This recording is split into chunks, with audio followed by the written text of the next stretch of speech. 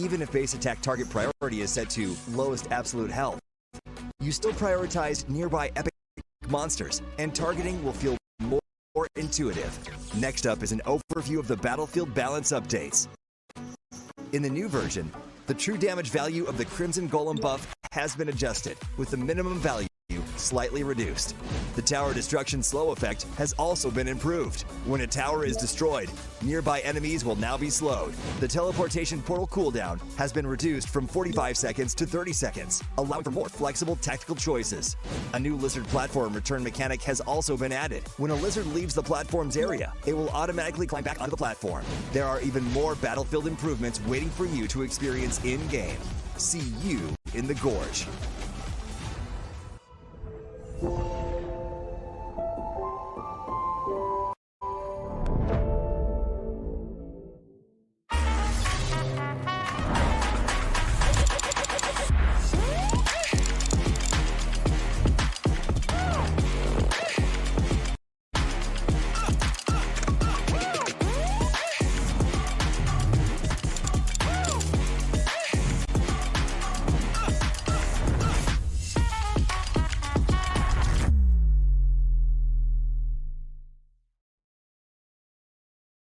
Azuria, the southern archipelago of Primera. Here, humans and great beasts live in symbiosis. How this came to be traces back to a never-ending catastrophe. 2,000 years ago, Azuria's mightiest great beast, Anita, merged with the power that fell from the Sky Dome. That power amplified Anita's strength, but shattered its sanity. Driven mad, Anita transformed into a massive vortex, the world devouring everything in its path. Where it passed, great beasts were torn apart, and islands were destroyed. This was the disaster that would define Azuria's history, the Eternal Calamity. In its wake, Azuria stood on the brink of annihilation. This catastrophe became known as the Great Desolation. In despair, the humans and great beasts, once mortal enemies, became each other's only hope of survival. The great beast Devita and humanity's greatest champion, Devara, abandoned their conflict and chose to work together. The great beasts sheathed their fangs, and the humans let go of their hatred. All surviving life grasped at one final power, the churning. Deep beneath the sea lay Amrita, a force brimming with boundless vitality. Through the combined efforts of humans and great beasts, it was awakened, restraining the calamity at the center of Azuria and restoring life to the world. But the calamity was not destroyed, merely sealed within Azuria's center. It erupts from time to time, bringing countless disasters to the land. Devara collected his knowledge and power and passed them down through the generations, hoping that one day the calamity could be ended for good. And so, this has continued for 2,000 years.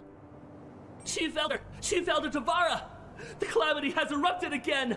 It seems trouble has returned. The secret to life is to just take every punch and keep going.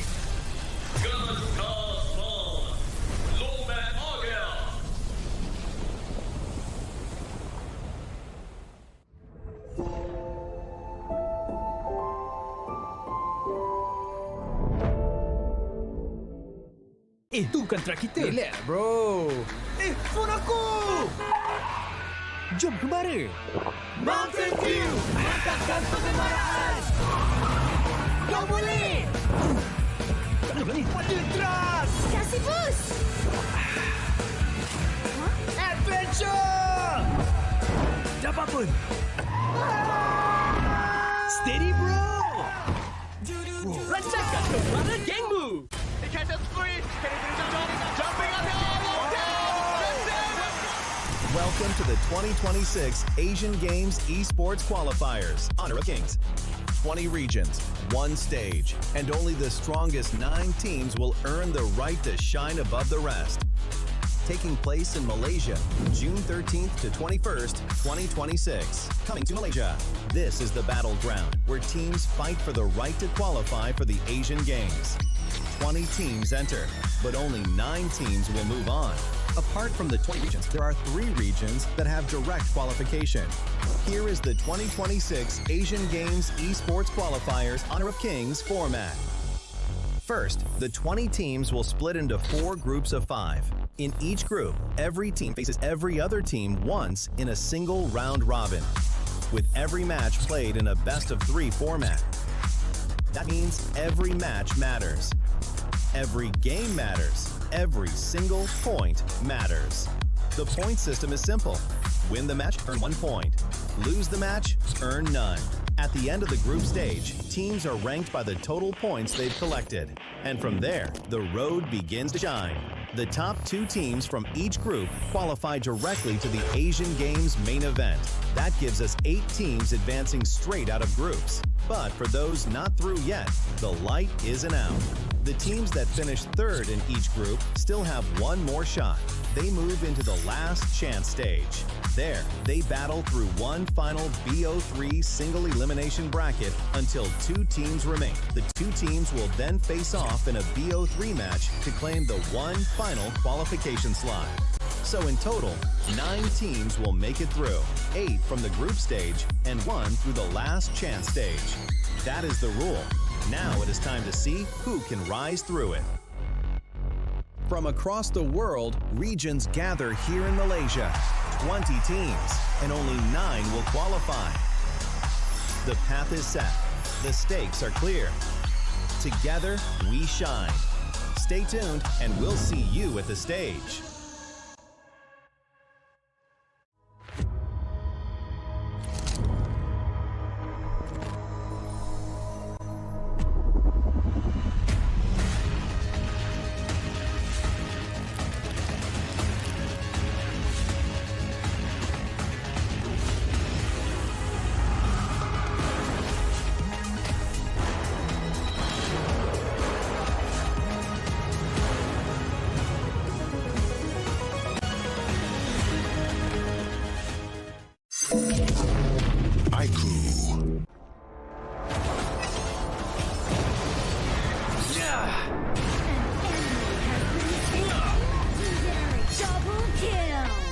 Shall I compare thee to a summer's day? Don't engage. Don't cross us like insects. Defend our base. Our high ground tower is under attack. Amazing! Unbelievable! Ah, the fragrance of romance. An ally has been slain. Rampage. Double kill. Triple kill. Spectacular. Pentakill. Lady Fortune is on my side.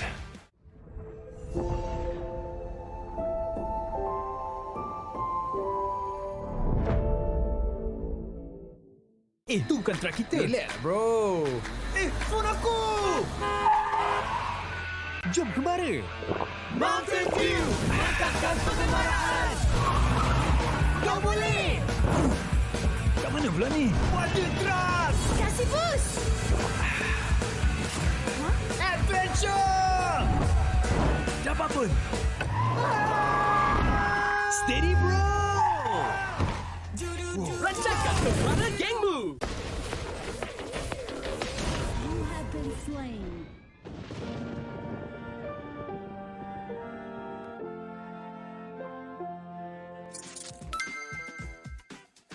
With the new consignment market feature, both new and veteran players can earn consignment items just by staying active. Sell them to earn tokens and purchase the items you've always wanted. Players can head to Dragon's Hoard to get tradable appearances, chests, and more.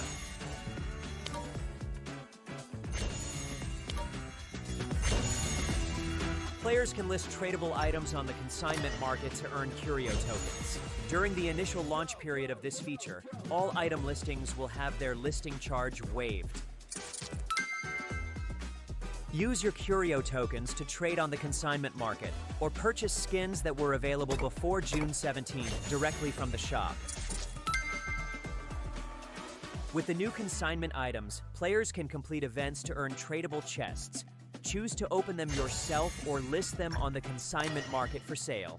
Tradable skins can be obtained by opening tradable chests or by redeeming them in Dragon's Hoard. Tradable spritlings can be obtained by opening tradable chests. Tradable cards can be obtained by opening tradable card chests. If you bought an item but did not use it yet, you can still relist it on the consignment market.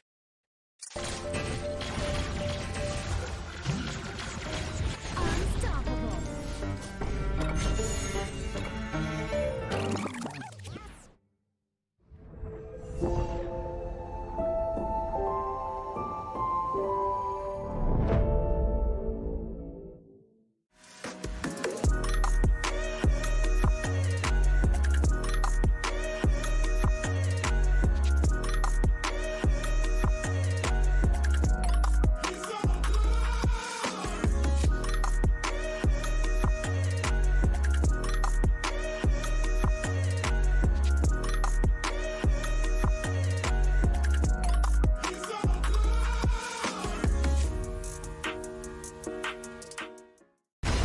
Ultimate not ready yet.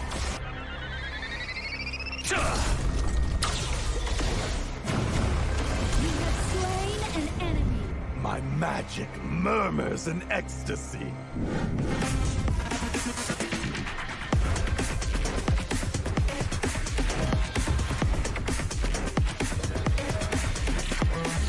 Amazing! There is no escape for you. Killing spree. Double kill. Triple kill. Spectacular kill. Don't worry. I'll be back for your life soon.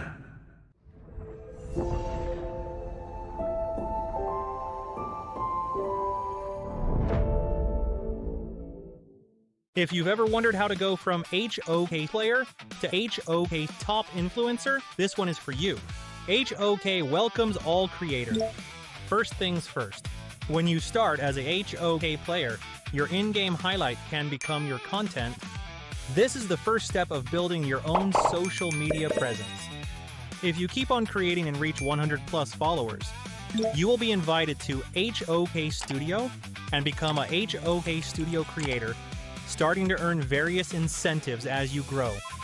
You'll get token and cash incentives for your creativity. Stay in the loop with the latest game updates and get exposure on HOK's official media and website.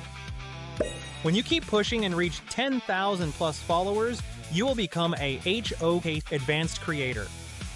Here's what comes with it: fixed quarterly contracts, steady cash coming in. We will also offer you exclusive creative guidance to level up your content, regular traffic.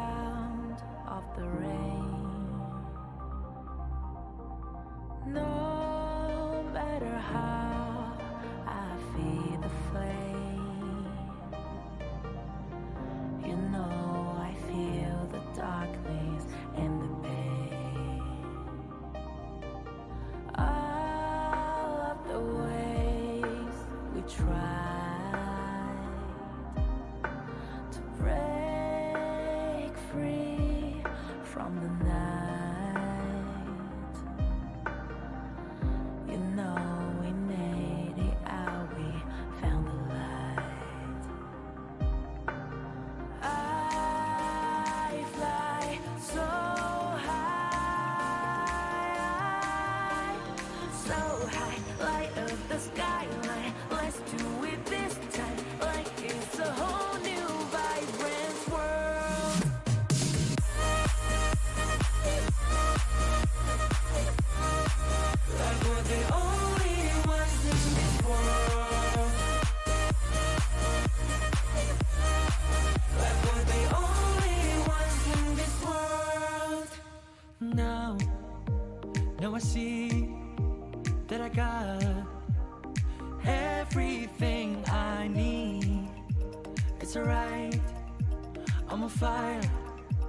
I'm alive 'cause now I fly so high,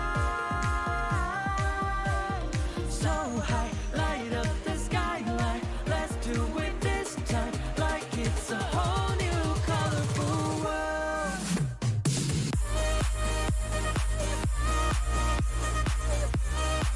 Like we're the only ones in this world.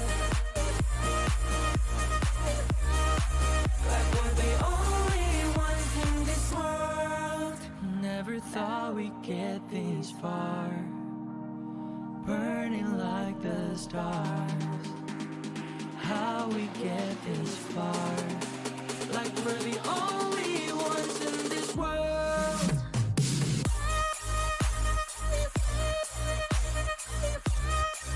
Like we're the only ones in this world.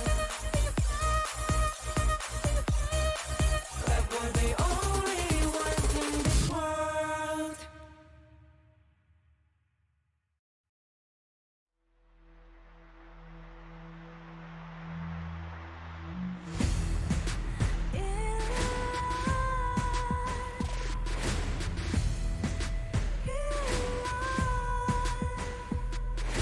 What's a life without its worth? Compromising with what hurts inside. When you let fear decide your fate, you don't choose which path to take in life. In life, I'm finally letting go of everything that still holds me. I'm against the odds, but I won't give up 'cause it's my time to shine. Standing in the spotlight, and no one let me down. Destiny is calling high. I'm not afraid to fight for everything I love. Victory's on my side.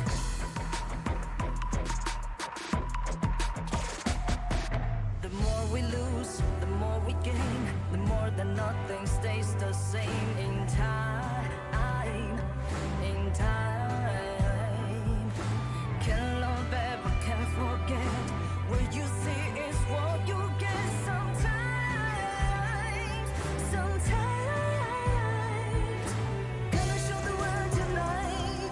The light that shines inside us. We're against the odds, but we won't give up 'cause it's our time to shine.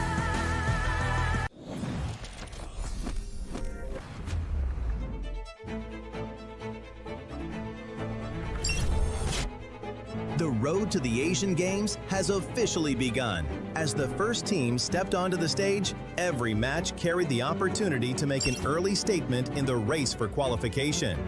Vietnam were first to do just that, securing a clean victory over India to open their campaign on a strong note.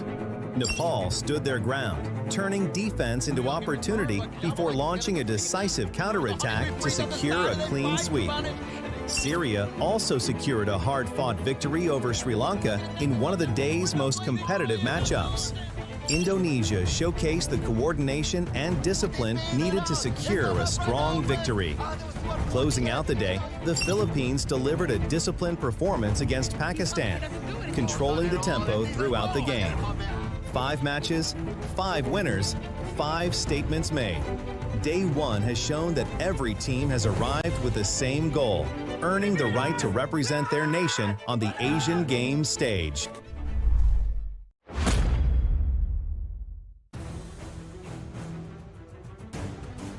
It's a thrilling day ahead of us, and we're in for an absolute showdown. Once every 4 years, Asia's finest compete for a spot at the biggest stage in sports. And today, we get the front row seats to all of it. Welcome to the 2026 Asian Games Esports qualifiers for Honor of Kings. Yesterday, we got a glimpse of what's to come. 5 sweeps in all 5 series, with Indonesia delivering the fastest game in this tournament at 7 minutes and 19 seconds. And well, for some of the teams, this is deeply personal, with that record just sitting there, waiting to be broken. For some, this is their first time on the international stage, their first time carrying the colors of the region in the world in front of everybody. And it's a chance to show why they belong here. And for the others, expectations are already high, and they know it. But regardless of where they come from or what they carry with them, they have their eyes set on one destination, the 2026 Asian Games. So the question is, will we see another record-breaking performance? Or will another nation carry themselves and rise to represent the region on this very stage? And now it's time to find out. This is what makes it more crucial as the top two from each group advance. The third placer gets another chance, and the rest, their dream slips from their hands. It's time to start the day 2 of the 2026 Asian Games Esports Qualifiers Honor of Kings. Casters, lead the gorge.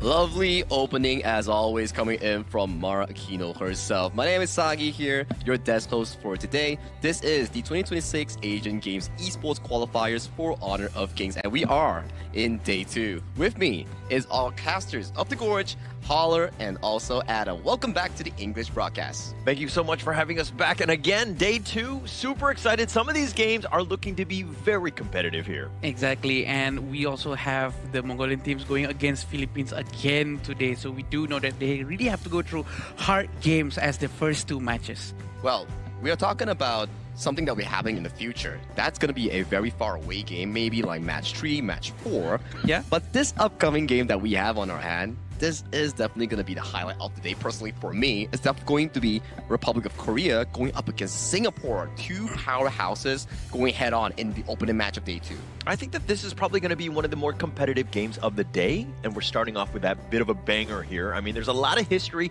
There's, both of these guys have squads from pro teams in the Honor of Kings scene, so this is going to be a fireworks of a game. And are we expecting more Tyrant for today? Sorry, more Tempest, because yesterday we actually saw the Syrian and the Sri Lankan team actually went through a Tempest game, and can we expect from the same from Korea and Singapore? I think Syria had like what?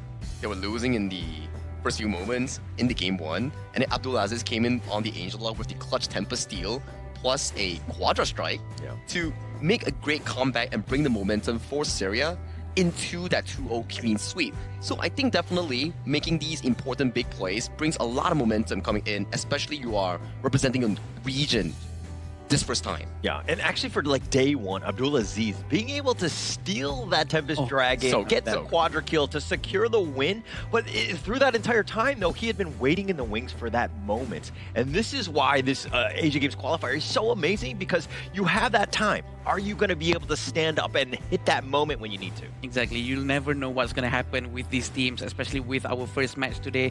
Although we do have the standing coming up, Sagi. Yeah, we do have to check out what exactly went down after day 1. Who and what teams coming in from respective regions are sitting currently in their respective groups. As we can see in Group A, Indonesia and Philippines are sitting comfortably with a tight score both for first place, and Mongolia and Pakistan still looking for their first win to equalize out their score.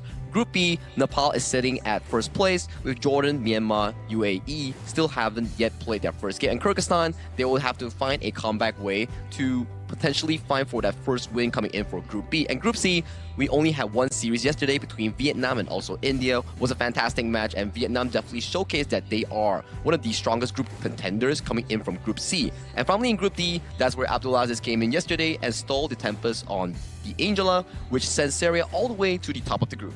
Yeah, I mean, if we're looking at Group A there, Indonesia and Philippines, they were playing games like they had dinner plans. Like they were rushing things out, and they wanted to close out the series as quickly as possible. But again, you're kind of seeing a little bit of a discrepancy in some of the teams. But again, we have a lot of unknown teams here. Exactly, I agree. And we do know that the rest of the teams don't really have their data up online because they do not have their own leagues in their respective regions. So I do believe that it's going to be very interesting to see all of these secret metas that might come out. Yeah, and these will be the 3 matches coming in for day 2 of our 2026 Asian Games esports qualifiers here. Starting matches, like I told you guys, Korea versus Singapore. This is definitely going to be the hottest match of today, which will start in a few more minutes here. And coming in for the second match, UAE takes on Myanmar. Coming in for another Group A match, Philippines will take on Mongolia. Coming in, India, Kazakhstan, and finally, Indonesia taking on Uzbekistan. So as you can see, there's going to be a lot of Group A matches today, especially for Philippines, Mongolia, Indonesia, and Uzbekistan. A lot of good games ahead of us. I think that a lot of eyes going into this is going to be back on India. How do they bounce back after that loss against Vietnam? This is still a team that we think that has a lot of potential in Group C. So we're going to see exactly if they're able to, again, bounce back here.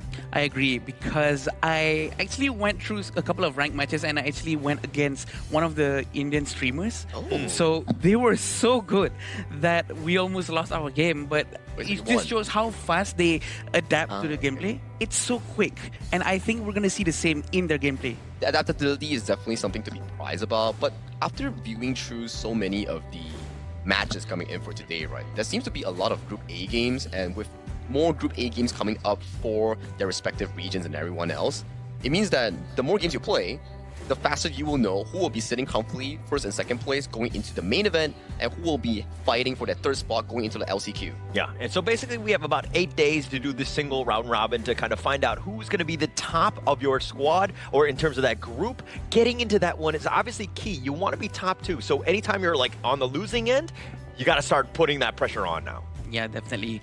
And I do believe that they really have to give their best, especially early on this stage. But we do have a new Baichi skin participating in the event, Sagi. Oh yeah, it's definitely going to be the Playground Hunter. It's already live in the official server of HOK. If you were to like finish up the event, you can get a free Baichi skin in the event shop. For free? Yeah, for free. You just have to do missions here. Just play some games and it's all yours. Yeah, you perked my interest when I heard the word free. I was like, okay, where do I need to sign up? I just need to play the game? Okay, all right, easy. That's done. our game on right now, one, right? So yeah, I'm actually super excited to get this skin. Being a new Clash laner myself, I'm kind of evolving and I need all the skins here. Oh, you're joining the Clash laning role now. Oh boy, I do have a competition. Oh, you're changed man. What were you previously? I was previously a roam. A roam, yeah. okay. So you were competing with Cloud, so you decided, you know what? Cloud has his own roles. You're gonna. Yeah. I see that. Now I see why. I see. I mean, Clash is a very fun lane because you do have a lot of 1v1s early on, and then you have to try to expand that into a fast rotation for your team. So hey, save that for your rank games here. Right here for the 2026 Asian Games esports qualifiers here, and for the first upcoming series, we have Republic of Korea and Singapore, and they will be taking up the stage with this upcoming teaser video. So let's get to the teaser video.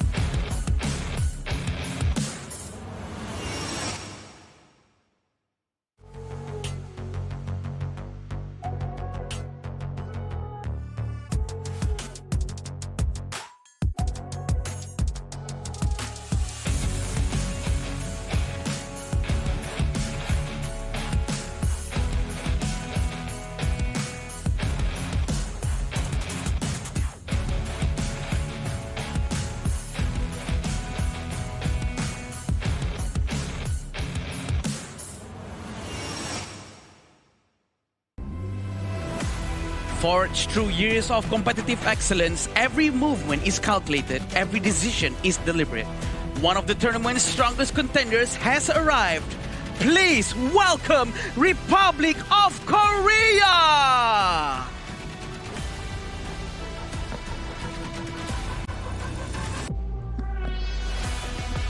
They may be the rising challengers, but they fear no opponents. With a roster built on teamwork, adaptation, and the courage to create their own legacy, the underdogs are here to shake the battlefield. Please welcome Singapore!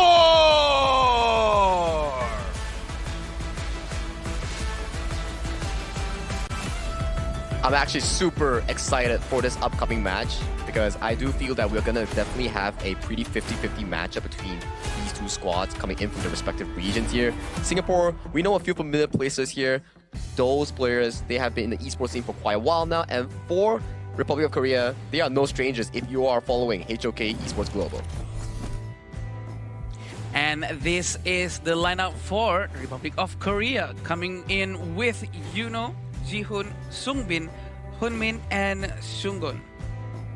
And this is a squad that's mainly residing from, obviously Republic of Korea, but it's going to be the Nongshim Red Force squad. A lot of familiarity with this team, and going into this, they've been playing well with one another. This has been the new roster, and I think that, seeing as they qualified for the EWC later in this year, this is definitely a roster that you need to fear here. Oh yeah, so much competitive experience this year. Every time you count them out, they somehow find a way to make it back into the main event and almost defeat everybody.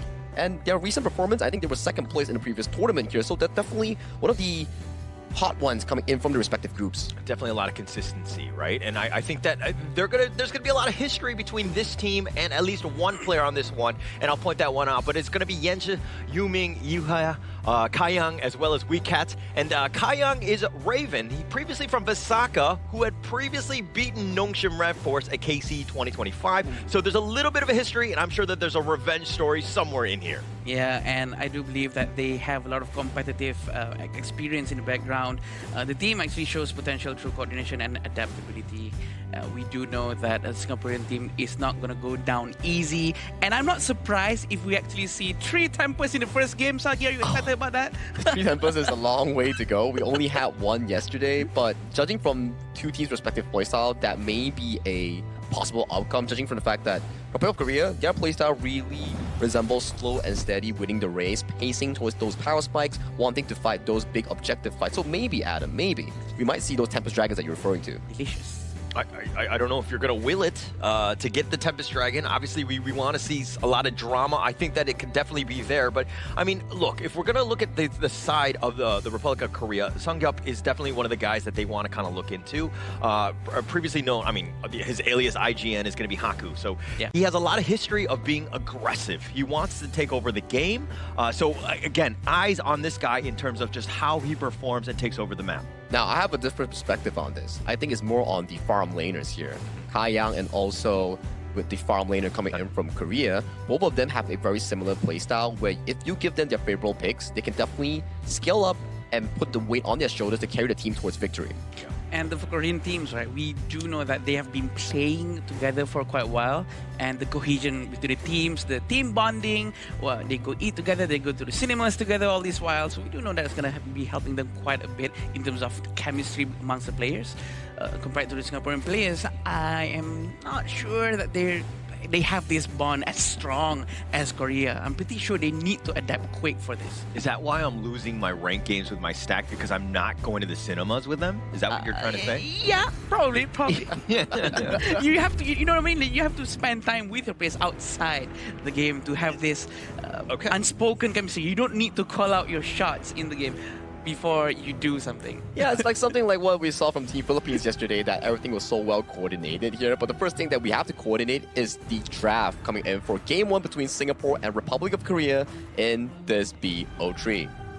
And it looks like they're going to go with a Yu-Gi-Oh! To kind of start things off. Singapore will just kind of ensure that they lock this one in. And this is funny because this is kind of carrying over from day one, right? Where the Yu-Gi-Oh! Had been picked quite a bit. It seems like they're trying to look more for like a counter pick. It's a very an all-rounder, I would say. And it's a very smart choice coming in from the Republic of Korea on their drafting phase here. You can see yesterday we had more on the bans coming in from Maestro Nui, Dolia coming in for the red side. But this time around, Korea knows for the fact that, okay, Singapore, you have a hyper carry farm lane player. And what's the meta revolving around this entire Asian Games version? Channel, Arlie, both removed from the pool. Yeah, they really do focus on his hero pools, and at the same time, we do know that Dolia is still open. I'm not sure if anyone's going to pick it up, but I do feel that this is going to be a very different playstyle. If they do pick Dolia from any side of the team, they really have to find another hero to go with the Celestial Melody to make it useful. And this will be the third hero pick from Korea. I am assuming they're going to take something for their jungle. I like the fact that most of the teams have kind of honed in on the Ata pick. I mean, Korea's going to go with the Angela, just locking down that mid lane. I mean, it does quite a bit in terms of the stun. Yes, it's a little immobile, but I think Sungbin in that mid lane will be fine. But Ata, man, the Ghost ships have been amazing thus far. Amazing, I would say, especially when against an Eren of all heroes that doesn't have a solid dash that can cross walls. Once the Eren loses the flash, and then she gets locked up by the Ghost ship, it's done for here. So I can definitely see the idea coming in from Team Singapore in trying to use the Ata to mitigate the laning phase against the Byron while also amping up Yuming on that Ukutachibana to go for those early aggressions here. Still with the Dolia being out in the open, and I do agree with the Singaporean teams actually bringing out or taking out Guan Yu and Mai Sharnoi from this game, because it has been such a big problem for anyone who's able to play these heroes very well. And Liang has also been taken out by Korea, probably because they want to play something like an assassin at the jungle. Yeah, and you want to kind of target Sungbin in that mid lane. I mean, that's kind of why they banned the Mai to begin with. That's one of his signature heroes. On the other end, you kind of don't want to... I mean, I'm thinking that for Hyunmin, they're looking... Or sorry, for the Haku, they're looking for some sort of high-flying jungler to kind of lock him down, and banning the Liang is just kind of taking that away. High-flying jungler? High-flying jungle? Actually flies. Ruru here. He flies on a little bird that actually drops down on towards you. Coming from Team Singapore here, are they going for a much more traditional route on the Zhangfei Lapu Lapu? Are we going to see something like a Ming to amp up further on Kai Yang's damage here? I think that's definitely a possible approach that they want to visit to. Protect the president Yes, sir. style. I think that would be a good one. There we go, Lapu Lapu. Lapu Lapu is there, and also we do need some magical damage coming from them, and the mid lane should be something bursty. Probably gonna be I don't know what we're gonna go with. I think figuring out whether something like Ladyism will be pretty comfortable, especially when you have a Byron coming in towards your face and leaving towards Korea's side. There's not a lot of Romans left available. Potentially the Zhangfei is their only option here to finalize it. But oh my god, this is something that we call a Longshin Rev 4 Special, which is Team Korea's official team, their club. It's a Quay. We're seeing another Quay today. When in doubt, go with the Quay, right? I mean, it's all about those hooks, all about that control. Plus, when you have that ghost ship there, you can potentially pull somebody back into you, so it kind of plays around it. So I really like this in terms of the draft. This is very smart coming from them. It all depends on the execution in the end, on how the Quay is going to try to grab someone towards his teammates and make sure it goes down. But again, we have to remember the hook hitbox is actually quite small. It's coming down to precision here, coming in from the Republic of Korea. So Holler, talk to me. Who do you give the edge to in this game one? I mean, it really comes back to the Quay, right? How many hooks is he going to hit? Is he going to hit like everything? Then they're going to pretty much win every single team fight, right? Because they're going to isolate somebody, get that man advantage and take over. But if he's not able to hit it, so Songun, if he's, again, just not able to kind of, connect with them, they're going to have a rough one in this one. Yep, and they will try their best to clear as fast as they can early on in this game. It all depends on how fast they rotate to help the teammates on the side lanes. Having Wicked opening up the vision up front is going to be very good for the Singaporean team. And we do know that Songkyun hasn't been too aggressive yet as of now. He's not going to be hoking the buffs away from Yuming, but he's going to be helping his farm lane. Yeah, and actually one thing to take note of, just fun fact, Singapore, Lady Jean and the Lady Sun, both of them ladies, right? This is the lady draft that they were looking to go in. A lot of flexibility, plus the Lady Sun, you're going to do some serious damage come mid to late game. And we do have the Ata still up top without too much of a problem going up against Yuno. And Yanji having these skill sets such as the passive that he has, he's going to be able to do a lot of health recovery. As long as no one in Korea does Blazing Cape too early, he's going to be fine. Yeah. I mean, until that moment, right? Yeah. But on the Korea side, it looks like they're doing the whole gold sharing. And at the same time, Singapore rotating. They want to kind of lock down that bottom lane, make sure that Hyunmin has a little bit of a rougher time being isolated by himself. Yeah, the gold sharing thing, right, Holler, I think is very important for everyone to really understand this. Even though it seems like, hey, you're taking away gold from your teammates. But actually, in total, you're actually getting more than you should, right? Yeah, and that's the key, right? It's a game mechanic where when you're doing it, it seems like, oh, why are they doing this? Like, why are they sticking together? Why are they wasting time? But actually, overall net worth grows, and that's what you need to do. Any sort of edge you can get, especially early game, is going to definitely help you out. Songgon and Songbin still in the middle. Is he gonna try to steal someone over to their side so that they can burst one down? Still not yet. He's still keeping his hooks. I think it's much more dangerous for a Kui player to keep their hooks because it keeps presence. It keeps the zone available for them. Oh, he goes for the flash hook. He gets him right there, and he's going to do a little bit of damage, but he's going to flash away. And that was the first attempt on the Weecat. It all depends on Songbin. If Songbin is able to do some huge burst damage up early on, but we still have to remember they don't have their itemization just yet. And it seems like Angela is going to go with Scepter of Reverberation first as the first item. And nothing fancy so far. Still waiting for everyone to get their itemization done as soon as possible. But Singaporean team seems like they're trying to do the gold sharing technique right now. It doesn't seem like it's a lot, but look at the net worth. They're already up 1K. It's 3 minutes in. The amount of value that you're going is Songgun going into the void, pulling him back. The Blazing Brilliance doing a little bit of work on the Weecat, and he has no flash. He's going to go down and give it up first strike to Jihoon. Very unfortunate, Yu Ming did not manage to get sucked into the void. We do know that they did rotate it so quickly towards the mid lane, trying to help their teammates, but still managed to get Weecat. A good start for Korean team. Almost 1,000 plus gold for them. I think this is going to give them a bit of an edge. Kai Yang still alone. Another hook Songgun with yet another Kai Yang. He's trying to flash away. He rolls on a wow, but Yeonmin trying to go and he gets the outplay and he limps away. Wow, what a hook. This is... another hook. Songgun setting it up. Would you say that Songgun is a good hooker? He is. He is. In this context. And yeah, I do believe that he's been doing it very well. Flashing twice and both actually hits. Who can expect that? He's too quick, Holler. Yeah, actually just the way he does it from the bushes, right? And able to kind of ensure that he gets the surprise factor. I mean, every single time you have to be kind of scared. It's one thing for him to be there, but then that hook, it repositions, it changes the dynamic of the fight. Yeah, I do believe that Yihui has to be quite careful here. Lady Zhen is quite vulnerable to the hooks as well. Songgon might be waiting for his flash to come back from cooling down. And I do feel that he's going to get... He's like 100% with that Blazing Brilliance. Weecat is just like, oh, and he's going to get sucked into the void as he gets picked off. Songgun taking that one down. Disgusting gameplay. This is working for them too well. And it's quite surprising. 3,000 gold in front, but the skills has been missing for Songbin. He's trying to run away from Lady Zhen. Oh, they take the bottom T1. Now they're going to look to turn another hook yet again by Songgun. And he has to use the passive just to stay alive, but he's in a bad spot. Yuhei is going to go down, and Songbin taking him down. But Hyunmin on the other side of the ghost ship, dancing around, somehow still alive. And Yeonho coming from downtown all the way in. Jihoon is going to show up as well, and they've got Nyanzu. Oh my lord, he hasn't missed any hooks so far. Having that in mind, that's gonna be very scary. The zone control with just his presence is gonna be so strong at this point. Yeah, how many hooks are you gonna hit, Songgun? Yes. Yeah, I mean, he's taken everything. I think that he's been flawless. I mean, this is a very different game. He's looking to set up yet another one. He walks around. Oh, that's the first one he missed, but I blame you because I think you jinxed him, and now he's gonna go down. I'm sorry. Adam, how dare you? I didn't mean to. But that seems like he's very, used to this hooking thing. And he does know how to predict their movements from to make sure that everything hits. And with the flash, he's just so scary. I'm not surprised if he's the MVP, even though this is a bit too early for us to talk about.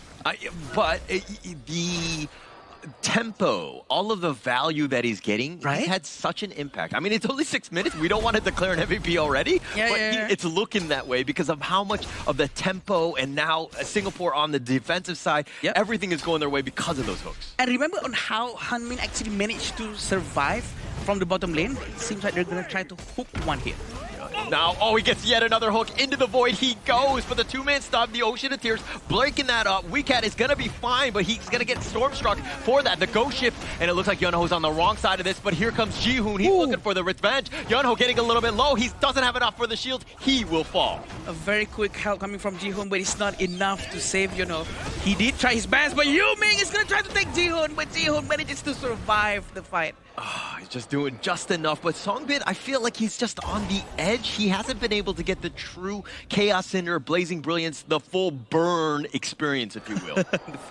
Who wants a full burn experience? Is he gonna hook? No, he's not. He's still keeping his skill sets. We do know that Hamin's still gonna try to get as much itemization as possible before joining the next wall. And now he's just like on the prowl. Like they know he's nearby. This is scary, right? Because you know that at any moment you might get hooked. You gotta be super careful and play a little more timidly than you normally might. And Kayang also trying to get as much itemization as he can. And we do know that the Korean team is grouping up. They're trying to get a lot of the objectives up here and make sure all the resources is stolen from their side. Yeah, now the fight for the Azure Golem. It looks like the smite is gonna be used. Jihoon taking that one away. Sungun needs to be a little bit careful. He uses Into the Void. They've got him locked down, and Weecat is gonna be down. He doesn't care if you're a tank or not. He will just pull you away, make sure that you go down as soon as possible in a distance where no one can put us. Oh, yet another hook. Kayang flashing away. He's going to rolling right back to safety, but it's basically anywhere you go, you are not safe. Yunho is going to just limp away from that one, but they didn't get any pick off there. What are we witnessing, Holler? The amount of sharp hooks that actually hits, it all connects. That is just so scary.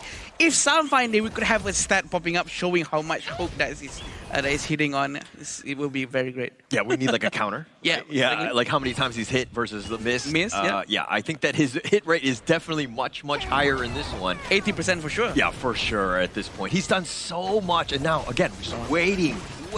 Goes for the hook, gets the Crimson. That's going to be great for them because they're going to take that one away. And now they have almost all of the buffs on their side. Cheeky, very cheeky. 5,000 gold in front for the Korean team, and they will try to suppress at the bottom area. We still have our eyes on Seonggun where he is, and he's going to pull everyone towards him, and maybe they're going to burst down anyone.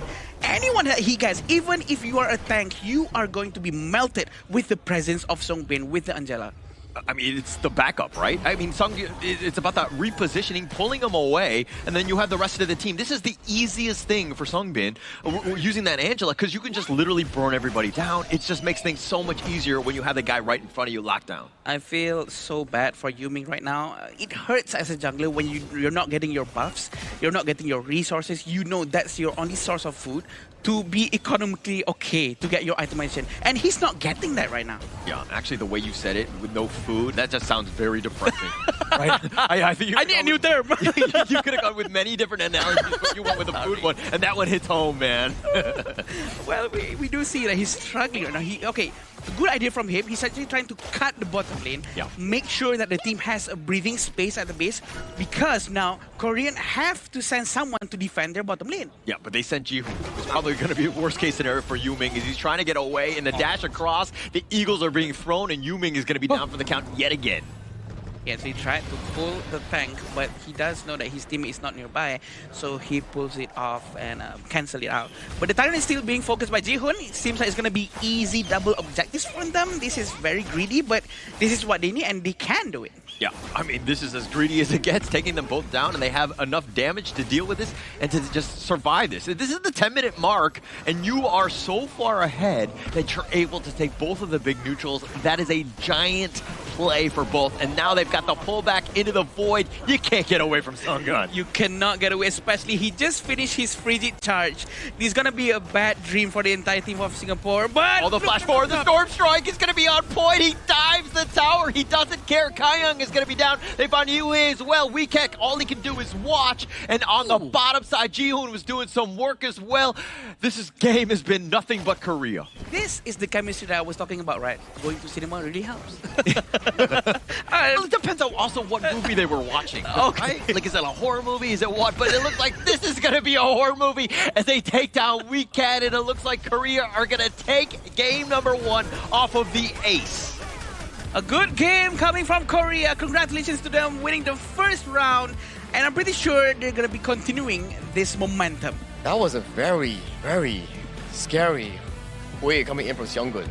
A lot of the hooks, a lot of the plays, the early game leads were generated by this Quay pick coming in from Korea. And I'll have to say, that was pretty insane accuracy. Right?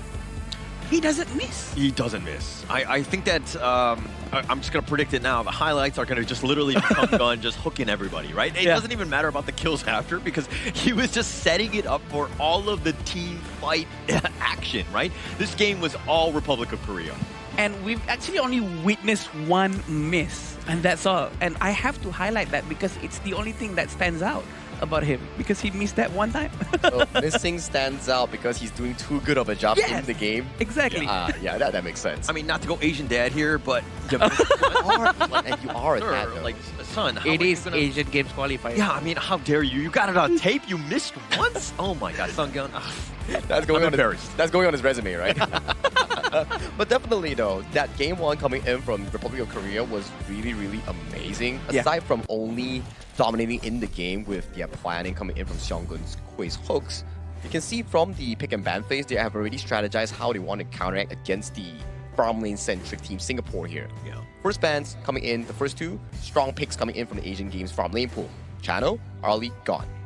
Yeah, taking that away, right? Yeah. You also made it very difficult for Kaiyang to really get going. He is probably the star on Singapore. And anytime you're putting pressure on and he's not comfortable, doesn't have that space, and constantly getting hooked left and right, you're going to have a rough time. And I was actually expecting for the Kui to focus down on Kaiyang because they are the backlines, they're the one who deals damage. But in the end, he was just hooking the tanks in front, the ones closest to him. It's the most convenient, and I thought that would be a problem for them to take them down because of the burst damage might not be enough and early on the game. But it works out, and they managed to steamroll from hooking tanks. That's where the Angela comes in, right? Once you get the hook in, that Blazing Billows drops on towards the side of Weekat's Lapu Lapu, and he gets disintegrated, burns down. So I do think that in terms of planning, of understanding the Asian Games version, so far Team Korea, they have shown a very high level of mastery. Yeah, definitely of mastery on that one. It also comes back, you're like, maybe it's like a draft issue and all that stuff. But when Songgon is literally hitting every single hook, it doesn't matter what your draft was at the end of the day. It was really some really high-end gameplay coming in from Team Korea, but let's check out some of the item builds, KDAs in this post-game stats.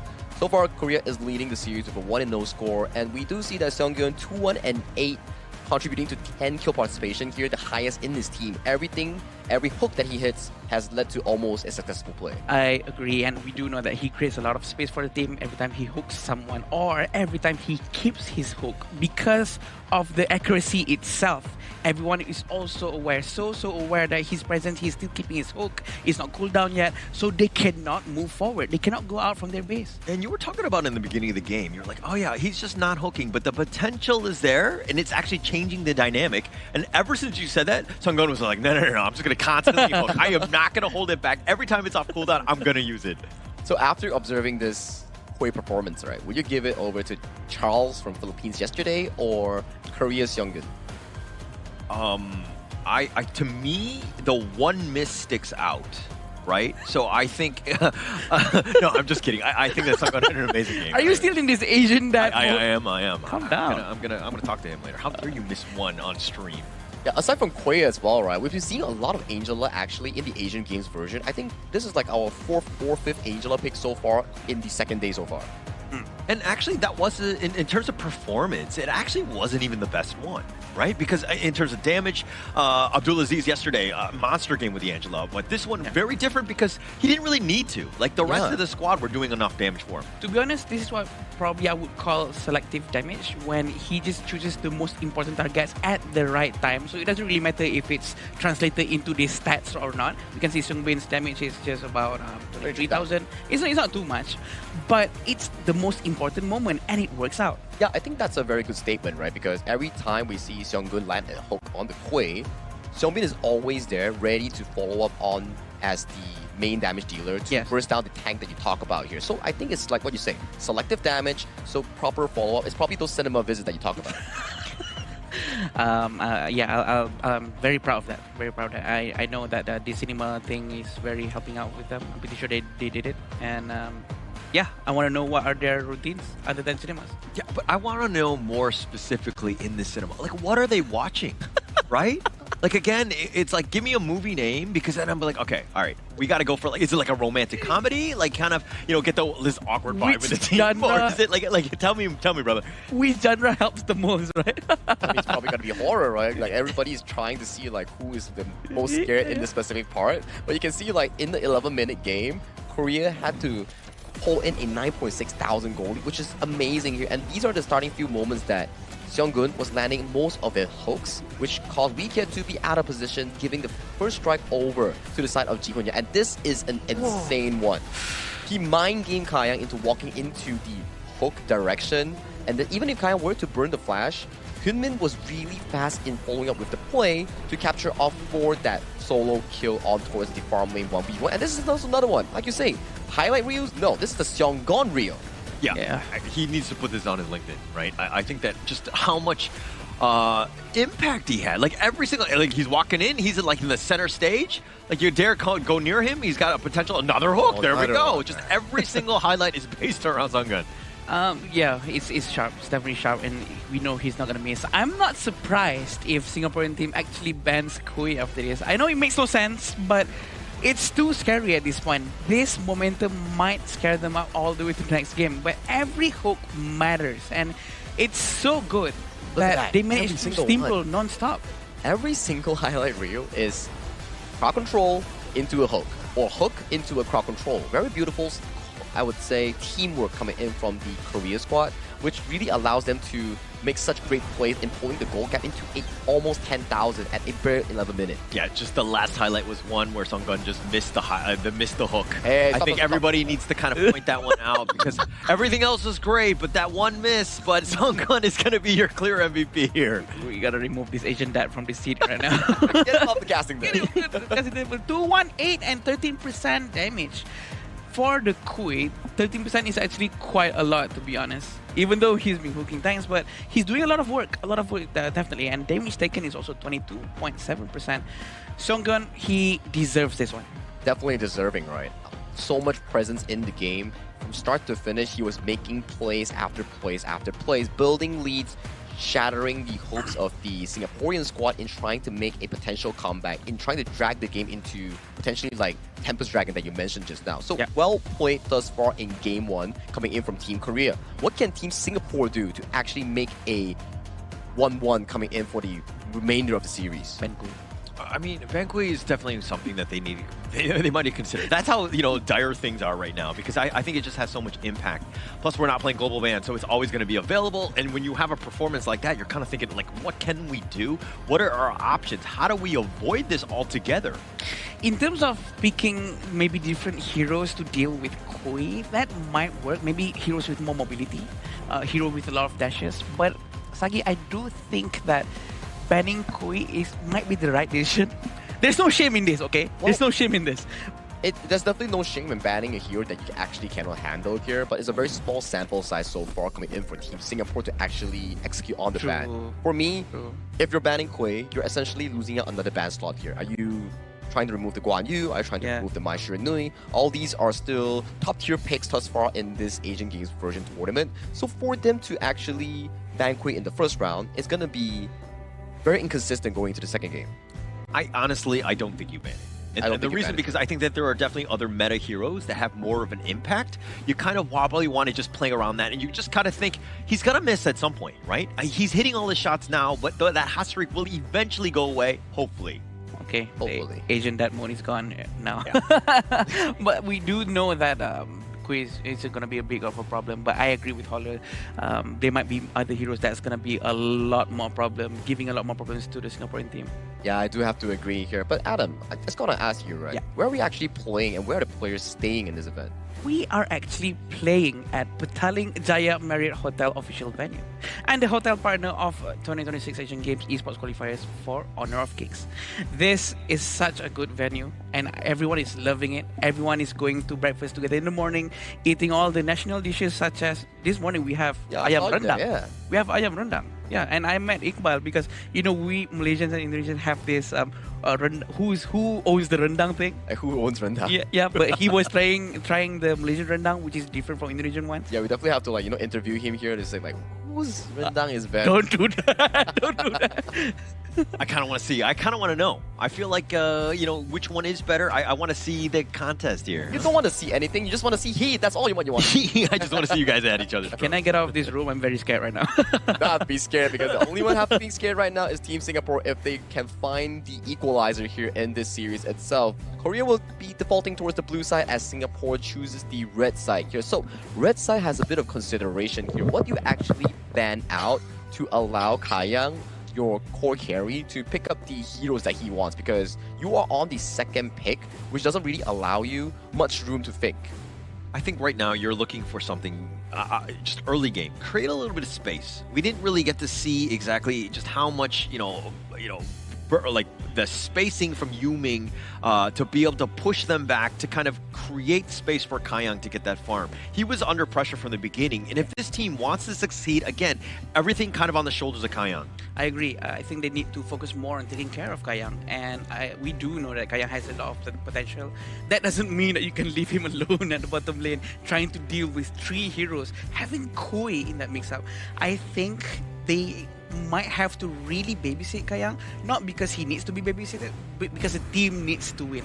I think this responsibility falls heavily on towards Yi Hui and also Wee Kiat in trying to win out the mid lane 2v2, in providing more room of their 1v1 focus for the side of Singapore's Kayang here. As you can see, the same strategy still stands. Korea bans away the Arlie and Chano, some of the top tier picks thus far for the farm lane pool, resulting in Singapore defaulting into the Aaron here. But here's the problem here. That's the first pick Guan Yu, and so far there seems to be no crowd control being drafted by Team Singapore in stopping this horse. Starting off with a bit of a banger here. I mean, this is another one. Very similar to the Quay in the sense that you're looking to reposition, change the dynamic of the team fight. On the other side, Singapore going with the Aaron and the Dune. Some way you need that frontliner. The Dune is going to be great for that. Aaron, again, what you saw, how Korea play that one, very strong as well. So again, it's a bit of a chess match at this stage. I agree with Sagi. But not me. I agree with you as well. But coming back to Sagi's point, where he said that they're lacking crowd control. And I think they need, what do you call a pinpoint crowd control? Something that stuns directly, like an idea. Like an idea spell to stop the Guan Yu? Yeah, to stop the Guan Yu's charge bro. I like the Ata pickup here because Ata can actually break and also counter out Guan Yu in the laning phase. So that's going to be a pretty decent pick. But coming into the second phase, more of these roamers, more of these enablers coming in from both teams will be lock away coming in for the second phase of the draft. They're going right back to the Angela, right? If it ain't broke, why fix it? I think that they're going to kind of let Sungbin do his thing in that mid lane and ensure that, you just have that old tried and true damage, which is kind of lacking from some of the mid laners that are, in this version of the patch. I love this pick from Korea, which they took DRNG. DRNG is the best hero to deal with HP-based heroes such as Atta and Dune. We know that he's going to be melting Atta and Dune very, very soon. As soon as he gets Doomsday and Sparkforge Dagger, great job coming from the coach of Korean team. I feel that they are not going to have a problem with these tanks. I think so as well, especially when DRNG, when you land the ultimate, the golden token, you do remove almost 50% of the magical and physical defense, which makes the enemy tanks take more damage. Just with the accuracy coming in from Hyunin is going to be really important for Team Korea to actually tear down big tanks like the Ata, big tanks like the Dun. That's probably going to go into the hands of Yuming. Just a lot of damage on the Korea side. You have pretty much a very well-balanced first 3 picks here. And kind of, again, going back to the Yuming Ata, like the Ghost Ship has had quite an impact. But is it the right play when you see the Guan Yu charging the Razor Cavalry from the back? Maybe you lock him down with that Ghost Ship. I mean, that's kind of the thought process. But is that enough? Well, for me, it's still okay. But the duty falls heavily on towards Yanzi, right? If he misses one flank coming in from the side of on that Guan Yu, things are going to be really, really difficult coming in for the player itself. And to me, I feel like the Ghost Ship might backfire the team if he position it in the wrong way. The Guan Yu might make good use of the wall and just smash them against the wall, which is going to be a big problem. But Dahlia has been picked, I think. That's our first one. The first time.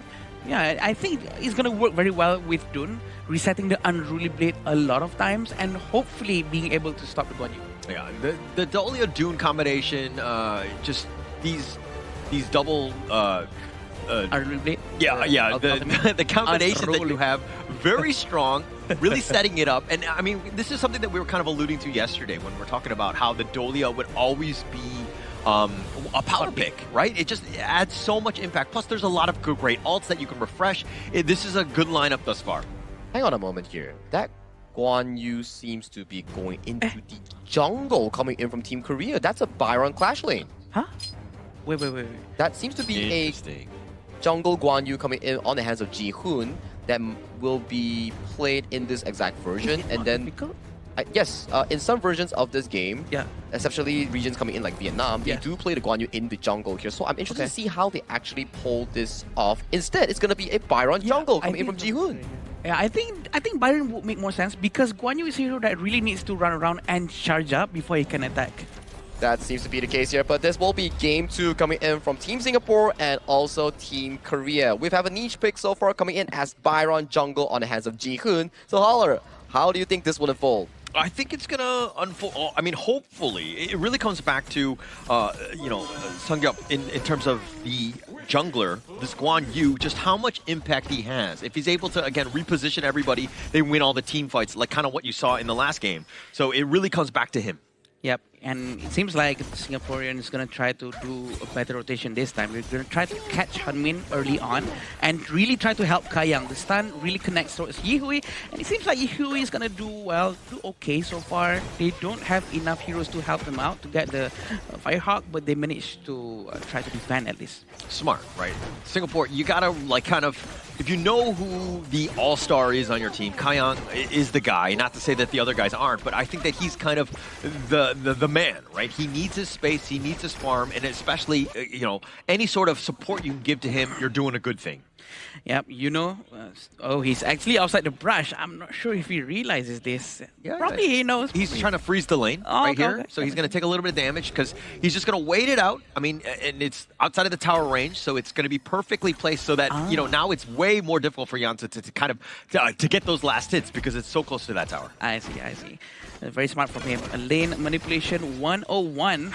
300 or 500 gold in front for now for Singaporean team. Seems like they're doing well in terms of the economy. We do know that Yu Ming is ready for war at this point. Is he gonna jump in as soon as he sees the Angela? So, while he's technically ready, I think that you still kind of want to wait. You got to pick your moments. Kayang here taking a little bit of damage there. Weecat was there on the side, but Korea looking to, again, pressure Kayang. He's the guy. Make sure that he has a rough game. Ji-hoon is still trying to defend mid lane as fast as he can. Songbin is on the way.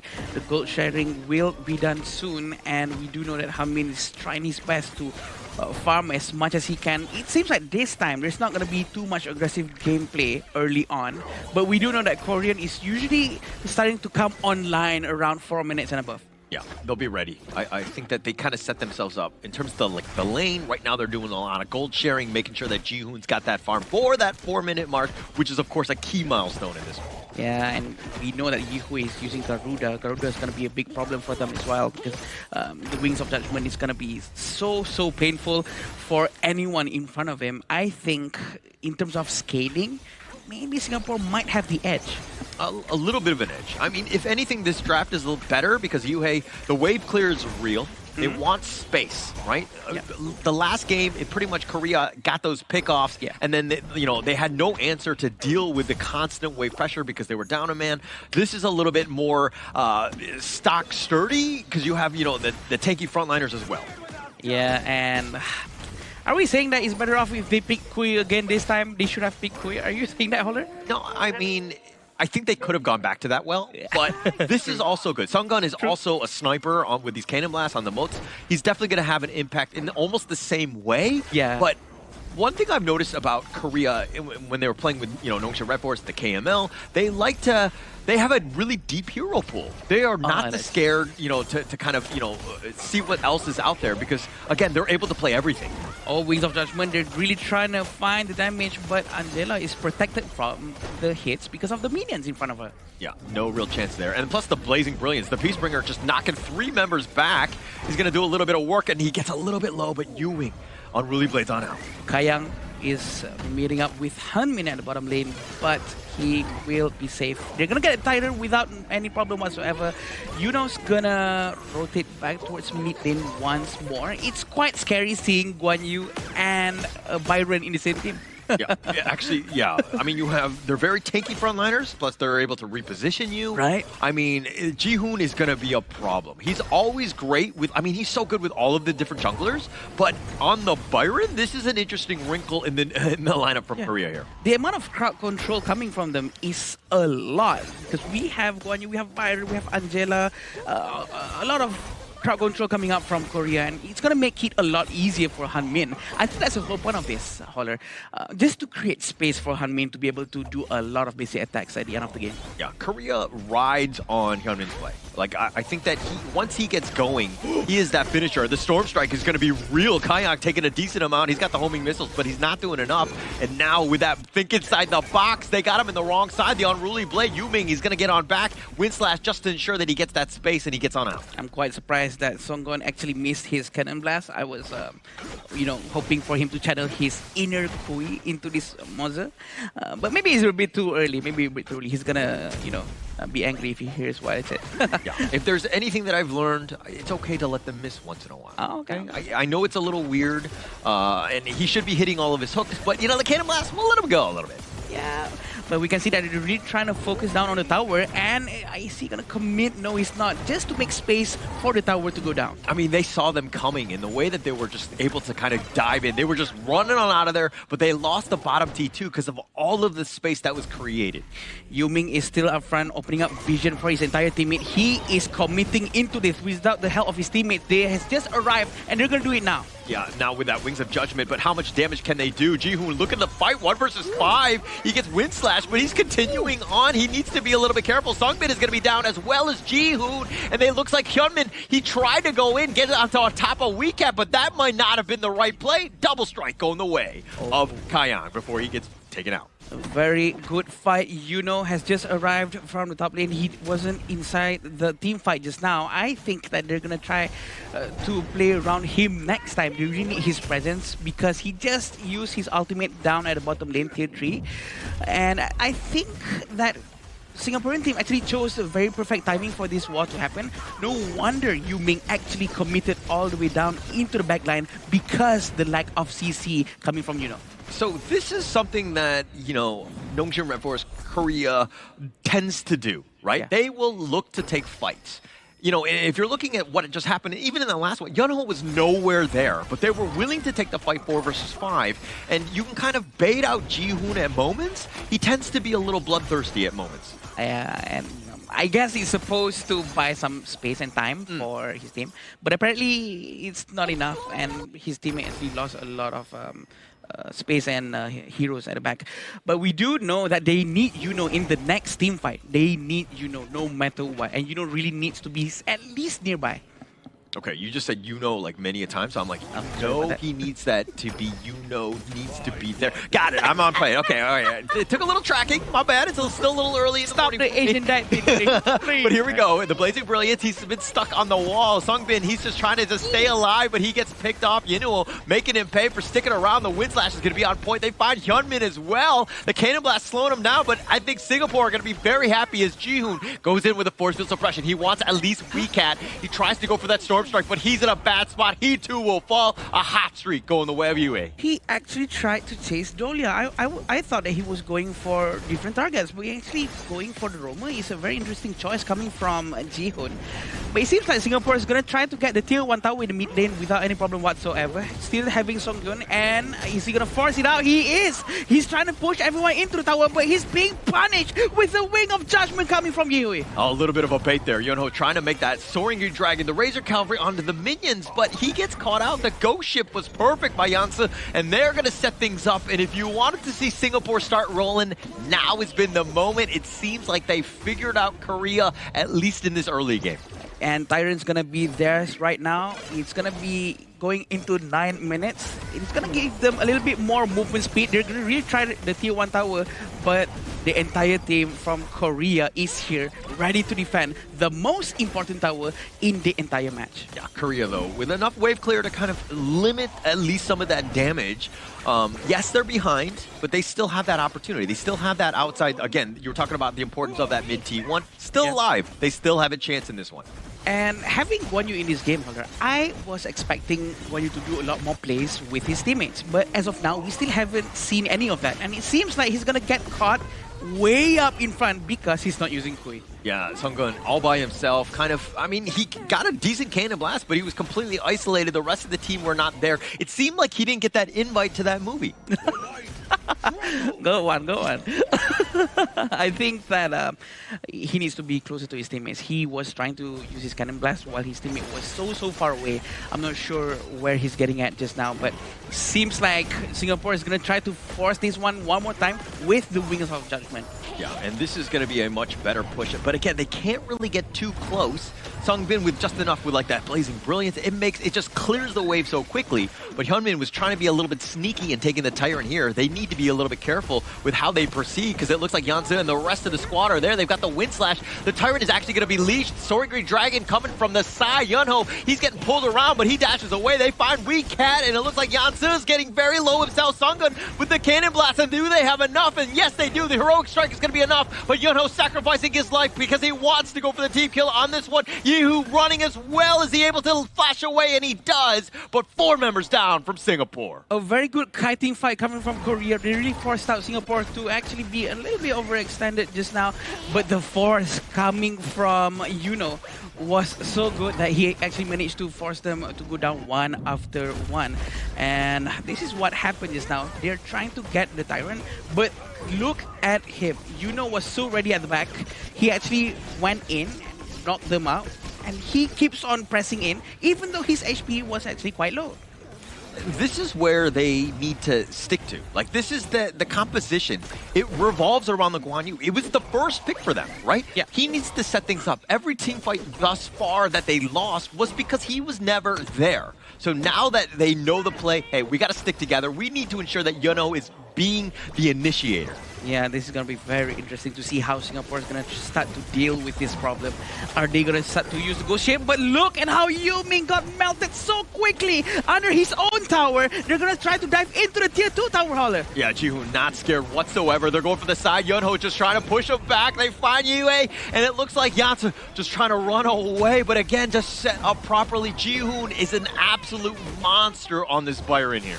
He quickly rotated to the bottom lane. He's going to be pushing that lane, and he's going to try to pressure them into the tier 3 tower at the bottom lane. 2,000 gold in front. It's not too much, but it's enough for them to start pressing in. 2 members down. No way to defend on this one, right? Yuming will be up. Yue in just about a couple more seconds after him. But this is a tough situation. Korea now looking to flank, taking the mid T3. Jihoon needs to get on back. He's a little bit low on the side, able to get away. And now the Blazing Brilliance says, hey, you want to come for my buddy? Come through this first. A very good zone control usage of that ultimate from the Songbin. They're going to start to pull back just a little bit. 2,000 gold in front.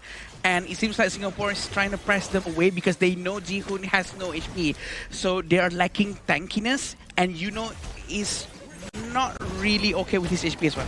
Oh, the Blazing Brilliance. They find Yuming, and he's in a bad spot. He gets completely decimated. Yunho is on the side. He's just trying to bait them off, but the Razor Cavalry is going to be used with that heroic charge. They're pushing him back. Yuhei, he's getting knocked around like a pinball, and he gets taken down as well. Weecat is getting a little bit low himself. Hyunmin finding him out. Yunho does fall in the end, but I think he did his damage as 4 members down yet again for Singapore. Hyunmin actually managed to flank the entire team from the back using a DRNG, which is very, very crazy because of the help of his teammates. Look at how they're diving into the tier 3 tower. They know it's only 1 hit left, and they're going to try to end this right now. Yeah, the Blazing Brilliance. Jansu is just going all in. Think inside the box is going to be on the side. And it looks like Korea are opening it up. They take the ace. Yuming just trying to hold it down, but the Crystal in half, and he too will fall, and Korea will take the series and the sweep. Another amazing win coming from Korea. 2-0. Is that convincing, Sagi? I would say it's very, very convincing here coming in from Team of Korea, this is exactly what we expected coming in from start of the day here. But game 2, Singapore actually fought back really well up until the 10th minute mark. But coming in with the Razor Cavalry on that Guan Yu, found the first attempt, soak up all damage, kited away to the right side, and then found the finishing blow on towards the backline. That's what exactly set up the pace for Team Korea to find that comeback in the mid-game. It seemed like Yeonho was the reason why they were losing, and then also the reason why they won. Because once he started getting in those team fights, the dynamic of the entire game shifted. I agree, and I was expecting them to do the same from the beginning of the game, to use Guan Yu to actually try to flank everyone from the back early on, but apparently probably he was trying to get his itemization first, trying to get all the minions, trying to get all the golds ready for him to do enough damage. But yeah, he actually managed to pull it off 10 minutes forward. I think the early game was very well played by Singapore. Especially you see that Yanzi on the outside was like successfully blocking the flanks, marking down the Guan Yu's attempts, which we saw in the mid lane before 10 minutes. Was actually having a really difficult time in accessing those teamfight angles that we talk about. But coming into the late game, where objective is like your main approach in the Shadow Tyrant, it starts to see that the focus coming Team Singapore started to waver. They didn't really put a mark on towards Yuno's Guan Yu, which allowed him to go in, disrupt the battlefield, escape for a while, and find another flank angle, which successfully brought Team Korea back from the brink of a comeback. Yeah, this is a game where if you're Singapore, you're not so discouraged. You definitely had that chance. You had a great opportunity at the start of the game, as you rightly pointed out, Sagi. And going into this one, I think they need to continue that momentum. It was the mid-game where Yeonho started to get online and they weren't able to tag him. And then that was kind of when he was able to kind of turn this game on its head.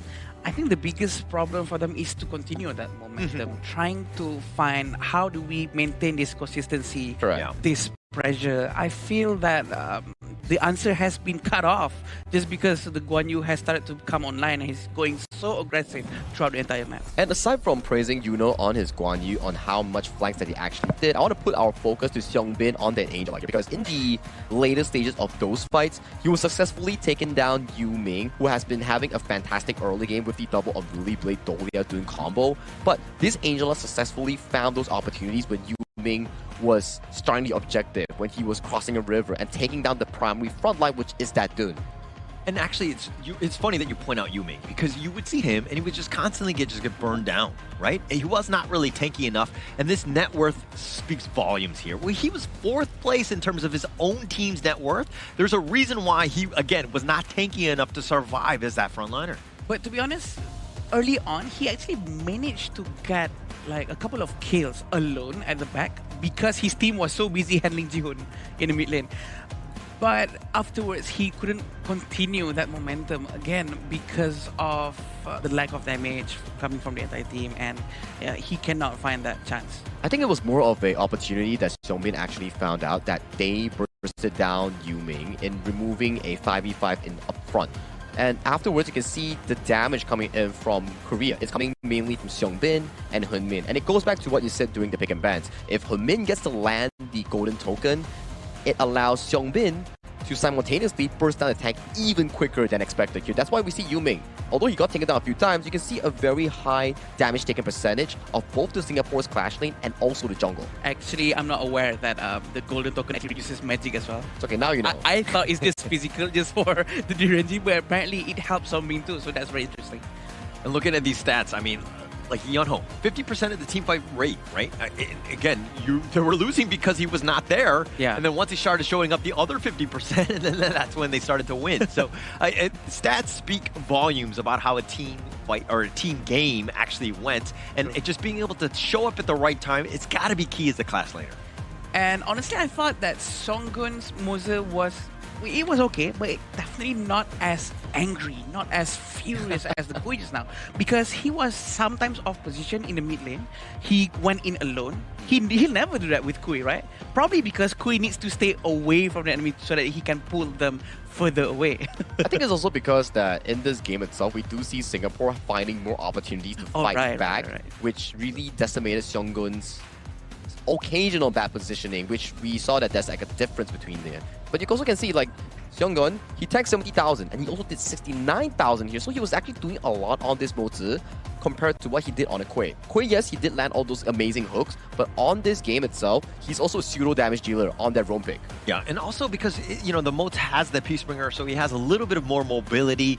He would probably, just be a little bit further ahead as opposed to the Quay, who's a little bit more static, where when you're going for the hit, you need somebody to back you up.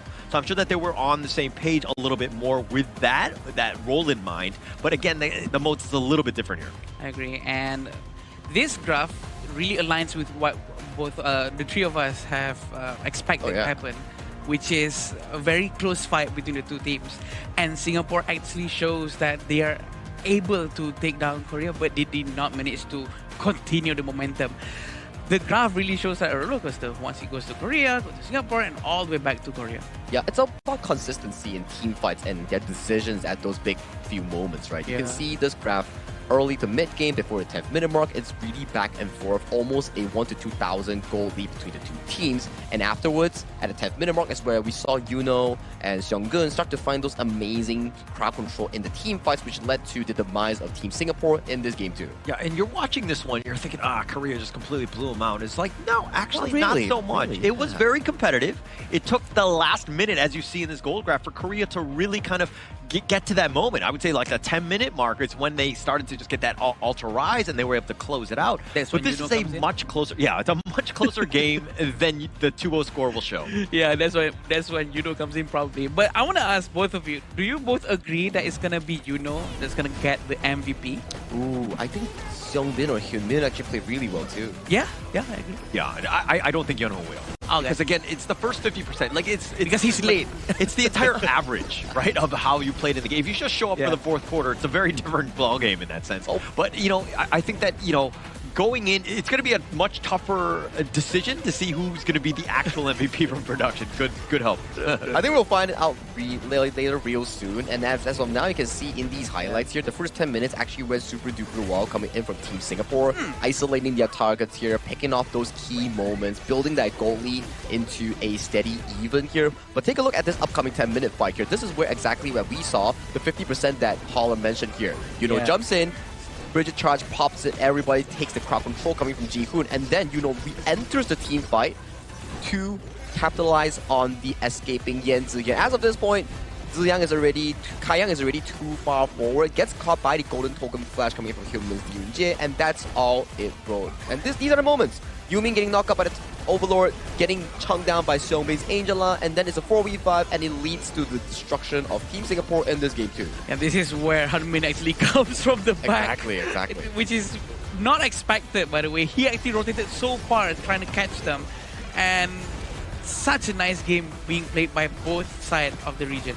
Yeah. And we want to see a little bit more, but we're going to find out who the MVP is actually going to be in this one. I think it's going to be a close one, but it looks like Seongbin from the mid lane off of the Angela. Your thoughts on that one? I called it.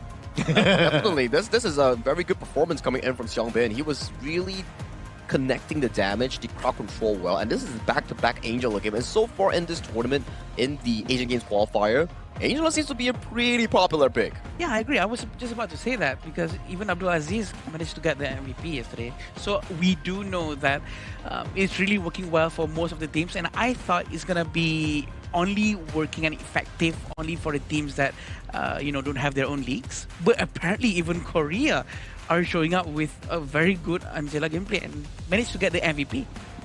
I think it just adds a lot. I mean, it has a stun, it has a lot of damage, it's sustaining, right? And if you want to just stand and fight, where a lot of the other side, if we're looking at junglers, they tend to be tanky, right? Yeah. So the Angela just burns through it, right? So it's like the perfect counter, and so it's just playing into the meta more than anything else. And then in the early game as well, Angela is one of the rare mid laners in this Asian Games version that allows you to clear the wave fast with like 2 spell ones. 2 spell ones, wave is done, and then you immediately rotate to the side lane to assist your teammates here. So definitely well done coming in from Republic of Korea, getting a clean 2-0 to start their journey here in Group D. One of the most difficult groups that we actually have in the Asian Games qualifiers here. The most important thing to me is hands down the best Korea gameplay today. Or not just today, for the entire qualifiers for now. Or are we going to see a lot more Korea gameplay like this afterwards? We don't know, but hopefully there is, because he has been proven on how Korea can be so effective today. And hopefully there's more Korea, because I love Koreas. Yeah, but I also think that there's only Sunggun is one of one, right? Yeah. Let's be very honest. I think that the Charles way he was today. he was all right. I'm going to tell Charles after this. Yeah, please. Oh, Tell okay, him okay. that, Mobile Blam was, telling him that. Yeah, it is definitely a very good gameplay from everyone today, and we want to see what's coming up next. But after this, I do believe that we're gonna have a bit of an interview. Oh yeah, we're going to be having Mara. Interesting. Lovely Mara that's going to be interviewing one of the representatives coming in from Team Korea to find out how they feel after that match. It's their first match in the Asian Games qualifiers here, so it's definitely always good to start on a right step coming in for Team of Korea. So without further ado, let's pass it over to the Mara so she can actually check out the interview and review with them what exactly happened. So take it away, Mara. Team Korea opens the day with a 2-0 sweep.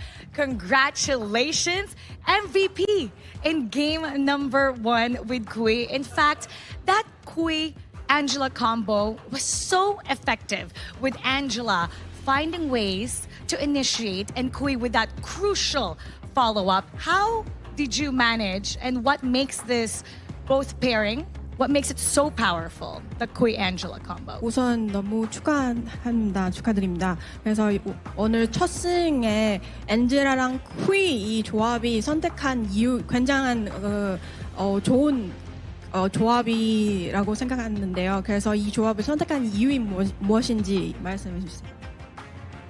지금 메타에서 안젤라가 미드 중에 굉장히 영향력이 큰 미드 캐릭 중에 하나이고, 안젤라를 썼을 때 또 종규와의 조합이 생각보다 괜찮다고 생각해서 안젤라랑 종규를 같이 픽하게 됐습니다. So I think that this is I'm so happy that this combination worked out, and then because after we have used this combination of Angela and Kui before, and then due to the experience, and then we choose this combination again for this first win. And well done, MVP in game number 1. And what we also notice is that your team has an answer to your opponent's every single move. Your placement was great, and you seem to predict what's going to happen next. So how has Team Korea developed this coordination and this map awareness? How was the communication like with your team earlier? 오늘 상대팀 싱가포르 팀을 만났는데요. 그래서 완전 완벽한 조직력을 보여주셨는데요. 그래서 어떤 비결인지 말씀해 주세요. 연습 때 이제 다른 팀들 그리고 싱가포르 팀들도 그렇고 되게 강팀이라고 생각을 해서 연습 과정에서 굉장히 준비를 단단히 하고 왔고, 그 연습의 결과라고 생각합니다. So we know that Singapore is a very strong opponent to us. So during practice and training, we've been very focused and do a lot of practice against this team. So I think that's the effect from our training. And that's such great respect to your opponent. And for sure, they're respecting Team Korea after what you've shown today. The world is watching, and so is Korea. What would you like to say to everybody? 그래서 우리 지금 대한민국 팬분들도 전 세계는 보고 있는데요. 그래서 대한민국 우리 팬분들께 한 말씀. 저희 대한민국 Honor of Kings 팀 응원해 주셔서 감사하고, 앞으로도 더 좋은 경기 많이 해서 꼭 메달 딸 수 있게 잘 준비해 보겠습니다. So thank you for supporting us, and then I hope that we can secure a medal, and thank you. Once again, congratulations. Strong performance, and we're looking forward to the next. You heard it from Team Korea, and now we're going to be talking about that a little bit more with the casters. Lead the gorge. Like I say, every time that we have a representation coming in from different regions, one thing that is in common, they're always super proud and happy to represent their own region in the Asian Games esports qualifiers here. So I'm very happy with their performance, especially from Republic of Korea, because that was a showcase of what they can actually do, and they are aiming for the main event. Yeah, there's a reason why I'm not on a pro team, because come winner's interview, I would be like, it's like trash talking. I would just be bad mouthing. I would be probably a bad influence, and probably there's a reason why I'm not on the winner interview. A very good thing that you're with us at this desk then. But we have to be talking about our next game after this. It's gonna be United Arab Emirates against Myanmar. I think it's just like I would say, opening match coming in for both regions because they have yet to play in a official match so far in the Asian Games esports qualifiers here. But if I were to put my focus, I think Myanmar definitely has a higher shot because they do have competitive experience thus far. So for UAE, they're more like a challenger coming in to prove themselves that they can actually take this one. I think Myanmar is a very good region as well because I have went up against them. I've seen their plays as well, and their picks are more leaning towards support play, a lot of crowd controls, a lot of annoying heroes that they pick out, and that's just how they are. Again, I think it's also related to cultural thinking, maybe with a lot more crowd control is gonna deal a lot more problems to the enemy. Like a Quay. Like a Quay. Right, okay. I mean, just set it up. I think it makes a lot of sense, right? Anytime you can win games off of your roam, I think that you're doing a phenomenal job, right? I think that going in, it's also interesting to see exactly where UAE want to go because of the fact that, again, we don't have as much data. We don't really know what sort of heroes they like. They too might be white players themselves, huh? And I think to be a better Quay player, okay, I think what do we need? It's gonna be a proper device. The best device for being a good Quay player, like all the pro players on the stage. What would it be, Sagi? So if you're interested in the device that we are using currently in the 2026 Asian Games esports qualifiers for Honor of Kings, is gonna be iQOO 15R. 120 FPS. Ultra graphics, high quality, good cooling, because if you play out in the sun or when you're out with your friends, if the phone overheats, it's not gonna be a fun time because it throttles, like it goes black. So iQOO helps you with that. Get an iQOO if you want like better gaming experience. Is this why I'm missing all my hooks? Because I don't have an iQOO phone. Exactly. No, that's a skill. Are you gonna do that thing again? Are you gonna do that thing again to call you? Yeah. Hello, iQOO? Yeah, no, iQOO, let me know. You can just, I think you need to snail mail me. I don't know how they would respond because I don't have a phone, right? So I need to figure out a way to get access to an iQOO phone.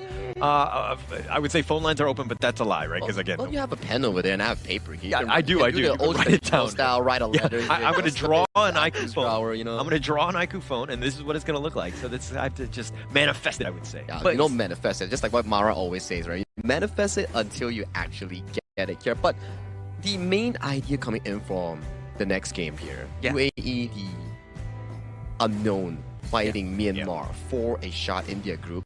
Everybody wants to go to the main event, so it's definitely going to be a very important one because it's still the first game coming in for respective regions. So, well, that will eventually happen after this short break because we are currently needing of one after so many of the Quay games here. So do bear with us. We will head to a short break before we come back for more HOK action.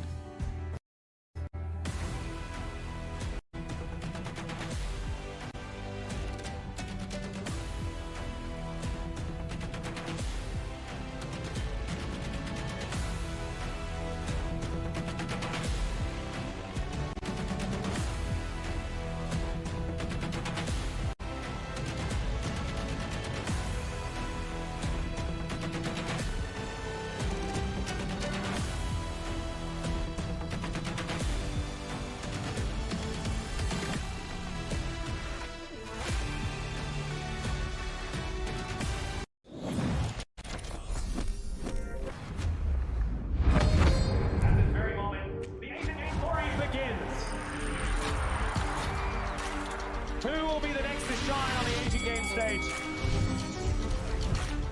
Contestants fight for the honor of their regions while we cheer them on from the stands.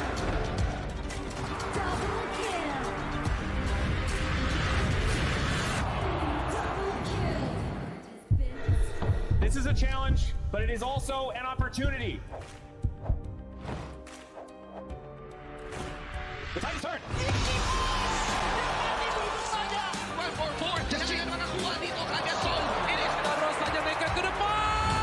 Aspas in front. They're going to use it. Blow the title capacity. Go!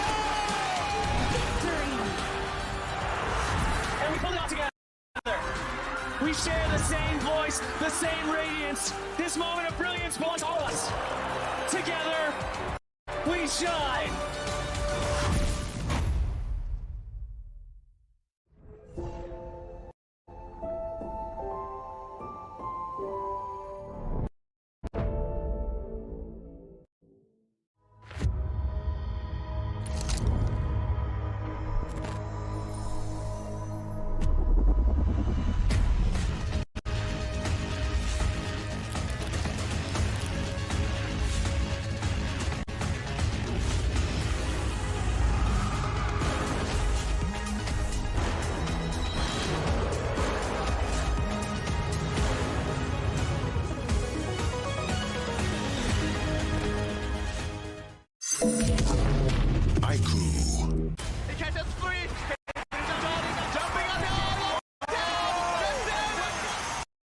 Welcome to the 2026 Asian Games eSports Qualifiers, Honor of Kings.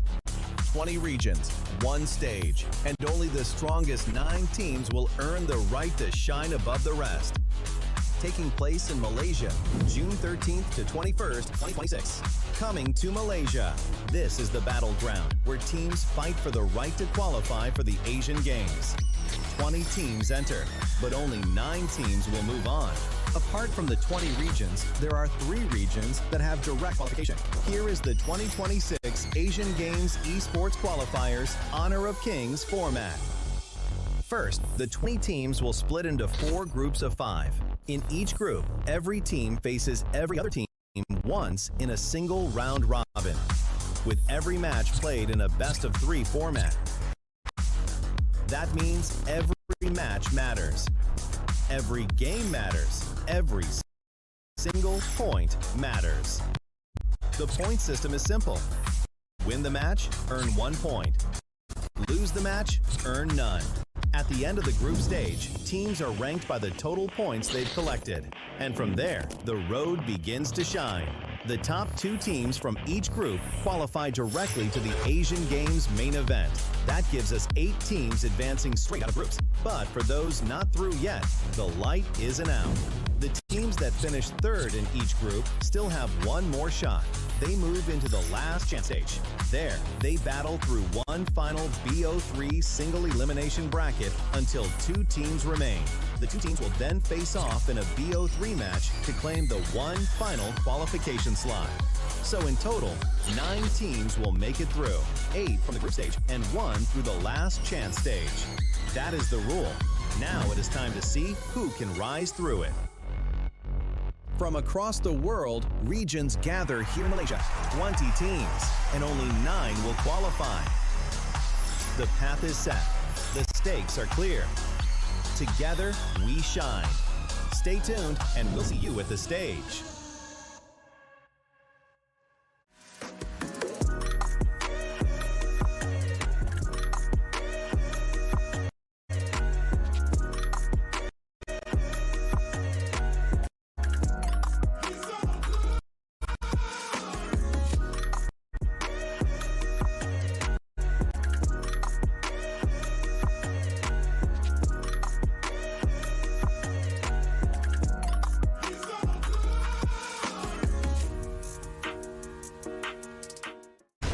Ultimate not ready yet.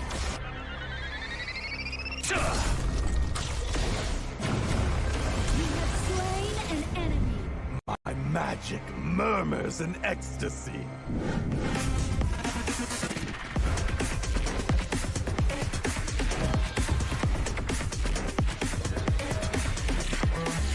Amazing! There is no escape for you.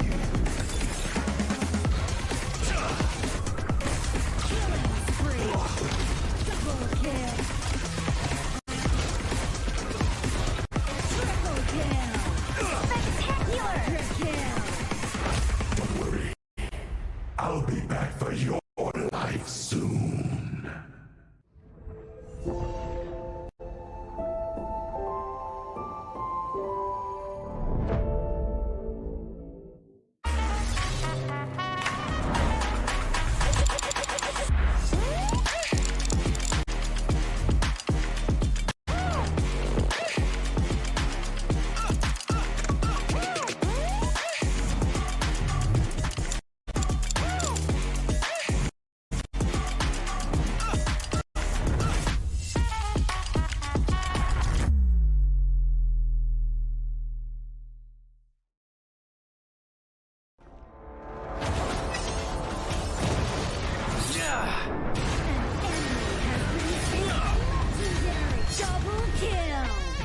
compare thee to a summer's day?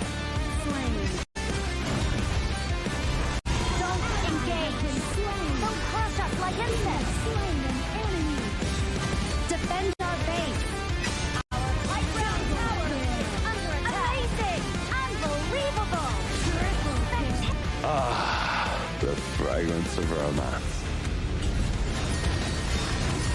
Ally has been slain. Rampage. Double kill. Triple kill. Spectacular. Pentakill. Lady Fortune is on my side.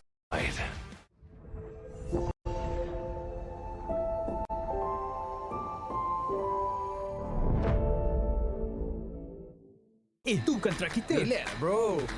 Phone aku! Jom kembali. Mountain Dew! Angkatkan pengembaraan! Kau boleh! Kat mana pula ni? Water Trust! Kasih boost! Adventure! Dapat pun! Steady, bro! Rancangkan kepala gengmu!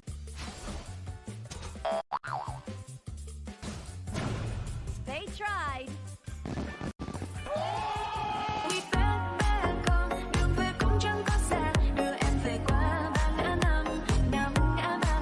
The new Spritling skill, Dig It, is a passive skill, which will automatically trigger at fixed times each match, up to a maximum of 10 times. The skill grants guaranteed standard rewards like gold, XP, shield, health recovery, and more. There's also a small chance to uncover mysterious grand prize effects during the match. Dig It may also produce tradable high-value treasures. Detailed information about acquired treasures will be shown after the match ends. Each treasure has its own rarity and storage size, and obtained treasures will be automatically stored in your warehouse. If you want more high-quality treasures, make good use of the Treasure Fusion feature. You can also copy and share your code so friends can help speed things up. Treasures in your warehouse can be sold for event currency, which can be used to redeem skins, items, and other rewards on the event page. You'll even have a chance to win physical prizes like smartphones and cash. You can also spend event currency to bid on high-value rewards. The auction uses a hidden bidding system, where you can submit 2 bids for the same reward. The highest bidder wins, giving you even more ways to obtain rewards.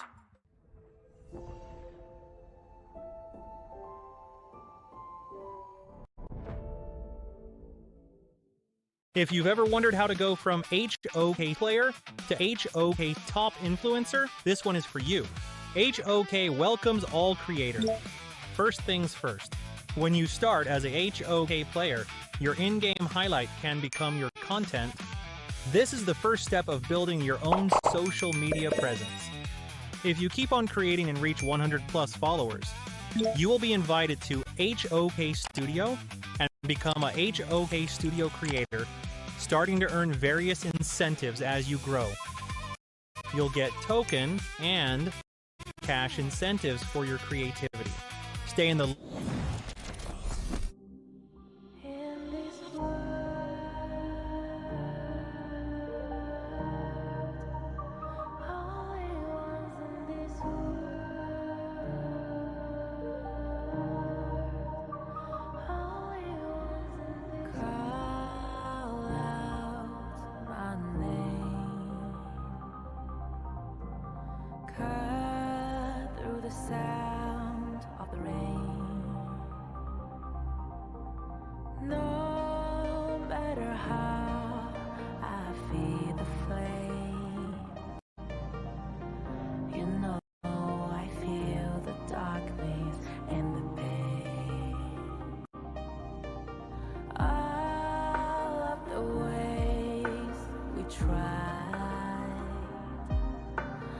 Break free.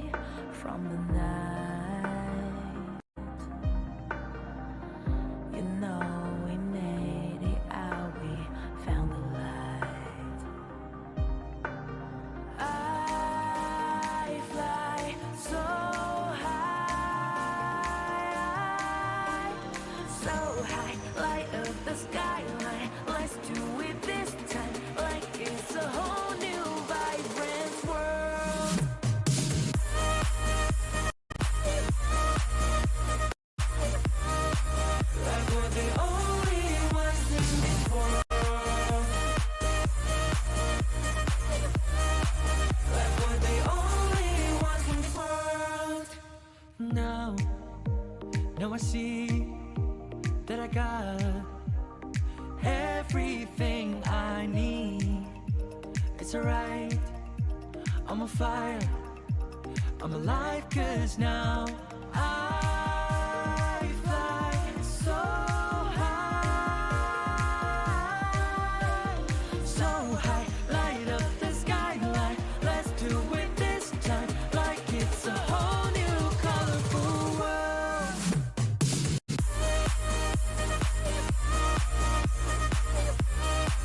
Like we're the only ones in this world. Like we're the only ones in this world. Never thought we'd get this far, burning like the stars. How we get this far? Like we're the only ones in this world.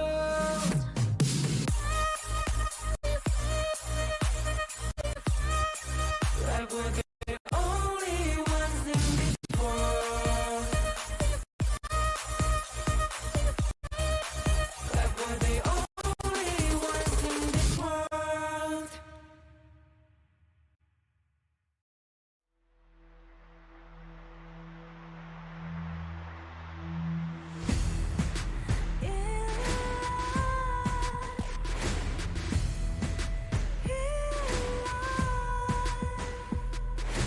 What's a life without its words? Compromising with what hurts inside. When you let fear decide your fate, you don't choose which path to take in life. In life, I'm finally letting go of everything left to hold me. I'm against the loss, but I won't give up, 'cause it's my time to shine. Standing in the spotlight, and no one let me down. Destiny is calling high. I'm not afraid to fight for everything I love.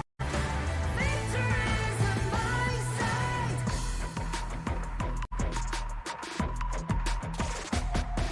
The more we lose, the more we gain. More than nothing stays the same in time. In time. Can't love ever, can't forget. What you see is what you get sometimes. Sometimes. Gonna show the world tonight. The light that shines inside us. We're against the odds, but we won't give up, 'cause it's our time to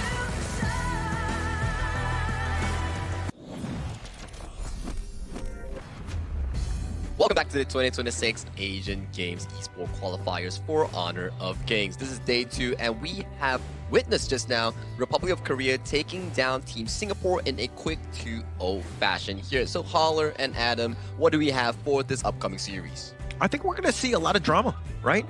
UAE and Myanmar, you can hear some of the players in the background, right? They are ready to go, and I think that they're fired up because, again, this is the first time they've been on stage at the Asian Games Qualifier today. This is going to be very interesting because Myanmar has a lot of experience in this as well, and you know, they often use these unorthodox heroes that we rarely see being used in our league sometimes. And I think it's going to be very interesting for us too, because it's going to be very refreshing for sure. I do have to agree with you, especially if you were following the previous edition of the KML region or the WKS region. Myanmar has always been a strong force to be reckoned with, and right now representing their region as the regional team, I do think that Myanmar might have what it takes to actually be one of the group leaders coming in towards their group. Definitely one of the favorites. Correct. I mean, it's just that more that we've seen them on the international stage. I think UAE on the other side, you're kind of like, oh, how good are they? It was like, well, we haven't really seen too many games, so we can't really judge in that sense. But I think that it's still, you know, to their favor, right? They could be a dark horse. They could pop out some picks that we haven't seen thus far. It could be very interesting as we move forward. I agree. United Arab Emirates with their picks is going to be fun for us to watch. And will they use Kui again? I don't know. It's going to be a lot of Kuis today maybe, because we love seeing that hooks. When it connects, when it never misses like this now, it's going to be the hottest topic today. Adam, that's just because you like a good hooker, right? Yes, I do. In this context, Yeah, of course. What would you think? Anyways, yeah, I do think that it's very important for them, but they're kind of, it's all about the latest patch that will be coming out on June 17th. It's going to be called the Grand Venture. This is a huge update that will be on across all of the global platform. This is going to be an interesting one here. It's the biggest one that's going to be coming this year. 4 new heroes, many new modes, Super Brawl full Sprite modes, and then you can also get like treasures with your Sprite Link taking it. So definitely, if you're interested in the upcoming new heroes, new updates, make sure to check out June 17th update here. But let's go back to our discussion there just now on UAE and also Myanmar. Like you mentioned here, there's very little information on the UAE squad, so maybe they're like this dark horse or like this underdog here that can actually make it happen in their group. Because if we revisit back to the format of this tournament, first place, second place, directly qualifying to the main event. But if you're 4th and 5th, you're out of contention. But 3rd place, you can still have a shot to actually go into the last chance qualifiers. Exactly, yeah. Yeah, I think it's going to be fun for us to see, because we don't want that number 3 slot, because you're going to have to play a lot more games than you're supposed to, because you could have rested so way earlier if you get number 1 and number 2. That's correct here, but let's put our focus back into this exact matchup here between United Arab Emirates and also Team Myanmar. So let's start with a teaser video.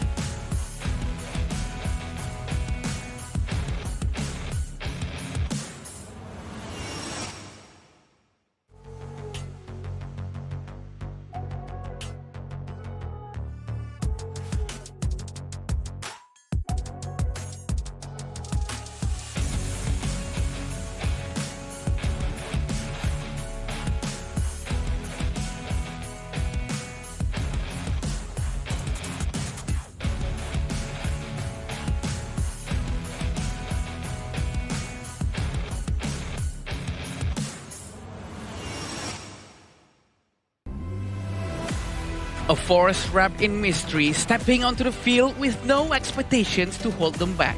Unpredictable and fearless, their greatest strength may lie in the unknown. A new challenger has arrived. Please welcome United Arab Emirates!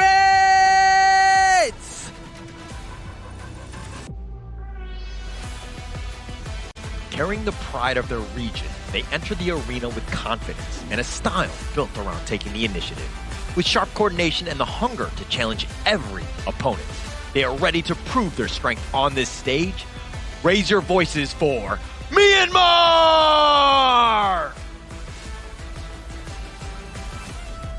The Battle of Group B. Currently in Group B, with the information that we have, Nepal is sitting comfortably with a 2-0 lead with 1 series win against Kyrgyzstan. So whoever wins this one, they'll put themselves higher in the rankings of Group B, and whoever loses this one will be at the bottom with Kyrgyzstan. This will be the lineup for United Arab Emirates. We are starting off with Abdelaziz, Ahmed, Muhammad, Rashid, and Abdullah. They seem to be mysterious also because there's a lacking of data from online tournaments for them also. This is going to be their surprise, right? The surprise factor is going to come from them, and they have this sort of like an edge to surprise anyone who's fighting against them. Yeah, and it's also kind of like no expectations, right? I think a lot of the teams that have, are deemed the favorite or whatever, they have a lot more pressure. They need to kind of perform. But for them, hey, this is like free money for them in the sense of just being able to play out on the stage, and they're probably going to be able to surprise people here. And to talk about surprises, we do have to check out Team Myanmar on their available roster in this tournament. And they're going to be made up of Min, Een, Sai, Jin, and of course Zai here. And this is a squad that, again, we were talking about pressure. There's a little bit of pressure on Myanmar, and they definitely need to perform because, again, all eyes on them right now. Yeah, I'm expecting them to be able to play this much more easily compared to United Arab Emirates, and we do know that they have a lot of experience in their hands, and they should be able to do well, knowing that the hero pools from Myanmar is a lot bigger. Yeah, I think that's the fun part about HOK, right? Like hero pools, like your depth of the knowledge of the game that pushes you further and further into the mastery of this game. But for the side of Myanmar here, rather than pressure, it's about them representing their regions, just like what UAE is doing here. If you can win, that's the best part about this game. I mean, if everyone can win. I think that, you know, nobody wants to come in here being like, hey, you know what? I just want some lessons. I just want to, you know, learn from... No, everybody's looking for that win, right? Everybody wants to kind of move on to the main event. Obviously, only 9 teams can out of the 20. So I think that going in, yes, of course, you want to win, but you got to do it. And this game is not easy for some of these teams to kind of overcome some of the obstacles that they might have. Yeah, knowing United Arab Emirates, we do know they are going to be very mysterious, that we want to see a lot of hero picks coming from them that's maybe unorthodox. That's something that we're not used to seeing all this while. We have a lot of heroes still untouched comparing to what we've seen yesterday. We've been rotating around more or less the same heroes because we're not using global bans. Exactly, right? Like, we're not using global bans, so whatever that you find being useful or worked out for you in Game 1 or Game 2, you can always repeat the usage of that specific hero compared to our usual HOK Esports global tournaments. And there's kind of a little bit more expectations in terms of the draft as well, because this is where you've got a set template, right? You pick your best 5 and go. Yeah, some of them might be banned or whatever, but at least you have an idea. I think that, you know, it's kind of a faster pace because in terms of the draft pool, you don't need as many heroes readily available. I agree, and it looks like Myanmar decided to take out Guan Yu and Dolia, while UAE decided to take Arlie and Mai Sharnui. Both are very annoying heroes. And starting off with Ukyo Tachibana, you cannot go wrong with this hero. It's versatile, it has sustainability from his ultimate. And he's also really aggressive in the early game here. Give him a minch and he will take a mile towards you and take all your camps if you do falter here. A very strong snowball hero that has been picked up as the first pick coming in from Team Myanmar. And for UAE, a classic mid-roam duo here. Xiao Qiao and also the Lian Po has been locked in. Just a lot of control, at least from the side of UAE, right? The Xiao and the Lian Po really setting it up. The Zhang Fei in return, very similar to the Lian Po in that sense of just having that big ult at the right moment. Plus now you're rounding it out with the Fatih.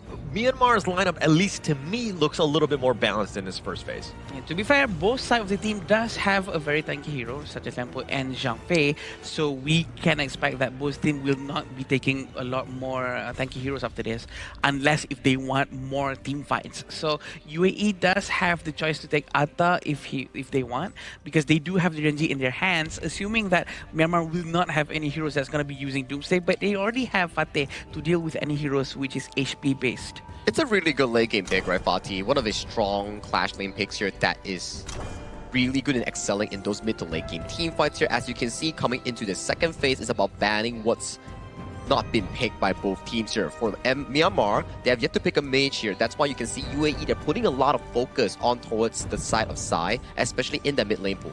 You want to target him as much as possible. I mean, you got the Zachao. You're looking for more of just like the wave clear, then to go and rotate to the other lanes, potentially getting a pick off. But the D-Renje for me is one that you kind of need to look into. I think that it's the all tried and true. It's a very balanced hero. True. It's not the flashiest, but it will get the job done for you. The damage is a lot, especially if he already has his Sparkforge Dagger and Doomsday. That's gonna be melting any tanks in front of him. But I think slightly the downside of Sparkforge and Doomsday is that it's not built to fight against fragile heroes, squishy heroes. It's built for tankiness. Yeah, I think it's more on doing mixed damage so that the tanks cannot really itemize against you. Percentage health damage from Doomsday, which does physical damage, and then Sparkforge, which does magical damage here. So it's more difficult for a tank to actually deal against like mixed damage output here. But fortunately, coming in for the side of UAE, they do have the Atta, as you mentioned, locked in here. This Atta is a very smart pick. It can either go Clash or jungle depending on the situation that arises. I think meta-wise, the Atta has been like 100%, like almost in every single series. It has just so much impact, a lot of the flexibility that you're talking about, even in terms of role. It just provides so much, and it can be very disruptive. But the UAE side, yes, they have a lot of crowd control, they have a lot of, stuns and all that, but yeah, it seems like they really need a little bit more damage for me to be really comfortable with this lineup. I agree. They do need a lot more damage than this right now. Still waiting for what their jungler is gonna pick. But for Myanmar, they chose to go with Zia and Chano. Zia is going to be very interesting because it's a long-range mid laner and he can sanctify anyone to give extra EXP and levels. Oh yeah, you can break the level 15 cap for both Zia and also the target that he looks to put his sanctification on. I like the balance coming in from Myanmar, right? You have strong laners coming in from both Fatih and also the Channel, and then Ukyo Tachibana facilitates that early game. But when late game hits, that's where both the side lane plus the mid lane starts coming online. For UAE, we're waiting for the last pick here. It will be an Elaine. I think this is the first Elaine that we have in this tournament. Haven't seen it. Yeah, I think that this is going to be the first time. Has that potential. It definitely jumps to the back line, makes it very easy. So the Chano needs to be a little bit careful in terms of his positioning. The Zia also potentially get jumped on. So that's the thought process, at least for that one. Ooh, this is a very aggressive pick from UAE for sure. It's going to be a very early game meta for them. The fact that Atta has been picked and he is going to be playing jungle with Atta. So I do believe that there's going to be a slight bit of advantage right there for early game especially, but they have to end game early, Saki. Well, it's for them to actually perform in the game because this is the second match of day 2 in the Asian Games qualifiers here. Blue team, we have Myanmar, and red team, we have United Arab Emirates duking it out for a spot in Group B. Thank you so much, Sagi, as we go into this one. Second series of the day, game number 1. And I think that Myanmar, and it looks like both of them are like, hey, we're going to just kind of, prioritize the mid lane as much as possible. Let's put the pressure on and just kind of rotate around, use the gold sharing to our advantage. But again, we want to be aggressive, especially early. Yeah, the rotations are very important from early game to make sure that they have an advantage before the war at the Tyrant, because the teamfight is going to be happening at the Tyrant. Is so important for them to get the advantage for movement speed, for the extra damage. Usually that's what most teams are going to be doing. And we do know that having Atta in their hands, they have to finish the game early. They cannot prolong for too long because having Chano in Myanmar, they're going to be focusing on late game. Yeah, Xin is definitely the guy that they need to kind of focus on. Maybe limit as much as possible. Plus, Min, he can be a late game monster as well. So they have their plethora of options. Plus, you have Sai that can kind of help accelerate those guys as much as possible. So again, you were talking about early game. Yes, I 100% agree with you from UAE. But who from that side really needs to step up to just make sure that they carry this game from UAE? I think it's supposed to be Abdullah and Abdel Aziz. Both of them have to initiate fights, dive into towers non-stop. But it seems like Abdel Aziz is going to go down first, but he managed to run away just in the nick of time. Yeah, just a sliver of life. That's all you need, right? I mean, it was very close, right? But you were calling him out. You're like, he's got to have a great game, and then he just gets gone on. So, okay, yeah, like hold it on him. Like let the guys play him out, right? It's not even 2 minutes in. Well, yeah, he meets his death from above. His level 4 is still not there yet because of the pressure coming in from the jungler of Myanmar. It seems like Rashid and Abdullah is going to be sticking together for a while, and seems like Abdullah is not going to be rotating with his mid lane, so he's going to be missing out a little bit on the gold sharing thing. Yeah, and now the mid lane, this is kind of be the priority from Myanmar, right? I think that this is a smart play. Let Sai and, just kind of rotate around, ensuring that they do, I mean, they're going to do a universal law, potentially stealing. Any sort of steal that you can get is going to be gravy. Yeah, he managed to steal it quite easily, I might add. 900 gold in front of UAE is going to be a little bit of a problem for UAE. They really need to stick more and try to clear the jungle together and then be ready for the next team fight that might happen down here. Knowing that Sai already have his ultimate, Umbrella Up is going to be a big problem for them. Yeah, Abdullah taking a decent amount of damage. Did not expect Ian to kind of make that rotation. So they're going to be taking a decent amount. And Myanmar right now, I like the way that they're playing. They're playing aggressively, putting the pressure on, and they've got a 1K lead because of that. And it seems like Abdel Aziz is going to be focusing on his laning phase first. He's not going to be rotating too early. But look at this. This is very helpful for Aeon because Min is going to start to reduce the HP of the jungle and then let Aeon just come by and just smite. Yeah, Min doing a great job. I mean, he's got the level advantage over Abdelaziz. He's been helping Int as well as just farming. So just a lot of value. It's the little things in the early game of ensuring that you're coming out slightly ahead. Yeah, it's going to be benefiting them in the long run. So all these small little things really matters a lot. And UAE is going to start to group up around the top area. Are they going to be able to maybe get some eliminations before they rotate down to the Tyrant? Seems like they're going to be playing much more safer for Myanmar because they're going to be focusing on the objective.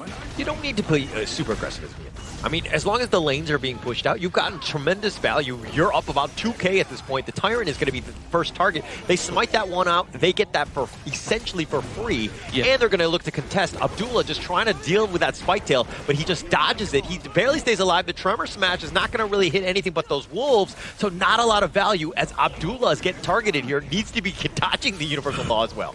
Yeah, but they're still trying to steal this Azure Golem as fast as they can, but it seems like Min is a little bit overextended. He managed to use Flash to run away, and we do know that the 2,000 gold lead is going to be helping them a lot in the long run. As long as they don't overextend too much, they will be doing fine. But the existence of Sai itself in the game playing Zia is just so annoying. Abdullah has been having a lot of problems trying to run away from him. Yeah, the Zia, for me, I mean, it's a hero where when you're, ahead, it's great, right? But when you're behind, that's kind of when you see the weaknesses of the hero. It doesn't have as much value, but this burst ramp doing a decent amount. Min is going to be on the tower, the Death at Sunset, everything in the kitchen sink being thrown at him, and he just eventually falls, but it looks like it's going to be first strike. But at what cost? They've lost 2 members as well. The Revenge Tour was making their way to the top lane. The punishment trying to help him out really benefits Myanmar right now. Ahmed and Abdullah is going to go down, but it seems like they're going to get one more. I thought that team fight was over, but they managed to just get one more elimination. Yeah, they actually had to hunt him down. Abdelaziz thought he was safe as well, but under the tower, Ian with a double strike, taking him down. And this is why Myanmar are so scary. What damage was that? That was insane. That was a lot of damage, and he actually managed to sustain his HP quite a bit. We're still waiting for Sai to collect his madness to get this Umbrella Outburst very soon before maybe they could try to get the Overlord after this. Yeah, I mean, I think that that's definitely on the target list, but they've already got the mid-T1, everything going the way of Myanmar. They've just been very aggressive. The way that they've been able to kind of, again, punish the top lane is like, yeah, you gave up first strike, but we'll take the next 4 kills. Seems like they're going to try to focus down on Sai for the moment, but the Umbrella Opus is still being kept by him. Is he going to try to force a fight here? That's what we want to see. Also, the Scepter Reverberation has been done by Xiao Chao. It's going to be a bit of a problem for Myanmar because the damage is going to be very, very high from Xiao Chao, especially when Abdullah is tanking the damage up front, and he's going to be free hitting from far. Yeah, and I like it how Min is just split pushing. He doesn't need to be in the team fights at all time. He needs his own farm, so any sort of space that he's getting is going to be great. And now UAE, all of them are grouping. This means it's less value across the map. You're not able to secure as much, and now they're on the run because they're getting a little bit outnumbered on this one. But the value that Myanmar are getting, because they're okay, now they get the burst off. Abdullah down. Wow, what a damage coming from Ukyo. Ian is very comfortable right now, but they're still going to try to dive into the tower. A very great bright outburst. Yeah, Min just going on the side. That Sunset, maybe he stays alive. Rashid, he's going to be picked off as well, but now with the knock-up on that meteor kill, but not enough. Abdelaziz will survive, but 3 members down from UAE. Ian's going to be focusing down on the T2 mid lane, and he's going to be rotating towards the top. Ahmed has still not been able to find a space for him to farm, and they're all going to go down on him to make sure that there's no more jungler in the UAE. So he got the buff, and then he just gave up the buff because he just got picked off. I mean, he got hit by that punishment from Saipi, ensuring that he doesn't get away. I mean, nothing is for free at this point. Myanmar, with this map control, this aggression, this game 1 has been definitely in their favor. I think Ian's going to be diving into the tower and get a free distraction towards the tower for free. 7,000 gold in front for Myanmar is a big number within 7 minutes, right? This is going to be helping them a lot to push and what might potentially be the final team fight after this. It all depends on Sai if he's ready to use his Umbrella Obus or not to open out the team fight. Yeah, and now he's thinking about it, but Rashik has bursted on the side, a little out of position. Ooh. The Umbrella Outburst is going to be flawless as they go in. The Tremor Smash is doing a little bit of work, but he's going to fall. The Death at Sunset. They want to go with a meteor kill. He's not going to be enough, and Abdelaziz gets picked off.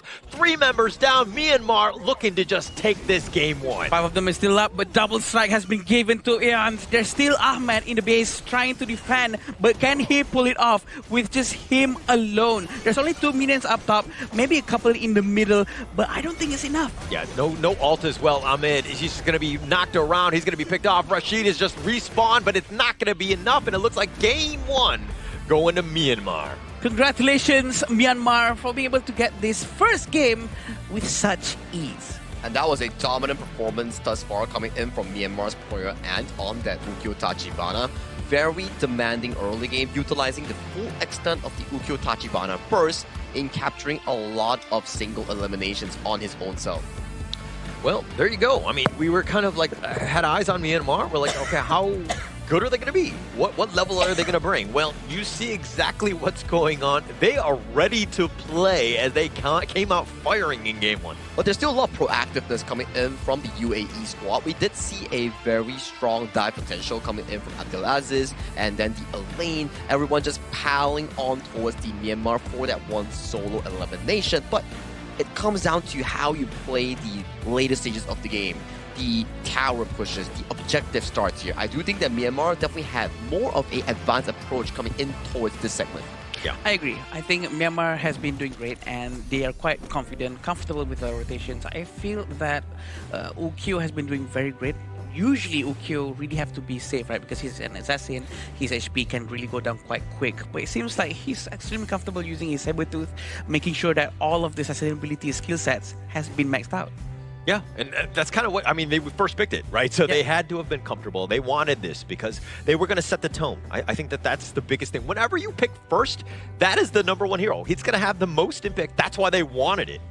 Exactly, right? That's why, like, Ukyo Tachibana in this Asian Games version has so much priority in the sense.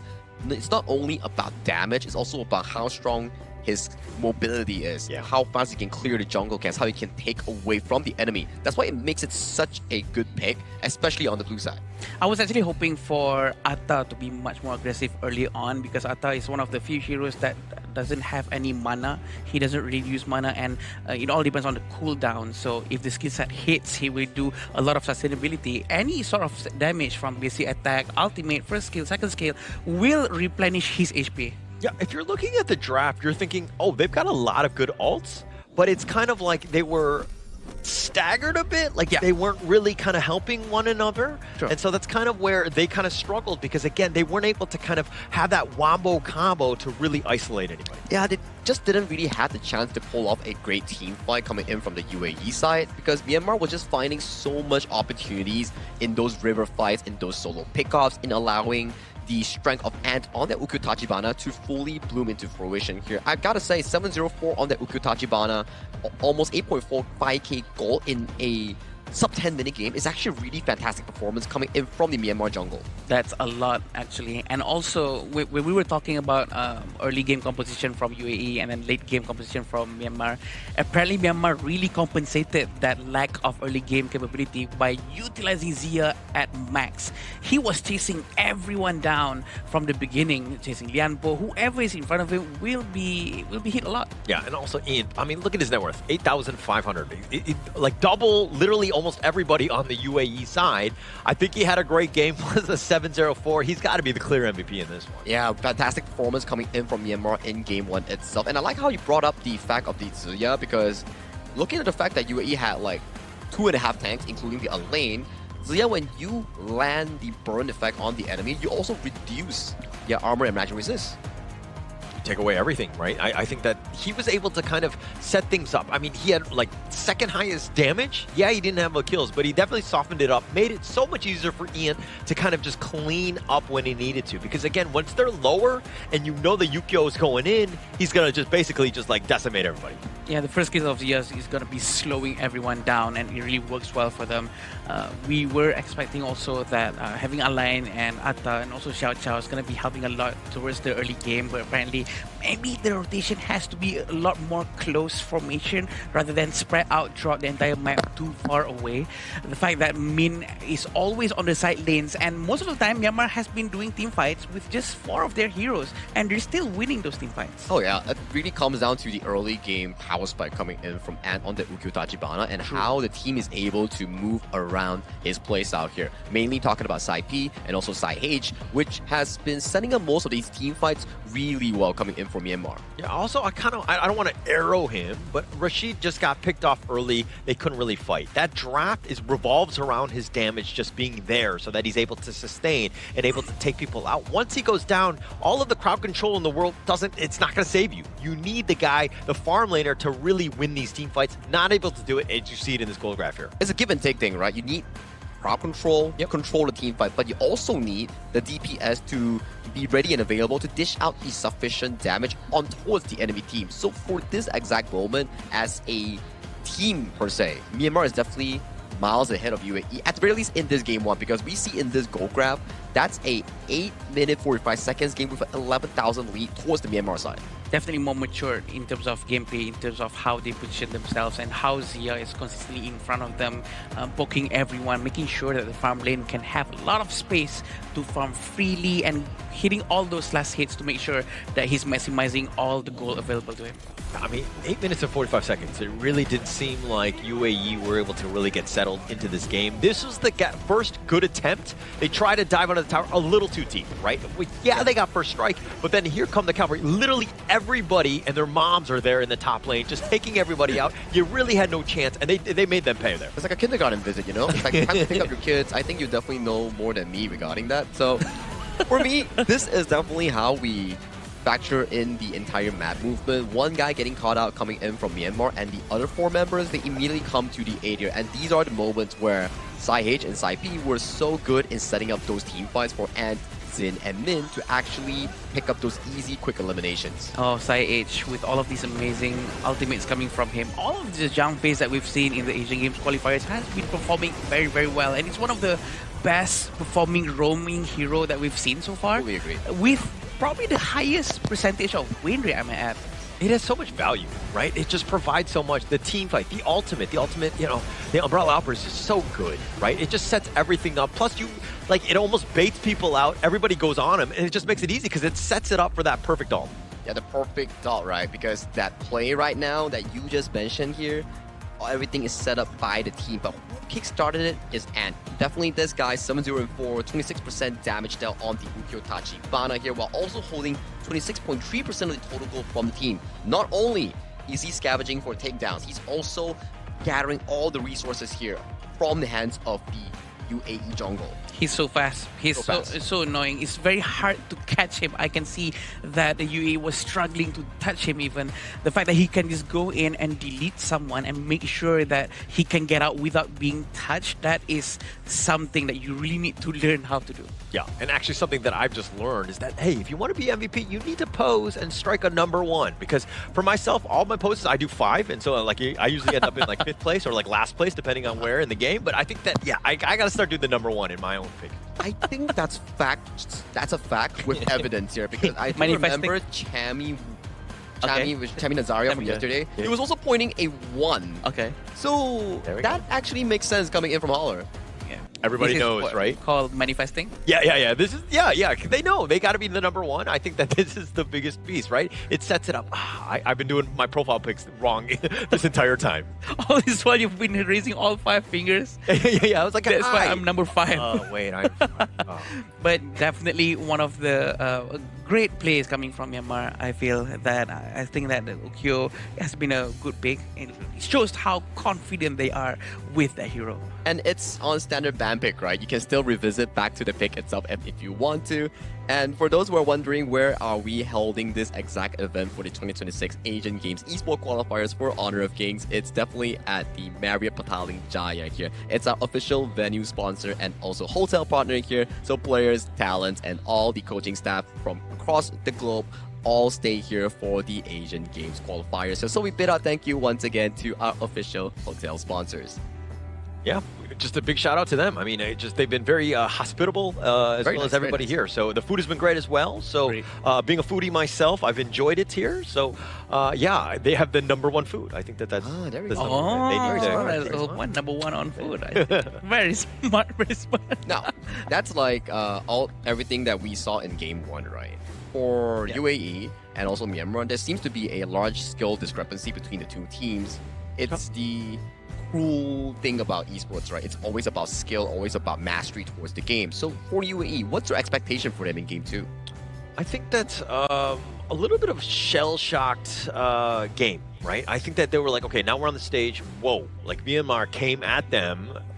They seemed angry almost. UAE, now they need to just calm down. They need to play their game. I think that come draft, they got to give a little bit more support. Like they need a little bit more in terms of the damage dealing and less, I would say, in terms of the crowd control. Because again, they were really lacking that in Game 1.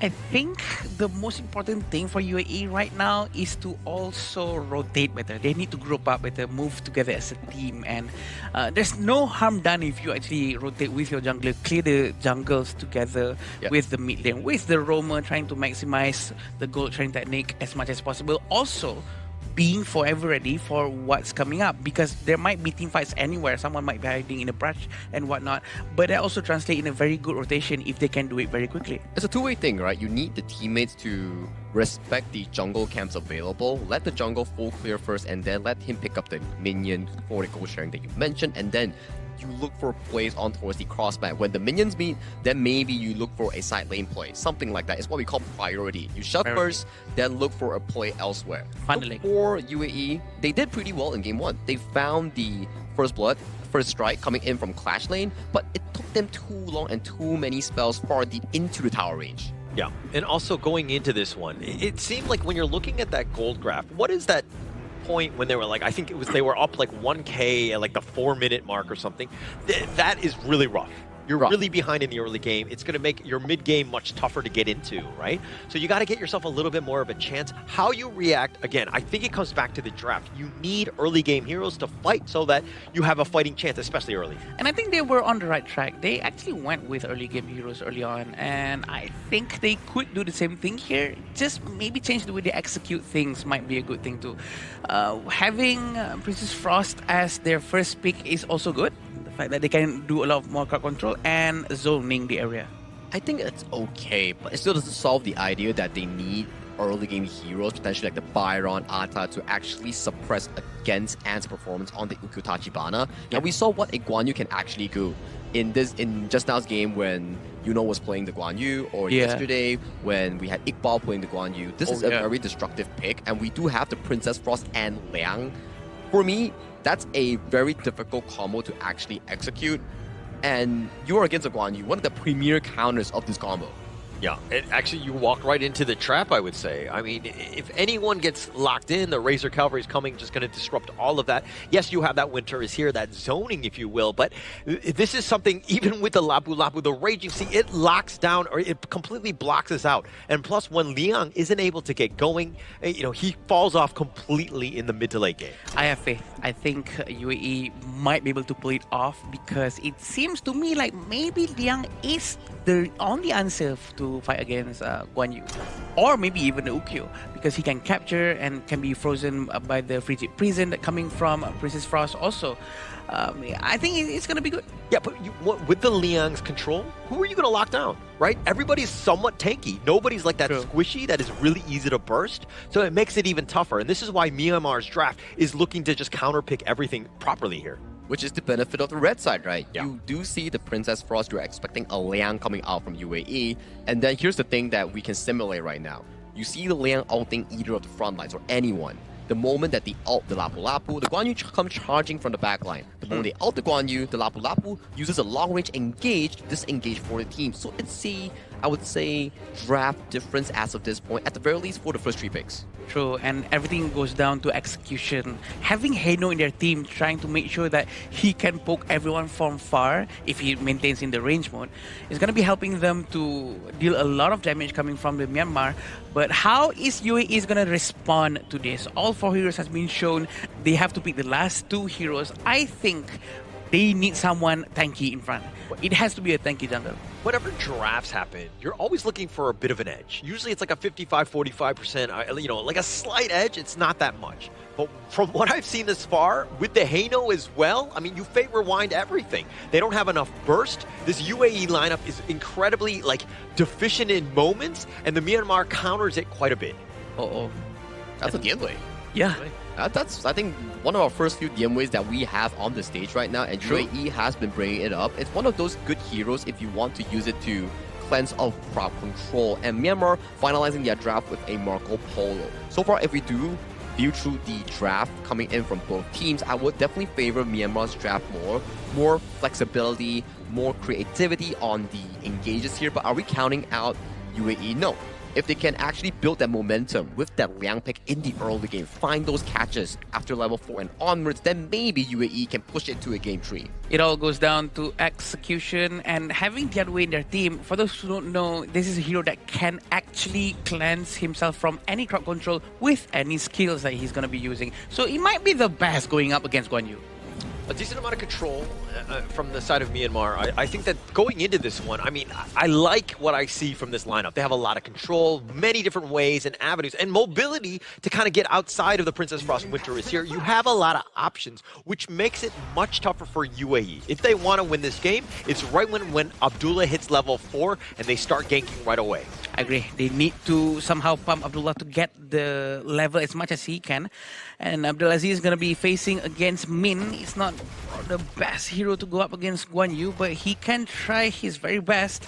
Although looking at the bottom lane, Abdullah is going to be helping Rashid going up against Zin in the Marco Polo, which is going to be quite annoying because Marco Polo has a lot of mobility himself. Okay, so one thing that UAE did well was they shored up some of their weakness. They didn't go all in on this early game Liang Princess Frost type of combo. They have the Lady Soon, the Dian Wei also can be monstrous heroes come late game, right? Yeah. So I think that they just need to kind of weather the storm. Maybe they get a bit of an advantage, start things off, get some pickoffs, give themselves a chance. And then Myanmar also, like, you know, if they kind of falter in that sense, then Rashid and Ahmed will be able to clean house. I agree. And what's very important is for Rashid to get all of his itemizations because Lady Sun is considered as one of the latest heroes in late game, I mean, where he can get all of his critical damage in, and it's gonna be really problematic for Sai, for Min. No one can touch Lady Stone if he gets his itemization. It all depends on what you're gonna be doing during the early game.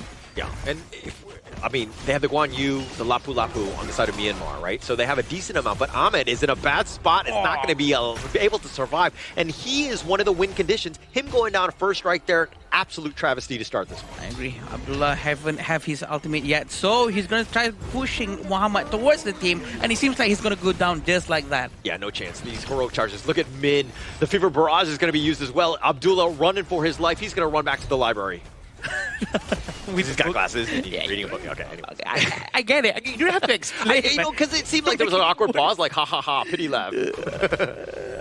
How am I gonna go through the entire day with you, Honor? It's gonna be a long day. It's gonna be a long day. It's very fun, very fun. 1,000 goal in front from Myanmar already. With just 2 minutes and 35 seconds in, trying to steal with the Tachibana again. Azure Golem is going to be his. Yeah, and a two-man stun right there. Just kind of going with the Raging Sea, just like a going-away presence. And it looks like they didn't really take anything at this point. Myanmar exerting their dominance, dare I say, in this game early.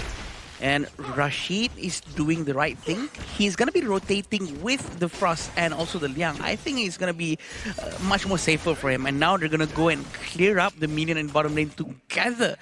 I think this is smart because they do know that they're lacking behind in terms of gold and they cannot go in alone anywhere else anymore. Okay, well, I do agree with you. Yes, they should be going to ganks. Abdullah just hit level 4, has that control, right? This is the opportunity, but they just walked into the minion wave in the bottom. Like, they showed themselves and they realized that, hey, there are 3 of them. So what does Myanmar do? They rotate outside. You know, Zin is going to play even safer. He understands that Liang might be there. So they're going to basically avert that crisis.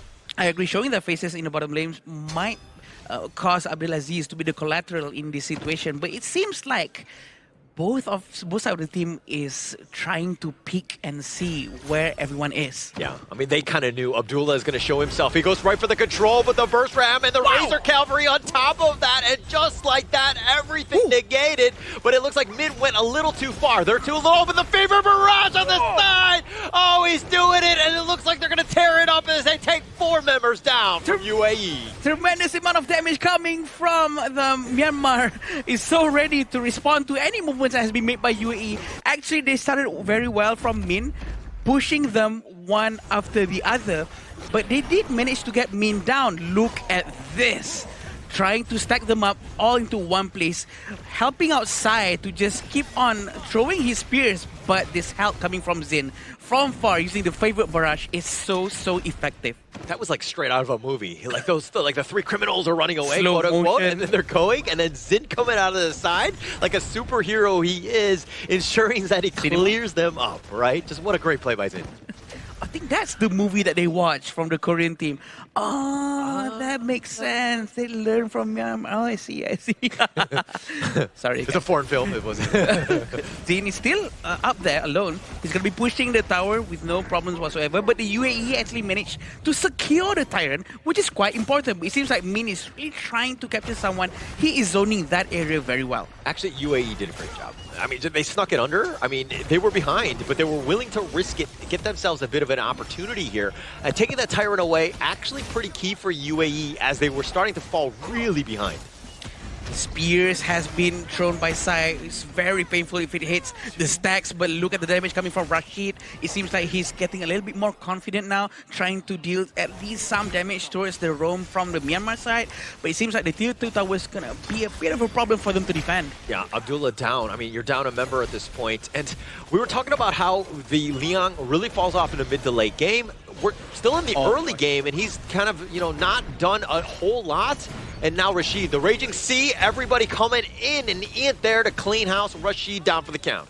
Yeah, I have not much to say. It's going to be a big problem for him to run away from them. We know that these heroes are very controlling the area. Having one Guan Yu is already a big problem. Now having Lapu Lapu at the back with the Raging Sea, there's not much anyone can do. 6,000 gold in front for Myanmar within 6 minutes. This is a huge amount of gold economy for them. Absolutely huge at this point. Ahmed, Rashid, those are the win conditions. They've died twice already apiece. It's only 6 minutes in. They need to be farming, right? They want to be left untouched and just constantly just getting themselves a chance. But Myanmar has not given any space. Look at Min with his massive damage at the top of the list. This is actually very rare to see a Clash Lane hero having the most damage out of everyone, because he actually managed to use his ultimate towards everyone, and all of his skills and basic attack enhance actually work.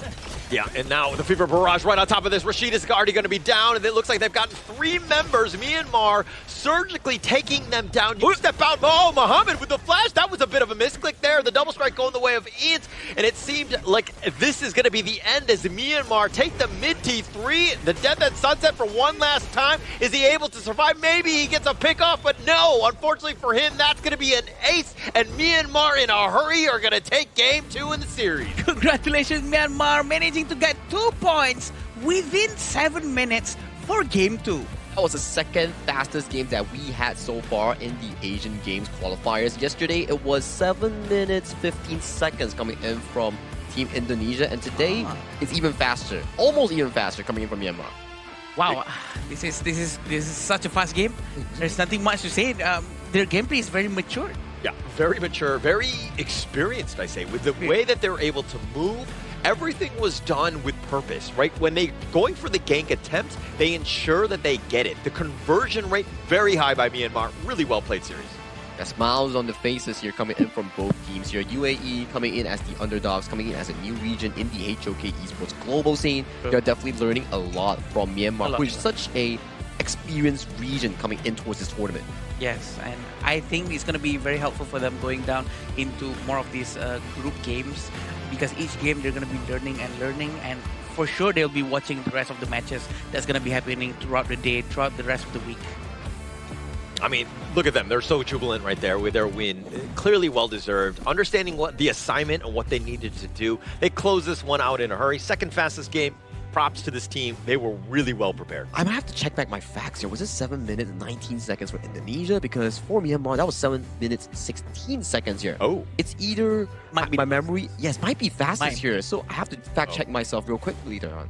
But it's very interesting, right? How do they play this now? The way they rotate together, the way they make sure all the crowd control really hits. It's really hard to react from what has been doing by Myanmar. Yeah, just really well played. I was kind of, I mean, when you're in a bit of a hurry, apparently you want to go to lunch or whatever it is, you just got to get your job done and just kind of move on. It's like what you say. They probably have some lunch plans that they have to rushing towards to, and they definitely showed a dominating performance against UAE to back the 2-0 win. And right now, if I'm not mistaken here, they are currently in the grouping alongside with, hang on a moment, Group B. So with a 2-0, they're tied currently first place with Nepal. Myanmar and Nepal tied first place. Yeah, it's going to be hard to pick between Nepal and Myanmar. Both teams are showing very good performance. And I think that there's a lot to be learned from these two teams. Yeah. I think that one is going to be a very competitive series. I think that both of those squads are going to be up to the task. But as we go into the post game here, I mean, Myanmar right now, there's a lot of, I mean, a single death from Min. How dare you, right? In a flawless game, how dare you, you get eliminated, Min. I guess the Asian dad is back. we can see definitely an amazing gameplay coming from Min. Min shows up.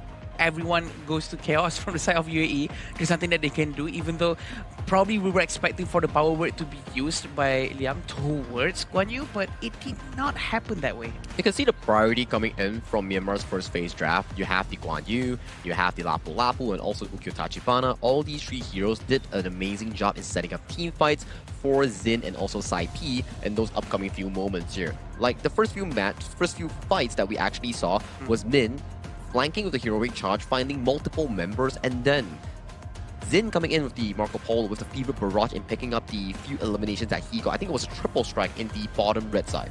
Yeah, and it comes back to just like how you deal with like a Guan Yu, right? You need to space yourself, you need to get that vision, understand where he's going to be. It seemed like UAE were just diving or trying to go for gank attempts without the proper vision. They didn't know the numbers, they didn't know where Min was at times, and they got caught out. And this is a lesson that they're going to learn apparently the hard way. Also, as what Honor mentioned earlier on, the fact that they show their faces into the map in front of the minions actually helped Myanmar to rotate away from them, which sort of backfired the whole idea of moving together.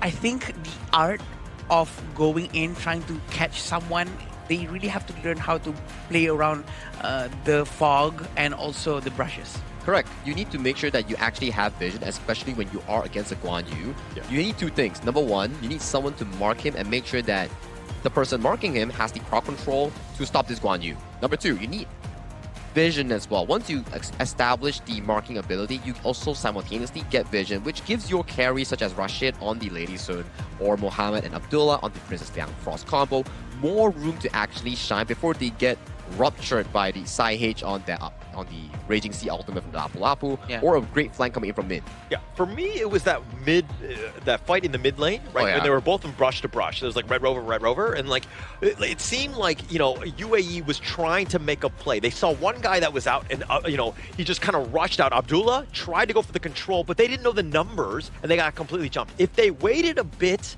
they would have had a much better time. That was very difficult by them because that goes back to the drafting phase, right? That we say like, okay, Princess Frost Liang, very decent combo, but once you meet it into a tank roam with engaged capabilities like Lian Po, Lapu Lapu, Zhang Fei, with a Guan Yu, the moment you actually power control someone with the Liang ultimate, the immediate disengage comes through by the other person. So it's a really difficult game for UAE from draft to finish. Yeah, I think the lack of tankiness from their team really affects their vision a lot because they have no one to be sent out forward to check from brush to brush.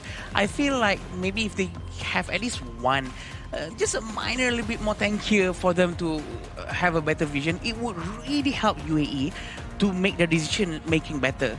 For Liang to move around, to find his target, okay guys, let's go here, let's go there, but they can't make that decision because they have no tank.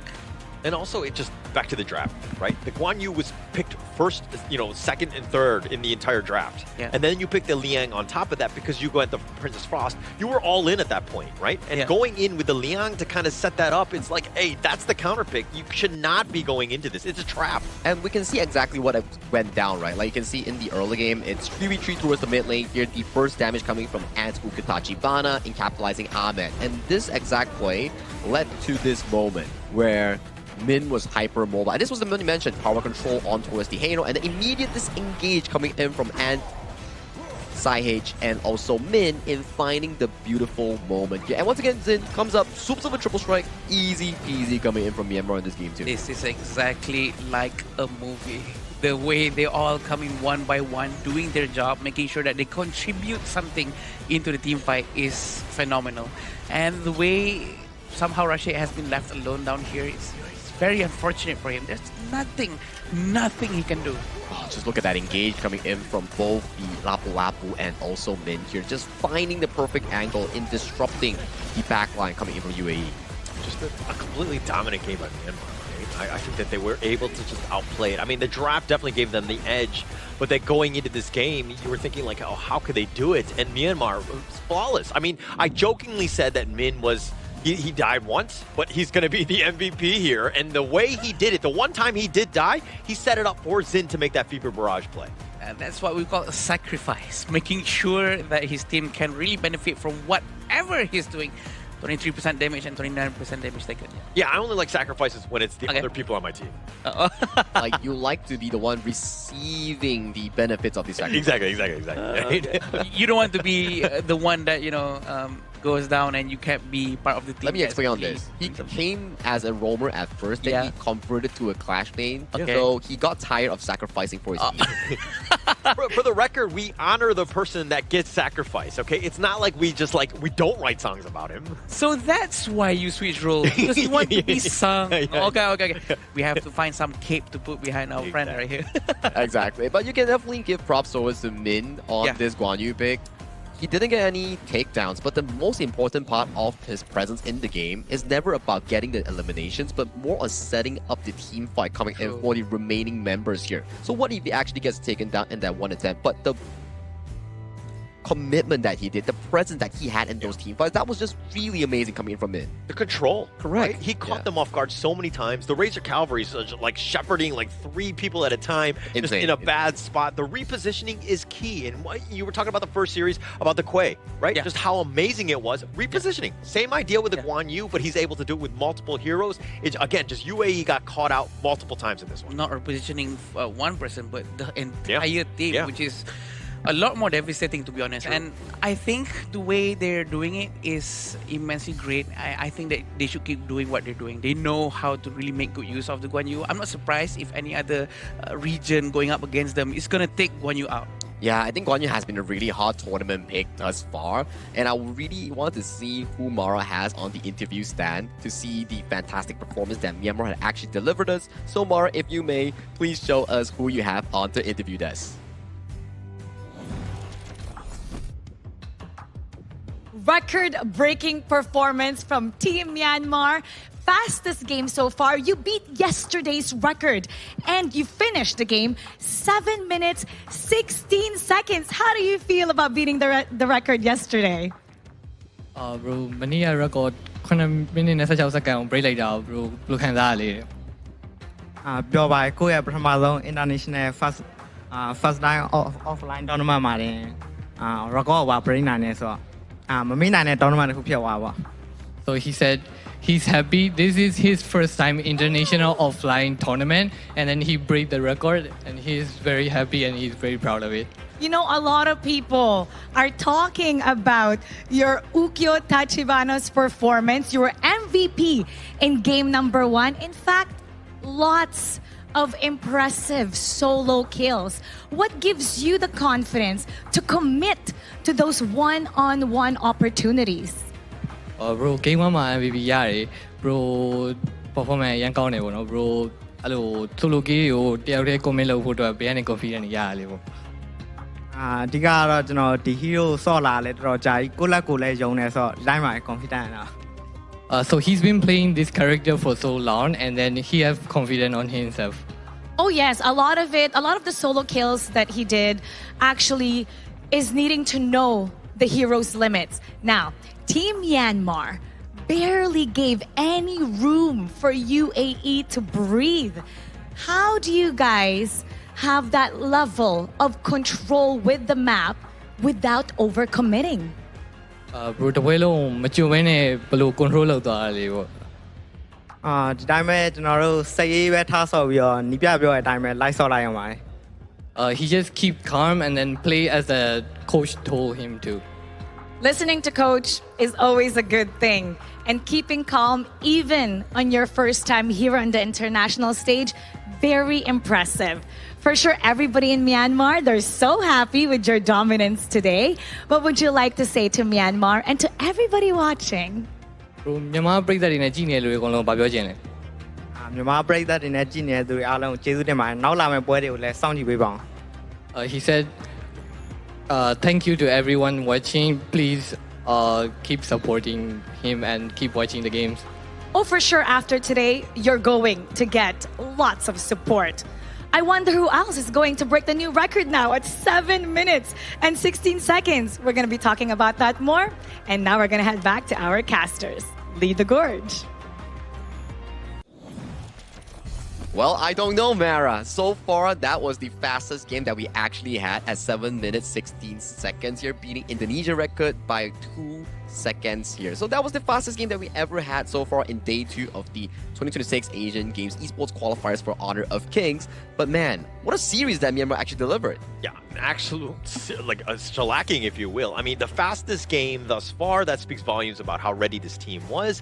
I mean, this is a little discouraging if you're on the other end from UAE. I think that you need to kind of just like let it settle, like just kind of shake it off. You got to move on though. It's a learning experience. Yeah.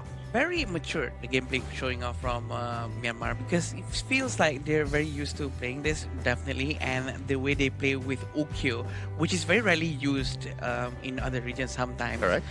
But still, picking up Ukyo as the first hero every time and winning, I think that's the good thing. I think that's the good thing too, because they definitely have a lot of mastery, as we can see from the interview between Mara and Ant. He did mention that Ukyo is one of his most played heroes, and he's happy that he actually delivered a great performance in this match too. But for match 3, we have Philippines going up against Mongolia here. Philippines looking to continue their win streak from yesterday, and Mongolia trying to recover from their defeat against Indonesia that they actually received. Yeah, good news. They don't have the shortest game anymore, right? On the losing side of that, right? Because now that you've kind of seen what happened right here, it's kind of moved on a little bit.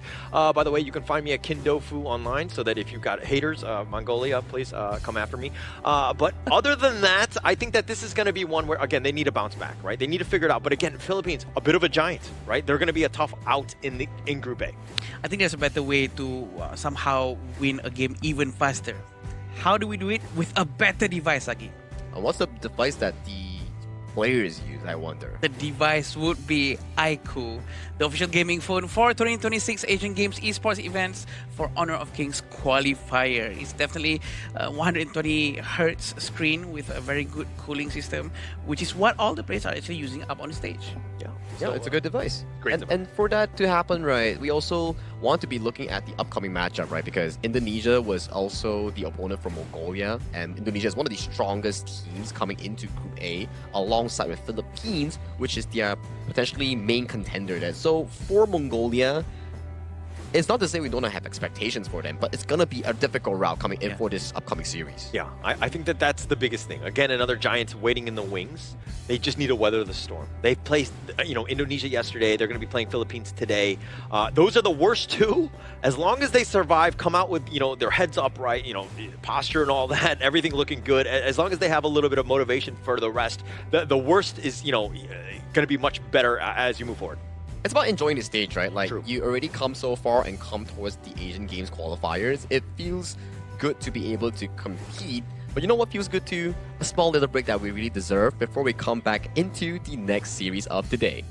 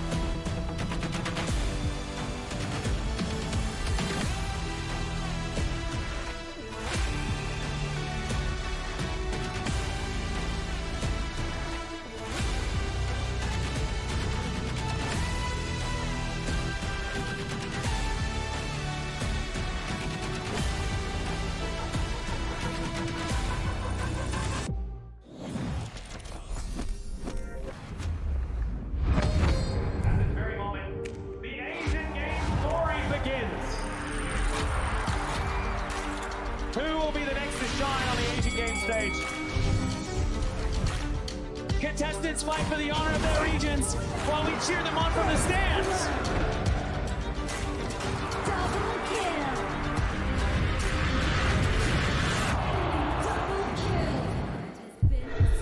This is a challenge, but it is also an opportunity. The tide has turned.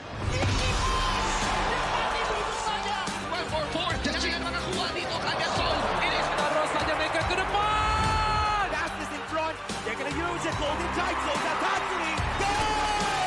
Victory! And we pulled it off together. We share the same voice, the same radiance. This moment of brilliance belongs to all of us. Together, we shine.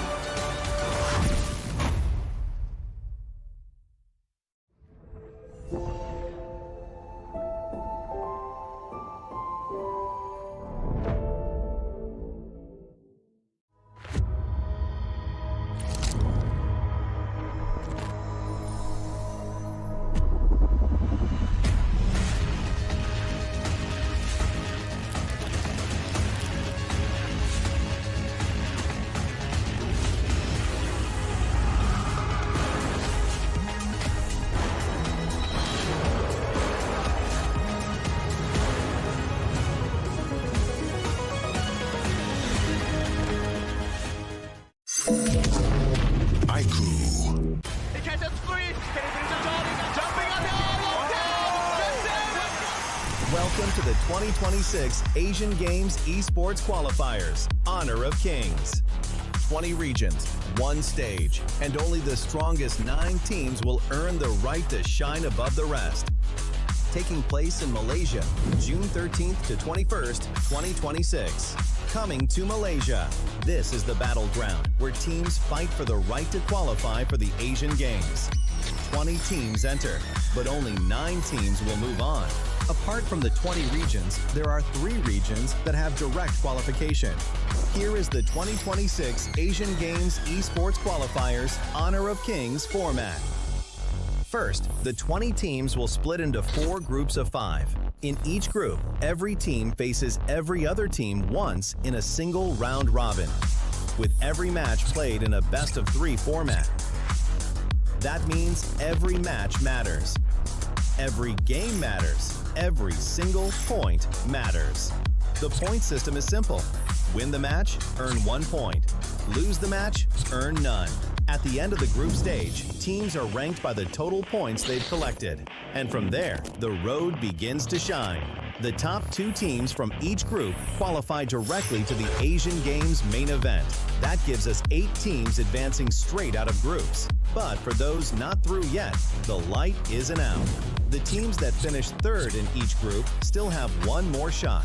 They move into the last chance stage. There, they battle through one final BO3 single elimination bracket until 2 teams remain. The 2 teams will then face off in a BO3 match to claim the one final qualification slot. So in total, 9 teams will make it through, 8 from the group stage and 1 through the last chance stage. That is the rule. Now it is time to see who can rise through it. From across the world, regions gather here in Malaysia. 20 teams, and only 9 will qualify. The path is set. The stakes are clear. Together, we shine. Stay tuned, and we'll see you at the stage.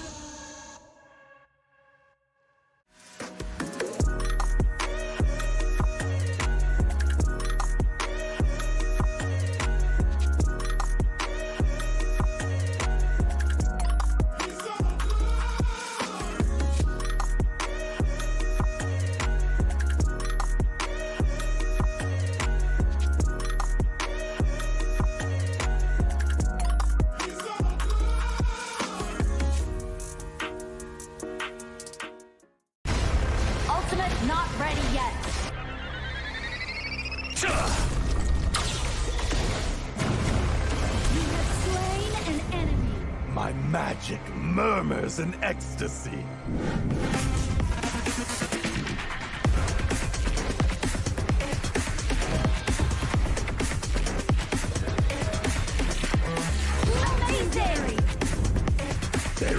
No escape for you.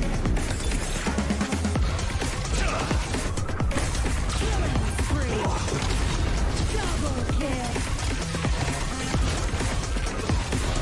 Triple kill. Spectacular kill. Don't worry. I'll be back for your life soon.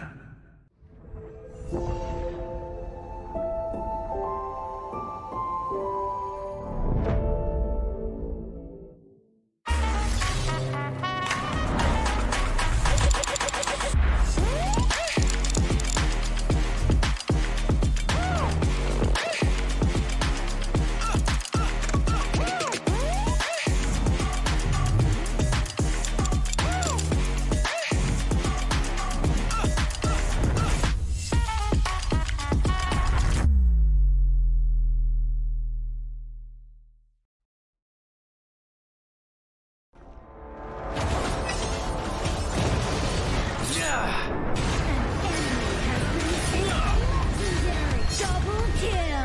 Shall I compare thee to a summer's day? Slain. Don't engage. Slain. Don't crush us like insects. Slain an enemy. Defend our base.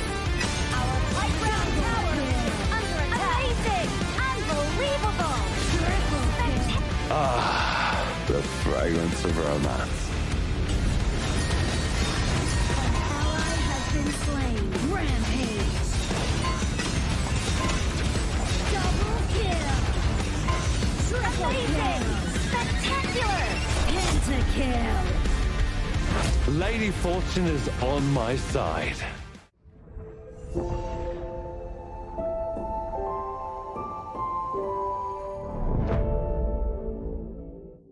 Itu kontra kita. Relax, bro. Phone aku! Jom kembara. Mountain Dew! Mantapkan pengemaraan! Kau boleh! Kat mana pula ni? Water Trust! Kasih boost.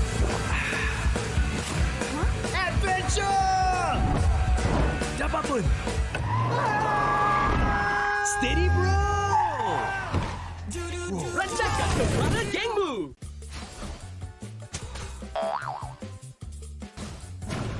They tried.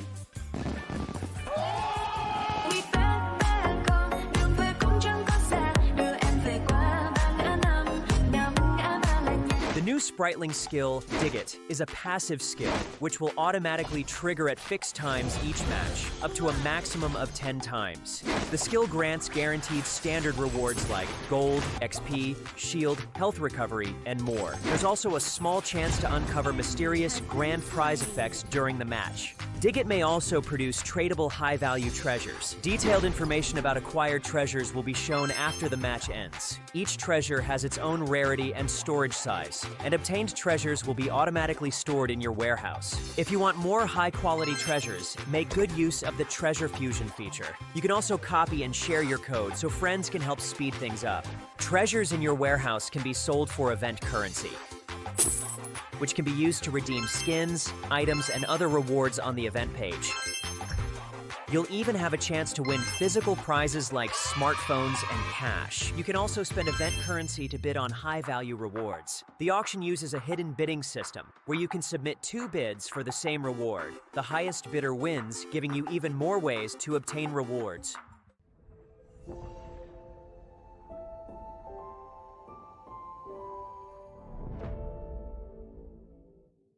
If you've ever wondered how to go from HOK player to HOK top influencer, this one is for you. HOK welcomes all creators. First things first. When you start as a HOK player, your in-game highlight can become your content. This is the first step of building your own social media presence. If you keep on creating and reach 100 plus followers, you will be invited to HOK Studio and become a HOK Studio creator, starting to earn various incentives as you grow. You'll get token and cash incentives for your creativity. Stay in the loop.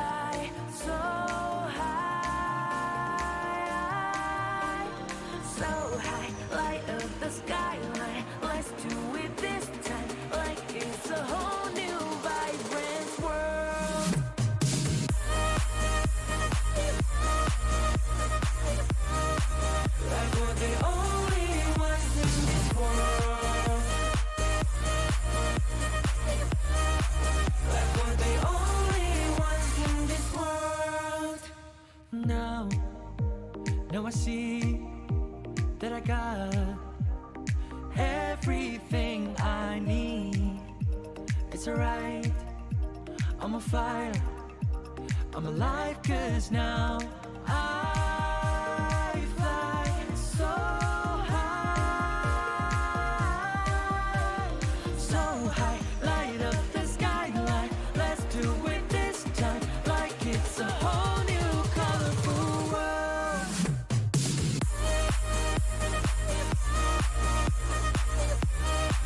Like we're the only ones in this world.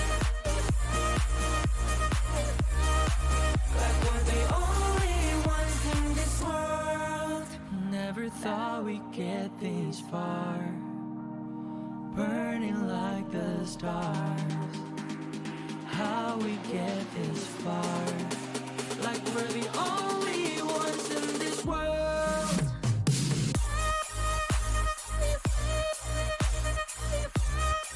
Like we're the only ones in this world.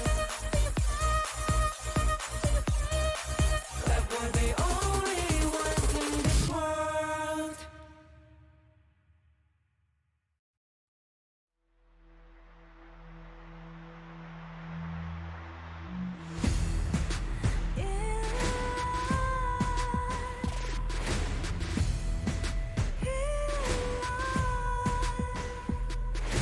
What's a life without its worth? Compromising with what hurts inside. When you let fear decide your fate, you don't choose which path to take in life. In life, I'm finally letting go of everything that still holds me. I'm against all odds, but I won't give up, 'cause it's my time to shine. Standing in the spotlight, and no one let me down. Destiny is calling I'm not afraid to fight for everything I love. Victory is on my side.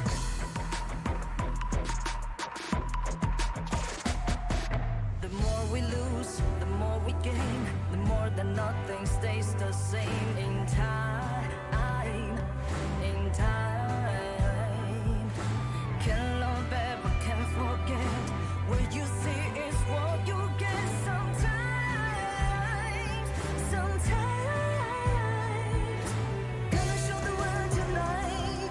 The light that shines inside us. We're against all odds, but we won't give up, 'cause it's our time to shine.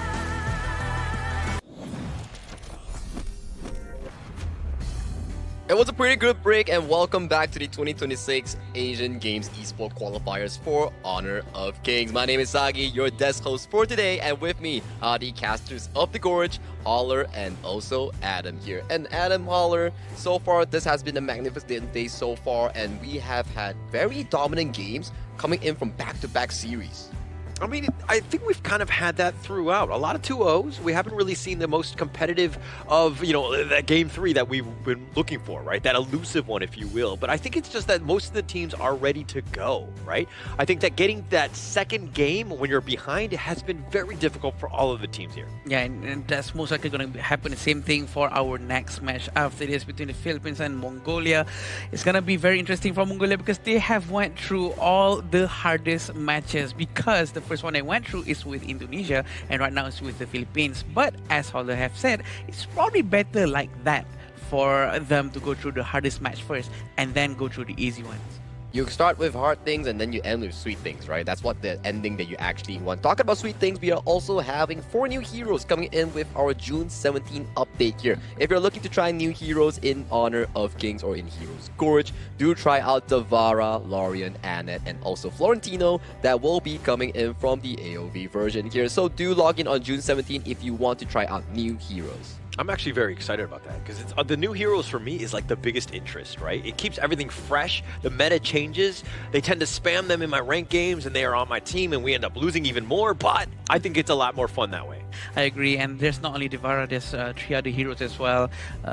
Especially going to be a very interesting one because everyone's going to be trying all these heroes in multiple different lanes, and we do know it's going to be a very good addition to our future tournaments. Yeah, we've been viewing some of the hero teaser videos on their skill previews and everything else. I do think that out of the 4 heroes coming out, the priority definitely falls on Devara in the Clash or farm lane, and also Anna in the roam and mid pole here. So definitely few heroes that may be adding more essence into the Honor of Kings esports scene.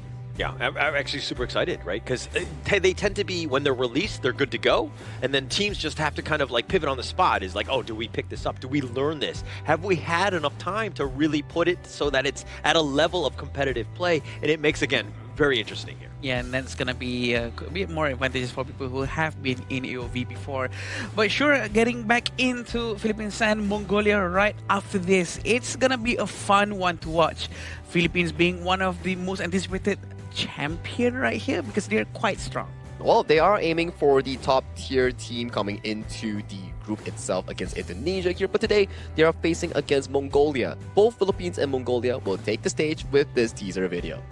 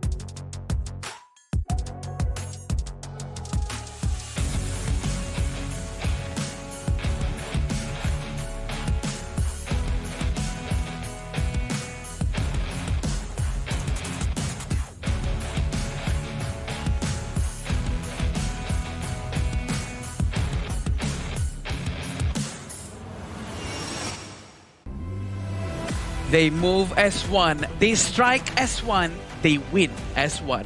With exceptional ice-cold execution, they will turn the smallest advantage into total control. A team built not only to compete, but to dominate. Make some noise for Philippines!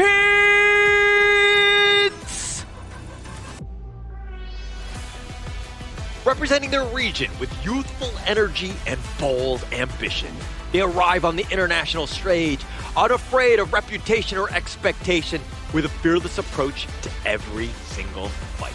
They are ready to challenge anyone in their path. Let's welcome the rising challenger, Mongolia!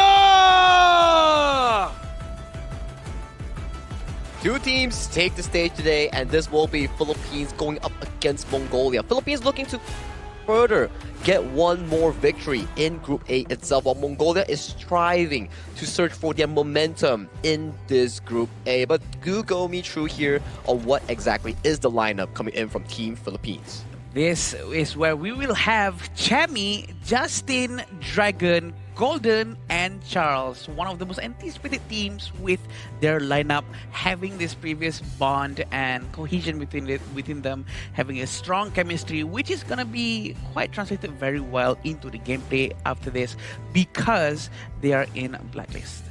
Yeah, they were in Blacklist International and they do represent the club, but this time around they're representing their own region. Philippines coming in as the representation here. They want to be able to aim for the best, and to be the best, they have to first take down their opponents here, which will be coming up, Mongolia.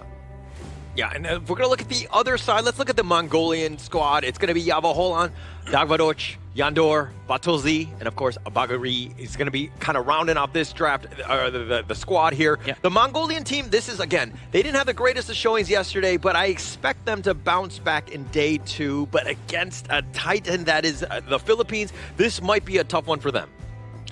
Definitely, because we have seen the gameplay that they have shown yesterday. They do have a lot of things to improve, but also at the same time, for the Indonesian team, they actually went hard towards the Mongolia, and now they have to face Philippines. I'm pretty sure they will have a lot of experience going up against the other two teams in their group after this. I forgot if I asked Holler this question here. Yeah. I'll definitely ask you. Holler, would you lose 2 games first to win another 2 games, or win 2 games first to lose another 2 games? I would choose to lose no games. Exactly. But that's just, I think that's the correct answer, right? I think that this is a multiple choice answer. No, because I think that every single one you're looking to, I know where you're going with this in the sense of like, you're playing the toughest teams, losing out 2, and then coming out on top of the other 2. That makes a lot of sense. But for me, I mean, win 1, lose 1. I think that balance of just staying like kind of in the middle, that average, I think for me would feel much better. Yeah, that does make a lot of sense here. So they will definitely need to find a balance. At the very least, in this series itself, try to see how far they can go against Philippines and then convert that knowledge and experience into their relevant Group A. Yeah, I think it's though, because I'm more like Thanos, where like balance in all things, like that's kind of just like how I live my life, I would say. I see. Very, very good answer from him. I do still feel that for me personally, I would choose losing 2 times first and then, slipping off well with the last 2 wins. But again, what Holler said really makes sense. And I do feel that Mongolia will have a lot of things to improve. Sure, they have went through a very hard game yesterday, but pretty sure they will show some improvements today too, from their draft picks especially, because draft picks are so important, especially going up against teams like the Philippines. Oh yeah, drafting is the essence of the game itself. If you have like a 2 50-50 teams going at it against each other, drafting actually elevates that team who comes out on top in the drafting phase. That's why this draft that will be coming at the pick and ban phase that we mentioned is super critical, especially for coaches and the team. I have no issues with Gerald TG with the draft. I think that we've learned to just get really accustomed to the way he likes to draft. He tends to put his players in a prime position to just always be able to be successful. Yeah, and this is going to be picked by Philippines, which is very interesting. It's the Fang and the Liu Shan. Okay. A hero with a lot of crowd control. Also, being able to silence the tower is an amazing advantage. I am looking at the Philippines draft in their direction here. They want to look to end the game as fast as possible, because these 2 heroes, they are extremely good at tower destruction, and the Milady also adds the flavor towards it. So you can see the direction coming from the Philippines. It's about pushing towers, it's about snowballing the game so out of control that they can actually make it happen. I actually think it's a little disrespectful, right? They're looking to just mow down towers and just take it over. Basically, they win 1 team fight. Maybe you get a pick off. Literally, 2 towers are going to be taken down. So they're looking to maybe go for the record there, I say. So you can see from the ban itself, Princess Frost and also Haino, those are extremely good wave clears that can actually combat against tower push, because Haino, you can reset the tower damage back to, I think, 3 to 4 seconds ago, and then the Haino is extremely good in jabbing down all the Milady little minion robots here. So they definitely have like a strategy planned out before this game commences.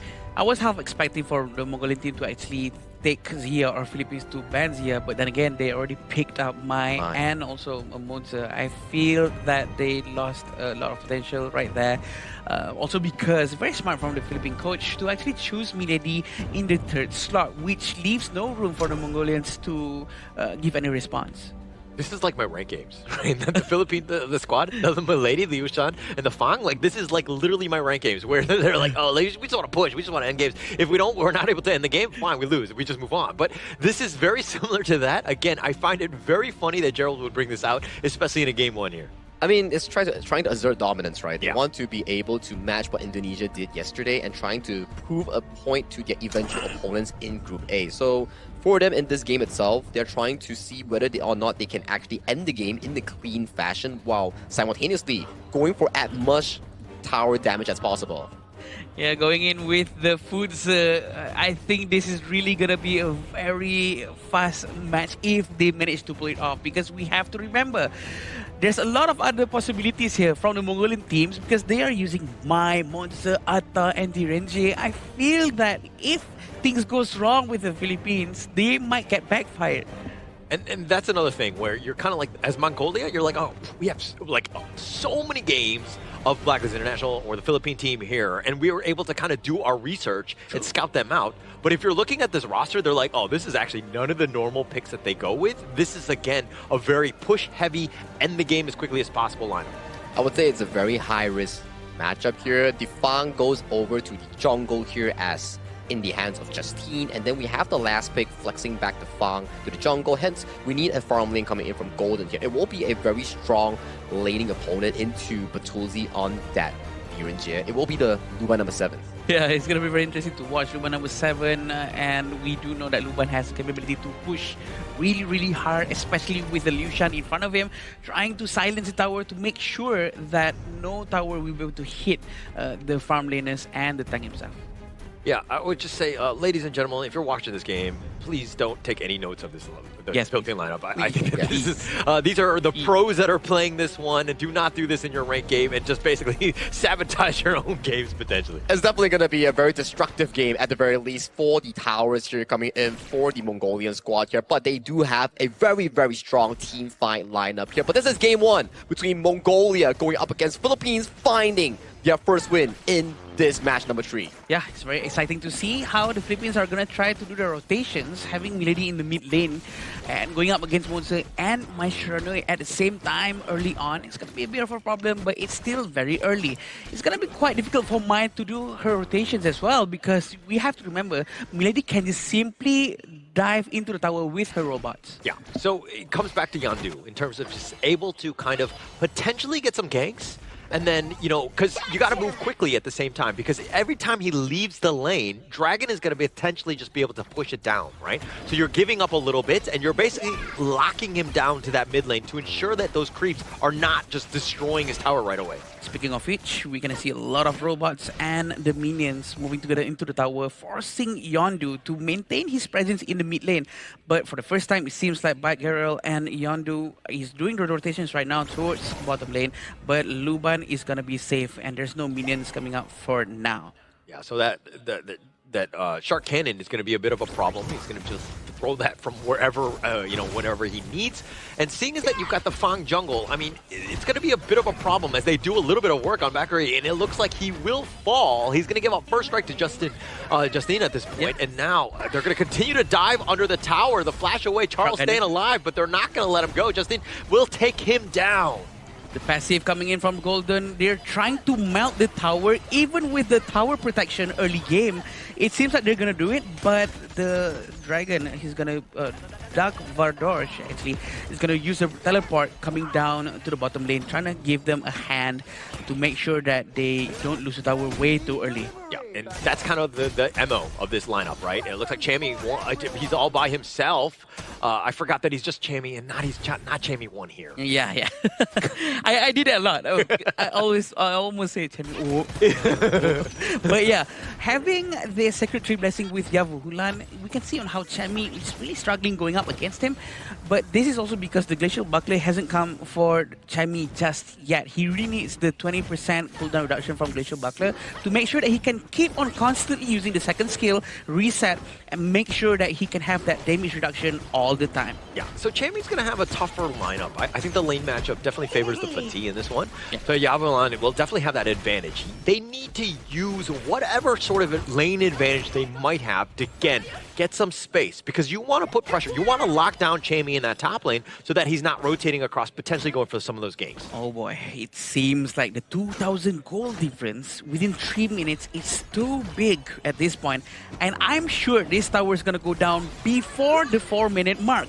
The tower potential is going to go back up, but again, with Charles using this hero, he's going to keep on silencing the tower, making sure that the tower is disarmed and not being able to attack anything. Yeah, Watusi was just like literally just watching this, and they're just going to continue on the teleport even in the bottom lane, but at what cost? They have the orbital bombardment just covering them, and this is why this lineup is so tough to deal with. I mean, you have the Liu Shan as well. They're melting the bottom T2, the armor, all you want. It's not even 4 minutes, my friend. there's nothing they can do. They really have to play around with their long-range capability, but it seems like they're shifting their concentration and focus towards the mid lane right now. And it seems like with Chemi 1, they're going to be able to destroy the towers even faster. Look at this ultimate coming from the Funza. They're trying to get the two heroes.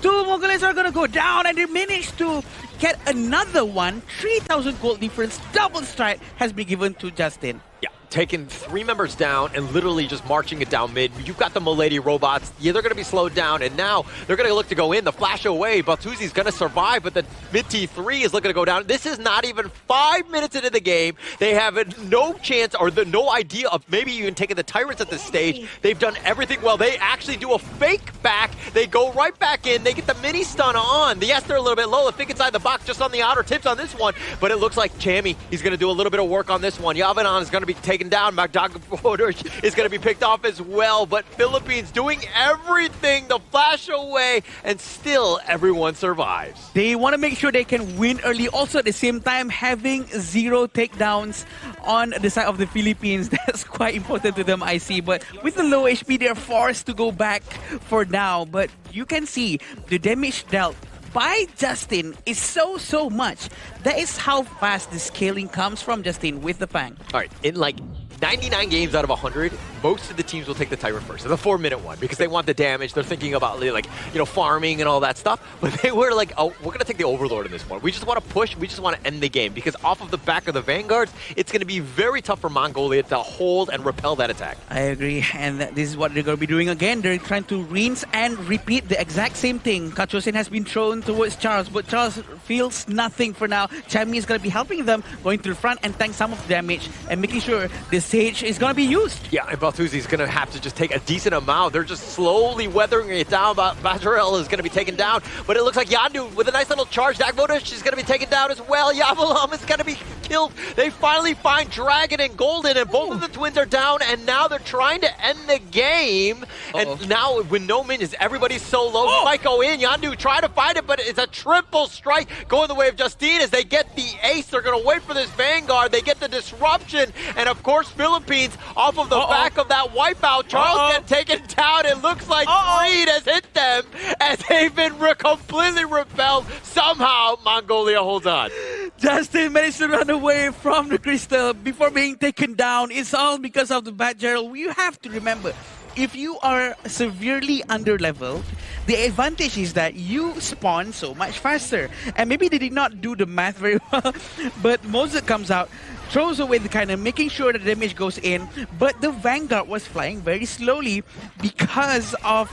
this is a very low-level Vanguard, right? This is below 10 minutes, so they don't have the Shadow Vanguard helping them. All right, so, I mean, they're still in a great spot, but, I mean, the fact that Mongolia were able to hold and to extend this game as much as possible, and now they're going to use the think inside the box, trying to go in, the Ghost Ship, locking him down, and probably in the wrong spot. Bagel is going to be taken down. He was kind of stuck on the wrong side of this, and now the top lane getting completely pushed here by the Philippines. Yeah, they're going to try to destroy the tier 3 tower as well. I'm not sure if there's anything Mongolia can do. The Kachosin has been thrown one more time. The minion is coming in, and the tower is going to melt very quickly, especially with Charles in front of the tower, disarming the tower non-stop. Yeah, constant pressure, right? All the lanes have just kind of been opened up at this point. Charles, what are you doing? You're almost fountain diving, but it doesn't really matter as the Philippines will take game number 1 in a hurry. 7 minutes, 39 seconds. Not quite the fastest, but might be the 3rd fastest. Congratulations, Philippines.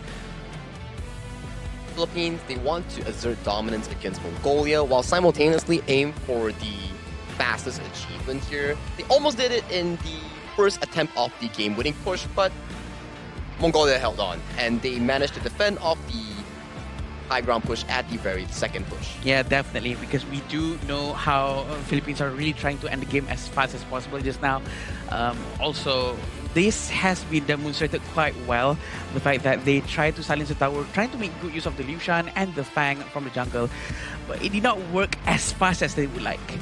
I mean, they tried. The attempt was there, and it just kind of came back to the minion waves, right? They went. If they had that one last push when they were all alive and they had 3 members, they would have been able to take it down, but unfortunately the wave wasn't there in time. Yeah, the wave just wasn't there in time, and the respawn coming in from Beggarol, he was using the Mozi to stop whoever who wanted to try and force for the end here, because the HP bar was blinking low coming in from Dragon, I think the Zhao, and also the last member was Charles, if I recall correctly. And they were all blinking low, and they had to force the retreat, which stopped Philippines' approach in trying to go for that fastest winning push. I mean, they tried, right? They tried. It was a good attempt. Obviously, it was very obvious with that draft of what they were trying to do. But if Mongolia was able to somehow hold on, repel some of those attacks, they might have had a chance, maybe? Yeah, they were trying to hold on, and maybe because of the underlevel thing, they managed to actually respawn a bit more quicker. If they have so much higher levels, they're gonna spawn quite late. But it works like that, and Moza actually managed to get a few heroes. But yeah, it's not enough. It's not enough for them to defend. I think you make a good point, right? As the game doesn't progress that far into the late game, in the earlier levels, you do respawn faster, which actually stopped Philippines from being able to end the game as fast as they imagined. But definitely, these sort of compositions are not what you would usually pick coming in from the Filipino lineup. I would say that this is more of a dangerous experiment. I mean, it's dangerous, it's risky, but I think that, you know, when it's piloted by experts like this, you're going to see these types of games, right? They're still able to close it out.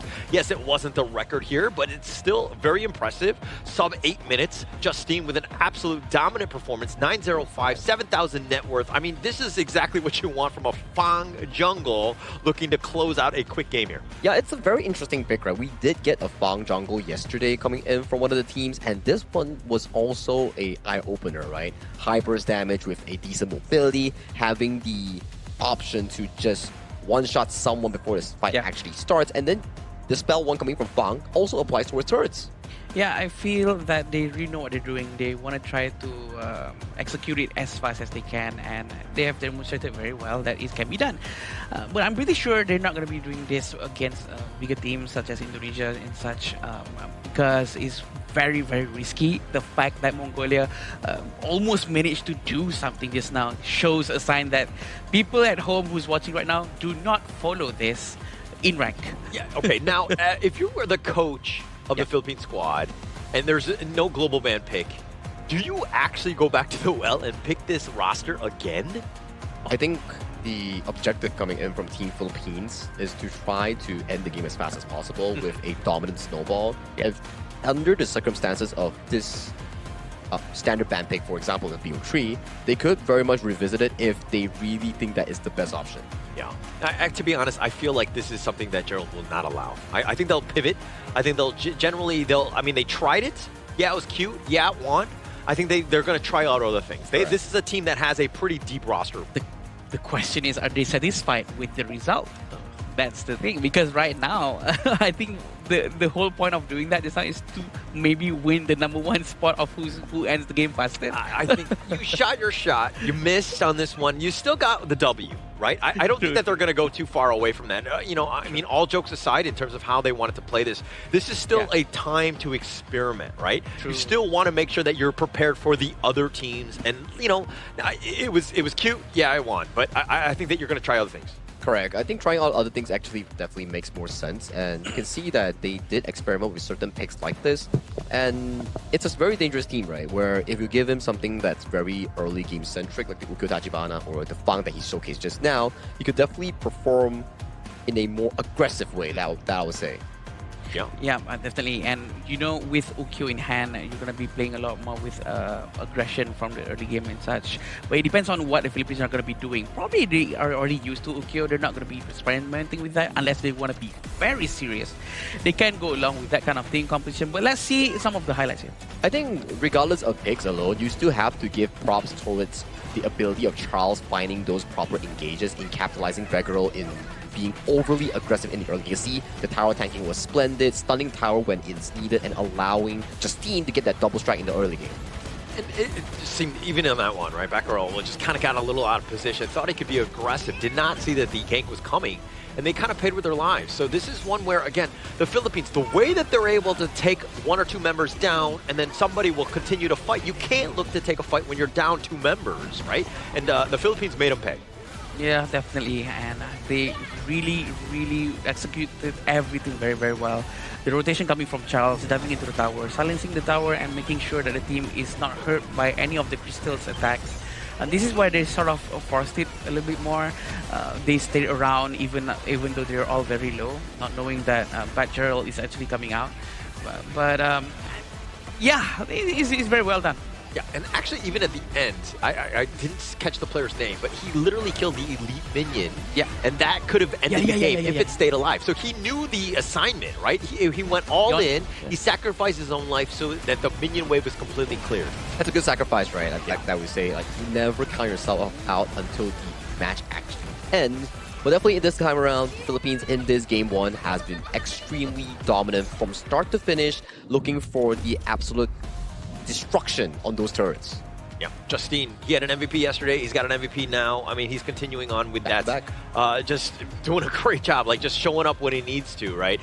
He has always been able to perform at the high level. Yeah, with the 905, 35.6% of damage, and damage taken is 20.3%. Also fairly high because the damage sharing that has been done between him and amongst the team, trying to tank the turrets down while having the Milady robots chewing down turrets per turrets. I think they're doing a great job with this. I'm very excited to see what they're going to come up with next.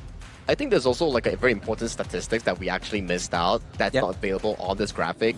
Turret damage. Right? I think the 5 heroes that were being drafted by the Filipino squad, every single one of them is targeted towards turret damage. So if we can get that little graphic to see like how much individually that they did, that's probably going to be an interesting one. Yeah, and also like the Charles disruption on the tower. Oh yeah, Leo Shan. That's really underrated in the sense of like how many shots, how much damage did he mitigate, right? And they were able to kind of consistently push because of that as well. So just again, the tower pushing lineup, just a great one here. I agree. Actually, I do feel that Liu Shan is actually a very underrated hero with his disruption, because especially in global ban pick situation, sometimes they are lacking roamers with tankiness and such. I think Liu Shan is a very good addition, and it has been demonstrated quite well by the Philippines. Yeah, and if you were to source back towards previous years of tournaments as well, IKL, there is a specific player that has always picked up Liu Shan. So that's always something that you can revisit into when you have the global ban pick. But since we're playing on the Asian Games version, we are on the standard ban pick for now.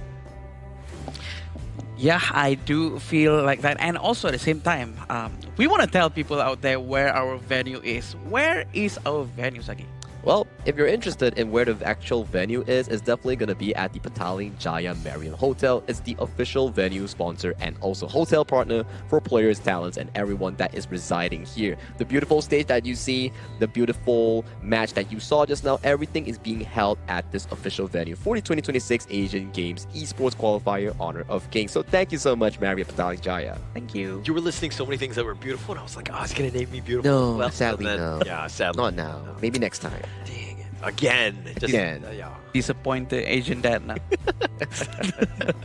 But again, we're gonna go into our stage right now. Let's see what are they doing up on the stage. Are they ready? Mongolian team seems like they are having a bit of a discussion over there, trying to make sure that they know what they're doing. They know how to maybe try to counter a little bit of the tactics that's gonna be coming from Philippines. Yeah, they're going back on towards the blue side here, trying to revisit some of the strategies that they have planned out in day 1 and currently day 2. So for them, I think the expectations right now is to try for Mongolia to stabilize that early game. Try to match blow for blow. At the very least, win out those skirmishes. Win out the skirmishes, win out a potential sort of gank. I think that that's going to be the biggest thing. Like, it's setting things up in the beginning. The first, 2 minutes, they got one pickoff. You went out of position one time, and they just did so much damage on the T1s that they were able to kind of just snowball and get this game out of control. Yeah, and we do know this team is going to be trying their very best to outperform Philippines at some point. And we do know that it's going to be a very hard game for sure, because Group A are filled with 2 of the best region available in the entire qualifiers. And having the other 2 teams waiting to fight against Mongolia as well, we want to see on how they fare against the Mongolian teams when you know how Mongolians have already go through in the region and Philippines. They do have a lot of experience at that point. Yeah, and coming into game 2 of the draft itself, we do see Mongolia banning out the Guan Yu and Kutachibana, some of these strong heroes that we've seen yesterday that has been piloted by Iqbal and also Neville coming in from Team Indonesia that could really work in the early game. And for Team Philippines, they have banned away the Dharma and Zhang Fei, some of the key engaged heroes being locked away from the Mongolian squad. So just taking away the team fight, right? And you know that Mongolia wants to fight. They've got the Mai here to set the tone in terms of just like overall early to mid game. You know that this is like a fire hero, right? It's going to be all over the place. It's going to be potentially a problem for you. And that looks like the Philippines are going to go with a little bit more stock standard. They're going to go with the Dahlia and then of course the Arlie here. Having the Dahlia in hand, we can expect heroes that can actually work with Dahlia is going to be big, such as June afterwards. But we still have to see what the Mongolian team is going to pick, because we already have Mai, a hero with a high mobility with burst damage coming from Mai Sharnui. They have to get someone who is tanky enough to tank the damage potentially coming from the Arlie. Oh, interesting enough that Mongolia also picked up the Liu Shan. And going back to your point that they need a front line, definitely Dun is one of the key picks that could really pair up this Dahlia. Or there's also another route they could visit to, which is the Yuhuan Dahlia that has had a pretty good performance, especially on day one, on the hands of Vietnamese mid laner. So the Marco Polo is very late game. The Mai is going to set up for a good early game. Hopefully you get a little bit of space. And now you've got the Liu Shan there, but the Shangguan looking to just play a little bit of a, excel in this mobility department. Is going to be a crazy one from the mid lane. Not only on the mobility part, but I'm also thinking about excelling those early game skirmishes here. Once the Dahlia hits level 4 alongside with the Shangguan, those final strokes are definitely going to be devastating here, because that's going to be a strong early game tool. Honestly, I was expecting for Dahlia to be focusing on a tanky hero such as Dune to use the Celestial Melody on, but the fact that they're picking with Shangguan right now and not waiting for the last 2 picks for the Shangguan to come up is a very risky move, and they're taking the risk. Now, the other 2 heroes that's going to be banned, for sure Dune is going to be taken out, which is very, very smart from the coach of Mongolian team.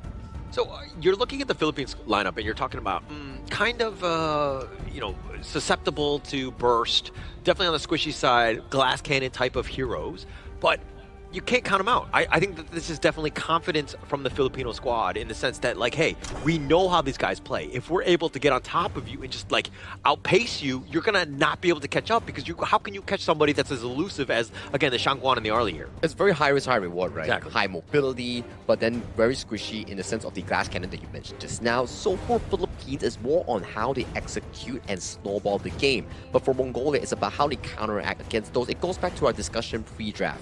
How do they survive these skirmishes? Can they match blow for blow against Philippines?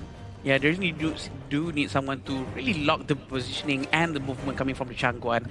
Now, Philippines are going with Musashi, which is very, very good hero to go up against Marco Polo and also Mai Sharnui, and to stop any potential healing that's going to be done from them. And also, they're going to go with Liu Bang, which is very good for Mongolian team. A little bit of shields, a little bit of support, just another way. I mean, you've got Liu Shan, Liu Bang, you're just taking all the Lius to kind of help out roster for this squad. But, I mean, I do think that you're looking to save the Marco Polo. Like the Mai, if he gets caught out with that dual death, you're going to have a problem. So the Liu Bang here, it makes a lot of sense in terms of just keeping, again, just people alive. I mean, I like it, right? Considering the fact that the Shangguan Dahlia or the Musashi Dahlia, the aim is to fight as much as possible. And the fact that this Liu Bang allows them for more global map presence, it's actually very helpful if they can actually find those quick saves that you mentioned about. But Team Philippines, they're bringing up another new pick towards the scene. Chami will be on hands of that Mulan. The Mulan is going to be very interesting. She has double formation or double modes, which is the heavy sword or the small dual knife. This is going to be very interesting for us to watch, because Mulan can really hold the lane on her own with the massive damage that she can do, and also the damage reduction coming from her second skill. A lot of different opportunities. This is the high-flying lineup from the Philippines. This is one where they can, like, you blink, you burst them down, you take over, you have a lot of opportunities. But again, we're talking about high risk? Yes, high risk for sure. Yep, going into the match right now between the two teams, who do we think is going to excel better? We can see how the Mongolian teams are using Liu Shan right now. Oh, as what Honor just said, taking all the Lius. can they actually pull it off with this hero? Because they need to execute it as well as what Philippines just did just now. Ooh, very early invasion coming from the Philippine side. Yeah, Dagvadorj taking a decent amount. Baccarel getting a little bit low. He needs to be careful. He's actually trying to flash away. Dagvadorj is low as well, but they're going to lose the Azure Golem as the smite happens. And first strike, Chammy coming out of left field, ensuring he gets that kill. Oh, there's still Yondu nearby. She missed her skill set just now, but still very aggressively going through the front of them because maybe he knows that there's damage output reduction being debuffed towards the Philippines once they entered the jungle side of the Mongolian teams. We can see on how they're trying to find Dagvadorj into the red buff. They're not going for their own buff. They're trying to steal every resources possible. So they know, like they haven't taken a single buff on their own side, and it looks like Justine will take that one with another one, but it looks like Dagvadorj is going to be taken down. Yondu is on the run. They're going to take Baccarel as well. The Resplendent Revolver, he's under the tower, the bottom T2, and the Philippines right now absolutely rolling. They are really steamrolling into this situation. 2,000 gold within 1 minute and 40 seconds. Justin has not touched a single resource from his own jungle, and he is going to start doing that right now. It's going to be a very interesting and hard game for Mongolian teams, definitely. Having Mulan at the clash lane is going to try to slash her way towards victory. Yeah, and the Philippines, again, just playing off of just like the way that he's able to go. And now Chammy doing a little bit of work, fighting 1 versus 2, almost gets to the pick, and here come the reinforcements, and they coming out angry as Yondu gets that one. That is a bit of an extension coming from the Philippine side for sure, and Chammy is not going to be doing that anymore, I hope. We do know on how Golden has cleared the bottom lane very quickly, and not surprisingly, Philippines are going to be raiding the buff once more. I mean, you got it on timer. Dagvadorj actually trying to go in, trying to defend on this one, but they've got the hits and shield, but it's not going to be enough. He's going to be taken down, and now the dash away Yondu on the run, not able to get away from Dragon as he gets the double strike. The final stroke is just so dangerous. Still waiting for the selection melody to be sent from Charles towards him, but still waiting for Chammy as well because he's going to be doing a rotation for the mid lane to the mid lane. And they're still going to try to take the Azure Golem over here, Crimson Golem. I mean, they're up 3K. It's just 3 minutes. This is a tough one if you're Mongolia, right? Yeah. Like, you got to slow the game in some fashion. It starts with the minion waves. Take them down as quickly as possible, clear it out, slow it down so that they have to be forced into, defending their own lanes as opposed to just invading your jungle here. Yes, and the choices have been made by the Mongolian teams. They are sending back Gerald to help the mid lane to do rotations better. Chammy one just managed to get elimination up top, but Tulsi also managed to go down, and Justin survived the fight just by in rank of time. Yeah, Baccarel just tried to go for Justine. Almost got the pick, but there's just too much mobility, no real way to chase. And Dagvadorj is going to be here, showing up on the Dragon. He's going to smite it, but he's going to take the healing dew, and he's going to shake off most of that. Oh, it seems like Dagvadorj have no way to go. He's going to be chased by Golden, and also the final stroke coming in. And Dodolia is the one who's going to get the final strike just now. We do know that the damage coming in from the Shangguan is very, very high. Very high indeed. Plus you're invincible during that time. Baccarel not even able to get away. The Philippines right now invading their jungle. They're claiming it as their own right here. Yeah, but Tulsi is going to have a bit of a hard time for sure. But he's trying to be saved by the Liu Bang.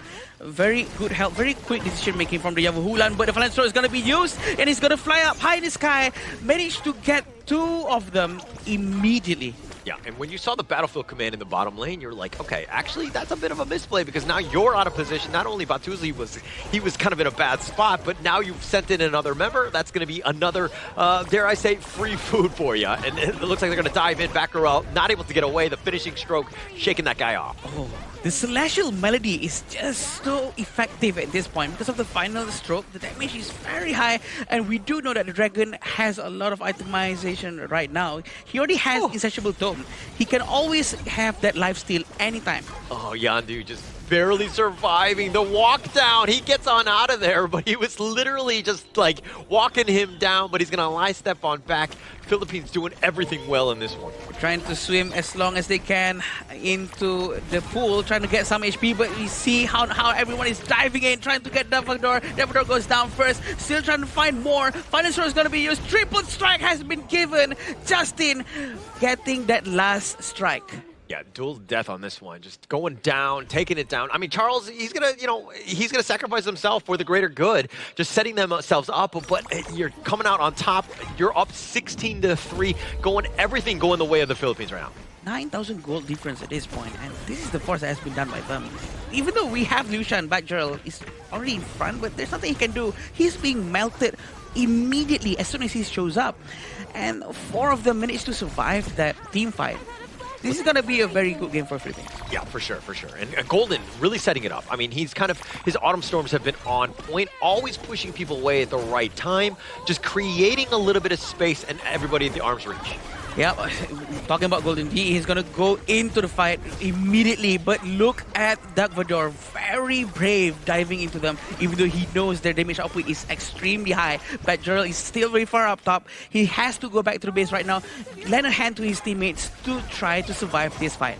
Yeah, now Duel Death catching out on 2. They found Dark Vador. She's going to be taken down. It looks like they're going to get another Yavahan. It's going to be taken as well. They've taken the T3 and are looking to go in. Baccaral, he's going to be done on this one, but Yondu is there as well. Can they somehow hold? They get the knockup, but Baccaral is going to be taken down. The Fever Barrage is not going to be enough, excuse me, as they take him down in the Crystal, and the Philippines just like that, 2-0.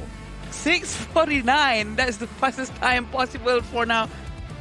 They came with a mission, definitely here. Clean 2-0 coming in from the Philippines here as they have found their prize here. They defeated Mongolia in, I would say, the fastest game possible at 6 minutes, 49 seconds. Just a really well-played game, I mean, by the Philippines. Able to weather the storm, like a couple, misplays here and there. Chammy was a little aggressive in the top lane at times, but they were able to find, just the right motions. And this is why when you're going up against an experienced team like the Philippines, you got to play flawlessly. You can't make any sort of mistakes because they're going to make you pay. Yeah, and they managed to pull it off.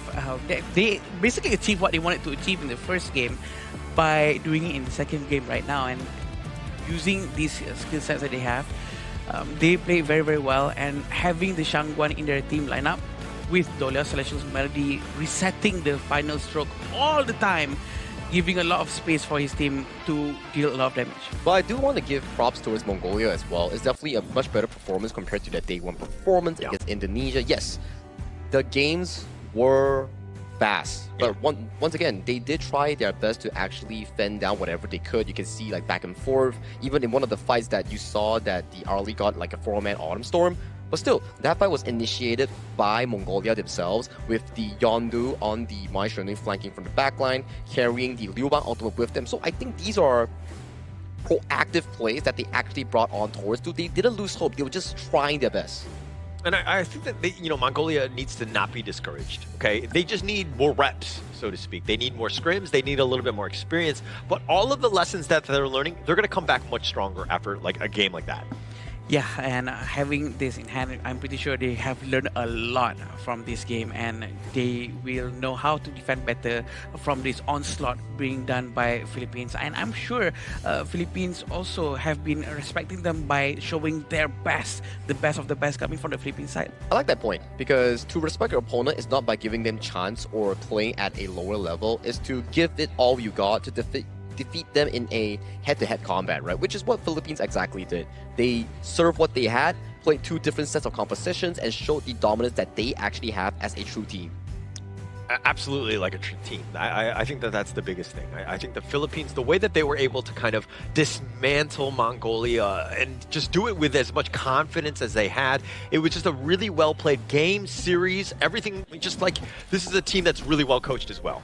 Yeah, and going into the item builds, we do have all of them having the same amount of gold coming in from the Philippines. No one is really standing out too much because they're all contributing the same amount of activity into the team fights. Having 9 eliminations coming in from Dragon is a very huge number. And 20 assists coming in from Charles as well on that Dolia. Here you can definitely see that the mid and roam coming in from Team Philippines are the anchor of the team. The Dolia Shangguan was played flawlessly in trying to pressure the side lanes coming in from Mongolia. Just to confirm, that was a 6 minutes and 50 seconds? Was that the fastest game? Yes, that was the fastest. So they did it without the tower pushing the lineup. Exactly. So this is very like this. They just need to play stock standard, right? And they're going to be able to just kind of dominate like they did in that one. I think this goes to the point where if you are a strong team, whatever you have already practiced out of the game and your general, I would say, mechanics, right? It all applies to different compositions here. It's not to say that the Team Philippines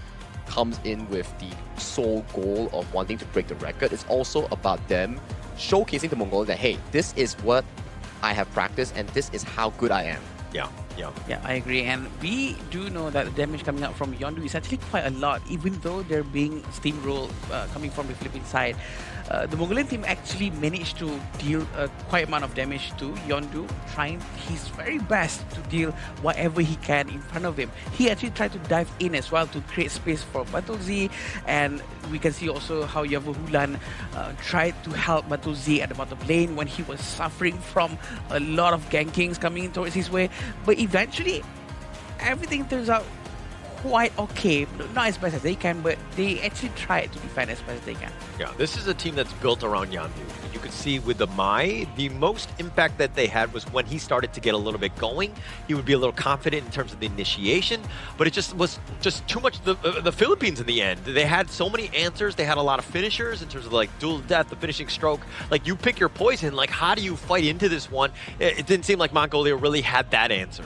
Yeah, it's really difficult when you are inexperienced and you are facing up against such a aggressive team composition here. So much early game pressure being generated coming in from both Dragon and also Charles on that Shangguan Dolia composition, which led to a very fast finish, 6 minutes 48 seconds, our fastest in this tournament, at the very least in this day 2. Yeah, and not to mention on how Musashi kept on stealing all the buffs, the Azure Golem, the Crimson Golem. Oh yeah. Keep rotating from not their own jungle, but on the enemy side of the jungle, which is extremely aggressive, and we rarely see that. Who does that going to the Azure Golem? And then usually people go back to their jungle, right? But they keep on doing that over and over again, and that really suffocated Mongolian very, very much. It didn't seem like they had enough answers in terms of just like the draft, like the heroes, like the Liu Shan. We didn't really see too much of a impact, right? Liu Bang would come in, but the battlefield command was just too late. It just seemed like there was a little bit of an execution issue in this. Yeah, I have to agree, especially in the early game, like what Adam actually pointed out. It's a straight up level and invade coming in from Team Philippines, from Azure towards the Crimson Golem here. This was an actually decent setup coming in from the side of Beggarel on the Liu Shan, but the follow-up just wasn't there coming in from Yondu, resulting in an easy pickup coming in from Team Philippines, and Chami was making light work here. But I like this play coming in from Mongolia. They capitalized on towards the over-aggression coming from Chami, getting some pretty proactive plays on towards them. They were just so aggressive, right? They were just like taking over the enemy jungle. Yeah, they tried to send a cavalry from the mid lane, trying to help Chami as fast as they can. For sure, Chami was really, really good in his lane and making sure that his teammates have no worries whatsoever from the side lane. And they actually managed to do so. They always stick together and always dive into towers. Yeah, just very, I would say, strong skirmish abilities here coming in from Team Philippines. I would say that aside from the Shangguan Dolia that we mentioned here, every single composition that they've played so far has been really well communicated here. Their team fight angles, how they initiate fights, those were just flawless coming from Team Philippines. I mean, even when that flank, that looked bad for the Philippines, but right? Golden with that Autumn Storm, it was perfect, pushing everyone back into the base where then everyone is, again, at arm's reach. You just, like, the way that they were able to dismantle any sort of gank attempt, the Philippines were on another level today. I agree. Golden actually managed to join and contribute everything. Even though Arlie during the early game is not so strong, but he still managed to contribute a lot amount of damage with the Maple Dance as well. And the MVP of this game will be going over to the hands of Philippines' very own Dragon Dajjal with a 9-0-7 KDA, 27.6% damage dealt, 20.4% damage taken, and 21% of the total gold. Keep in mind, this was only a sub 7-minute game, so these stats are actually pretty insane. Actually insane, right? And I think that with Dragon, we were kind of talking about the Shangguan as being like a high risk, high reward one. Well, you're rewarded here, right? I think that he was just on another level, isolating people, the finishing stroke always on the right guy because, again, he's by himself. Just really well played by Dragon, and he's a little bit more than okay, I would say. Okay. With the pose? But yeah, for sure, we do see that the Dolia has been picked very early on for the Philippine side. Honestly, I thought that they're going to go with Dun. They're going to go with something much more tankier for them to combo Dolia and the jungler, but they actually went with the Shangguan. Caught me off guard, for sure caught Mongolian off guard, and they pull it off very cleanly. It's all about the execution, and they execute it well. I hope I get to see more of Shangguan Dolia coming into the later days of our qualifiers here, because it's actually a very strong 1-2 combo that can actually pressure the side lanes here. Because in higher level games, once the Shangguan Dolia actually disappears from the map, the side lane will immediately retreat because you do not want to get ulted twice by a Shangguan.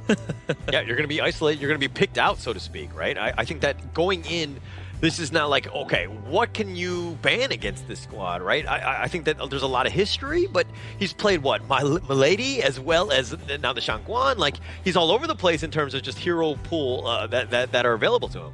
This is exactly what you were talking about the experiments that they're doing early on this stage. This is where they can try this and try that. I think that's what exactly they're doing. Even though supposedly they could have taken Liang to stop the Shangguan early on, but they did not take the hero. This is about draft, not the game behind. But yeah, I think execution also takes a very high level to actually stop the Shangguan. But I'm also interested to see what the Team Filipino representatives actually have to say with Mara to better figure out their thought process from last game. So Mara, if you may. And that was a quick game by Team Philippines. Congratulations, thank you. Dragon. You know what we noticed? It seems like Team Philippines was determined to end the game as quickly as possible. You had aggressive tempo. You were really pushing it into the enemy territory. Was that part of the game plan, or did the opportunity just present itself? Actually, before the game starts, we talk about it. Me and my team that we want to break the record because we are challenged by other teams to end the game faster. And you did, setting the record right now at such a fast 6 minutes and 48 seconds. How happy are you with that? Not really, because it's not the end yet. Oh, so you're not being complacent yet? Yes. All right. But you know what? What we also noticed is that you guys were picking heroes that we don't normally see you use. The fans for sure are really surprised, yet you were able to play them comfortably and seamlessly. In game number 1, we saw that. In game number 2, we saw Shangguan and Mulan. This is something that we've never seen you guys use. Do you think that this reveals another side of the team's identity? Yes, because we want to show everyone that any Philippines team that can adapt the meta, especially the non-meta heroes. We want to show them that every heroes in HOK is playable. And you adapted very well, for sure. In the Philippines, they're going, wow, 6 minutes, 48 seconds. We see heroes that you guys don't normally use, and you're giving them hope with your performance. What would you like to say to everybody and to the rest of the world that's watching? Thank you for supporting the teams in Asian Games, especially Philippines team. Keep supporting us because we want to show more heroes. And we're looking forward to that with everything that you have to show. Do you think you can break your own record of 6 minutes and 48 seconds? Let us see. And we're going to see that. And now we're going to see what the casters have to say about that. So we're going to go back to the casters. Lead the gorge. Thank you, Mara. I guess our answers and questions were answered well by the Team Philippines themselves. They asked like, okay, why do you pick that? Because we want to show our diverse hero pool and how we're able to actually showcase that we can actually master and perform on these heroes. Per se, that we never got to see Shangguan, we never really got to see the Milady, and the Dolia, for example, played to a fruition. So they showed us, and they actually got very good results against the game in Mongolia. And this is why it's so great. I mean, even if you're going up against a squad where you might want to test things out, right? Like, it doesn't hurt you. I think in the end, it's about making sure that you have those heroes available to you. Now, other teams that are waiting in the wings that have still yet to play Philippines, do they have to worry about the Milady? True. The Shangguan? Like, there's a potential, these hero pocket picks that might be coming out. I think it's very important for them as well, for them to hide their best of the best tactics available for them. which is also why it is sort of fine and okay for them to do experiments right now, to also hide, especially from Indonesia, right? Because they want to make sure that they get the highest standing possible inside their group. I mean, not to say that we are actually predicting the final outcome coming in from Group A, but definitely if there is an opponent coming in from Indonesia or Philippines, it's both of them each other. Yeah. And like you drew it out, right? Somehow, I don't know how you did it so that Indonesia and the Philippines are in the same group again. But the rivalry will continue on. I think that those two, regions have been a lot of fun to watch. And going even into this one, where again, like this is what we wanted to see. Like some of the best teams going in the same group. Who's going to come out on this best of three? That's later on, of course. It is very unfortunate for these two regions, actually, because in many other tournaments as well, they get thrown into the same group so many times. And I feel that it's a destiny. They're destined to actually meet each other so early on. And going into the playoffs, for sure, they will meet again. It's their fateful encounter, right? Talking about fateful encounters here, we will definitely have to cover up with the upcoming match, which will be introducing Team India and the first game that Team Kazakhstan will be playing in this upcoming match for. Because this is definitely something to stir up in Group C. So far, Group C, we only had one series yesterday, which was Vietnam beating India in a 2-0 fashion. Yeah, and I think that India will be able to bounce back. I think that this is definitely a group that is really up in the air. Who has the advantage? Not entirely sure, but I think that India, they lost 0-2 to Vietnam, but there were glimpses and flashes of brilliance where this is a squad that, again, should be respected in Group C. Yeah, we do know that they have a very high adaptability and improvising within the gameplay itself, and I am pretty sure that India is going to be doing very well. But Kazakhstan has this mysterious gameplay for sure. Maybe they're hiding some of the tactics towards playing against India later. But I know for a fact that both teams will be playing really well because they are backed up with one of the best devices here available, which is the iQOO 15R, the official tournament phone coming here for the 2026 Asian Games eSport qualifiers for Honor of Kings. If you're into a very good phone and a budget-friendly price, do check out iQOO 15R. 120 hertz and very good cooling system. I think it's something that you will like a lot because that's what the players are using up on the stage, and you might want to try out how does it feel like to playing a device that the pro players are using. Yeah, and I think that going into this one, especially when we have like long days, 5 best of 3s, they're going to need something that's going to be able to survive the day. So something to take note of here. But as we go into India, Kazakhstan, I think that this is going to be a great series ahead of us. Yeah, definitely going to be a great series here. Probably going to be a very close one, especially we have no real data on how Kazakhstan actually plays. But before we bring you the action here coming in for both teams, let's bring it to a short break.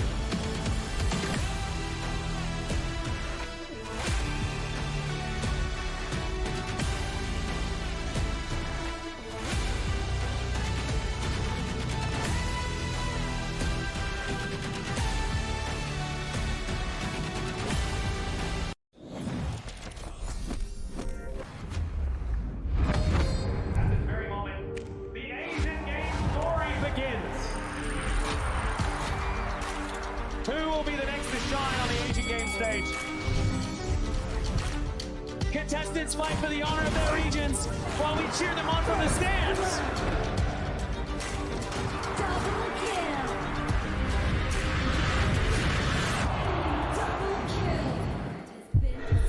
This is a challenge, but it is also an opportunity. The tide is turned.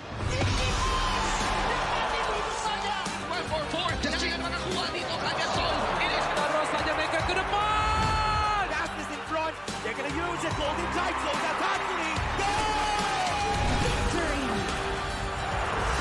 and we pulled it off together. We share the same voice, the same radiance. This moment of brilliance belongs to all of us. Together, we shine.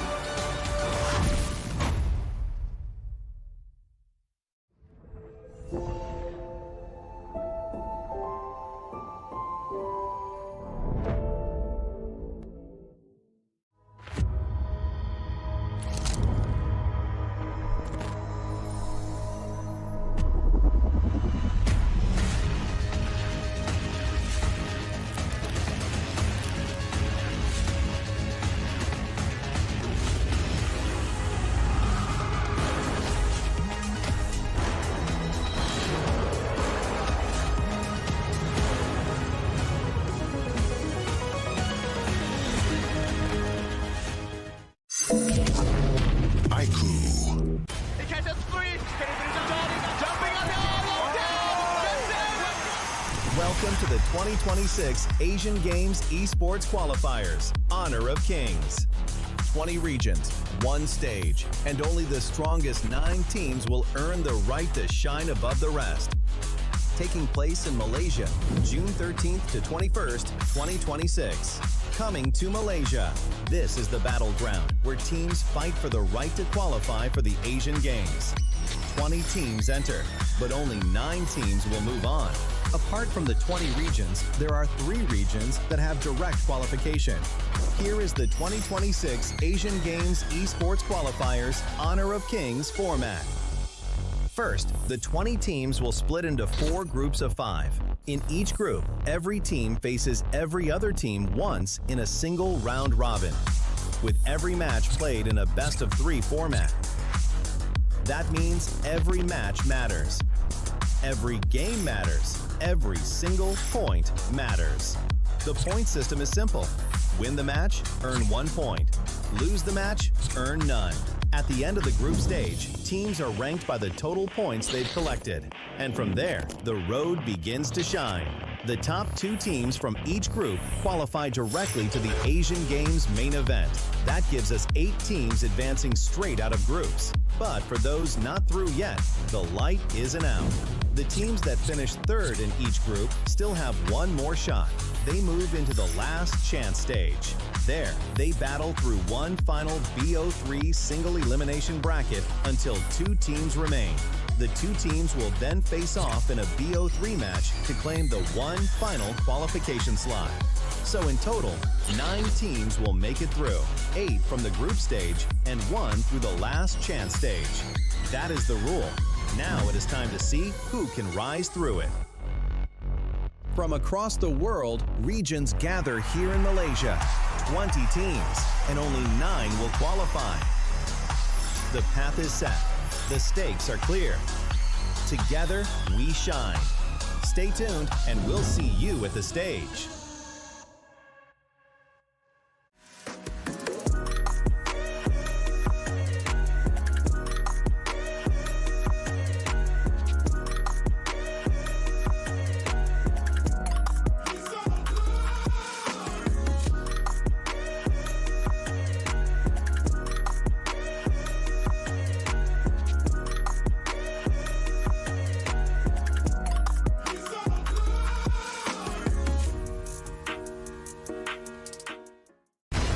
Ultimate not ready yet.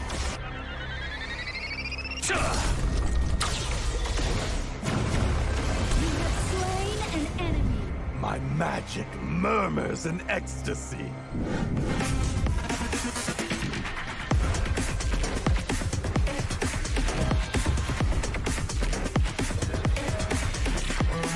Amazing! There is no escape for you.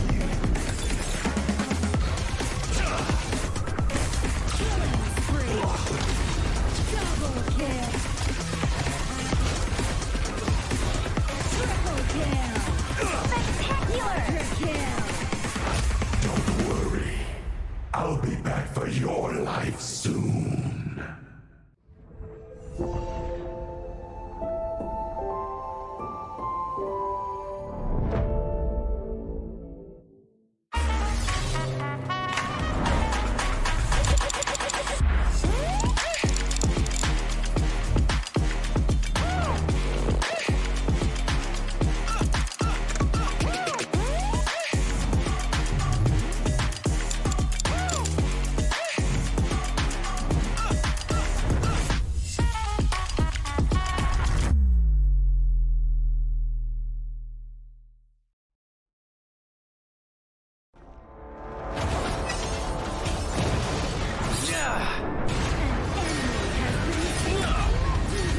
Double kill. Shall I compare thee to a summer's day? Don't engage. Don't crush us like insects. Defend our base. Our high ground tower under attack. Amazing. Unbelievable. Ah, the fragrance of romance.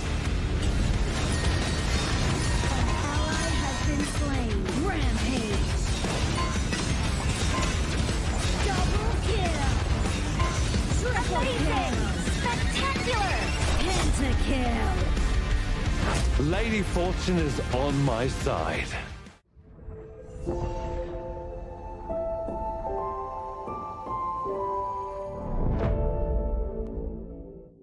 Itu kontra kita. Relax, bro. Phone aku! Jom kemari. Mountain Dew! Angkatkan kegemaran! Kau boleh! Kat mana pula ni? Water Trust! Kasih boost! Adventure! Dapat pun! Steady, bro! Rasakan kekuatan gengmu!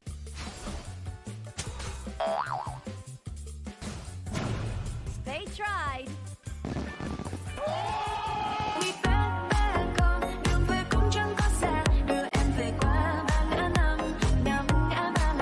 The new Spritling skill, Dig It, is a passive skill, which will automatically trigger at fixed times each match, up to a maximum of 10 times. The skill grants guaranteed standard rewards like gold, XP, shield, health recovery, and more. There's also a small chance to uncover mysterious grand prize effects during the match. Dig It may also produce tradable high-value treasures. Detailed information about acquired treasures will be shown after the match ends. Each treasure has its own rarity and storage size, and obtained treasures will be automatically stored in your warehouse. If you want more high-quality treasures, make good use of the Treasure Fusion feature. You can also copy and share your code so friends can help speed things up. Treasures in your warehouse can be sold for event currency, which can be used to redeem skins, items, and other rewards on the event page. You'll even have a chance to win physical prizes like smartphones and cash. You can also spend event currency to bid on high-value rewards. The auction uses a hidden bidding system, where you can submit 2 bids for the same reward. The highest bidder wins, giving you even more ways to obtain rewards.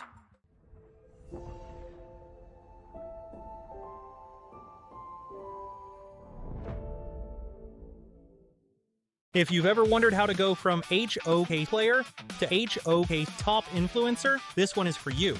HOK welcomes all creators. First things first.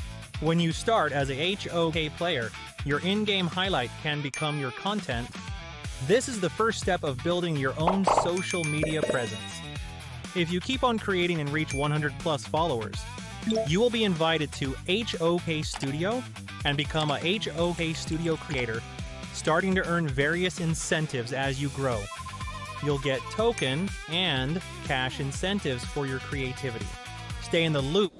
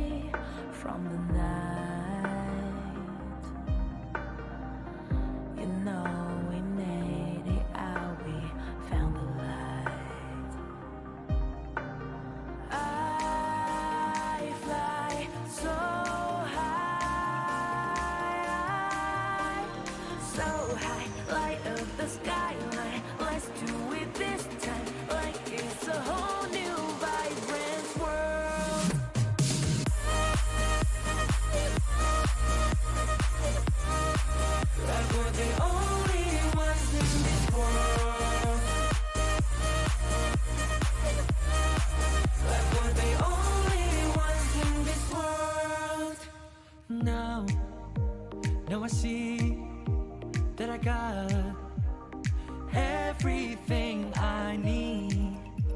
It's alright, I'm on fire.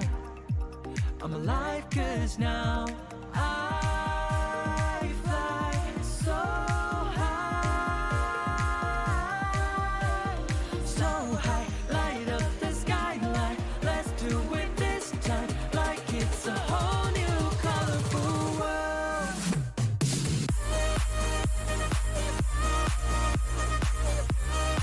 Like we're the only ones in this world.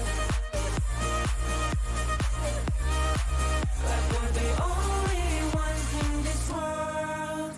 Never thought we'd get this far, burning like the stars. How we get this far? Like we're the only ones in this world.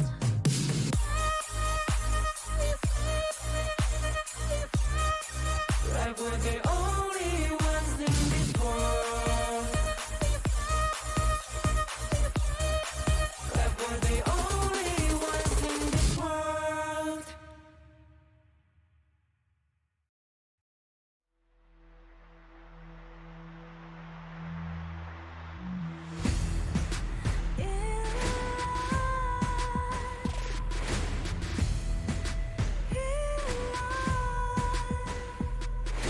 What's a life without its worth? Compromising with what hurts inside, inside. When you let fear decide your fate, you don't choose which path to take in life. In life, I'm finally letting go of everything that still holds me. I'm against all odds, but I won't give up 'cause it's my time to shine. Standing in the spotlight, can no one let me down. Destiny is calling high. I'm not afraid to fight for everything I love. Victory's in my sight.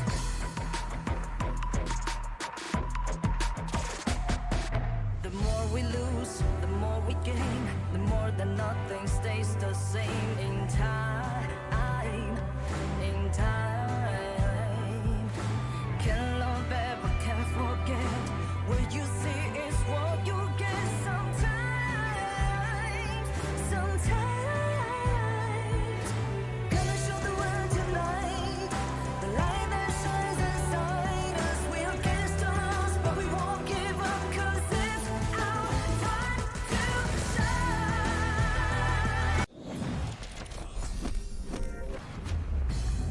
Hope you didn't have to wait for so long because we are back once again for day 2 of the 2026 Asian Games eSport qualifiers for Honor of Kings. The name is Sagi here, your desk host for today, and with me are the casters of your voice in the game. It's gonna be Adam and also Holler. Welcome back to the English broadcast, and what do we have for this match number 4? Yeah, I think that we have a team that has done well, at least from India, right? This is the roster from Revenant Esports. They're kind of coming in. They had some expectations. Yeah. Unfortunately, they fell to Vietnam 0-2. Yeah. So this is a roster that we're like, there's a lot of positives out of this one. But they're going up against Kazakhstan, which we don't really know as much. Yeah, well, against Vietnam, it's going to be very hard, right? Because they have a lot of experience prior to this. True. But against Kazakhstan, they might have an equal level chance, but also they might be even better because they're very quick in adapting. Again, like I said just now, in ranked match, I met one of their streamers. They're insanely good. Very, very good. And in a very short period of time, they managed to get to that level. That is something to be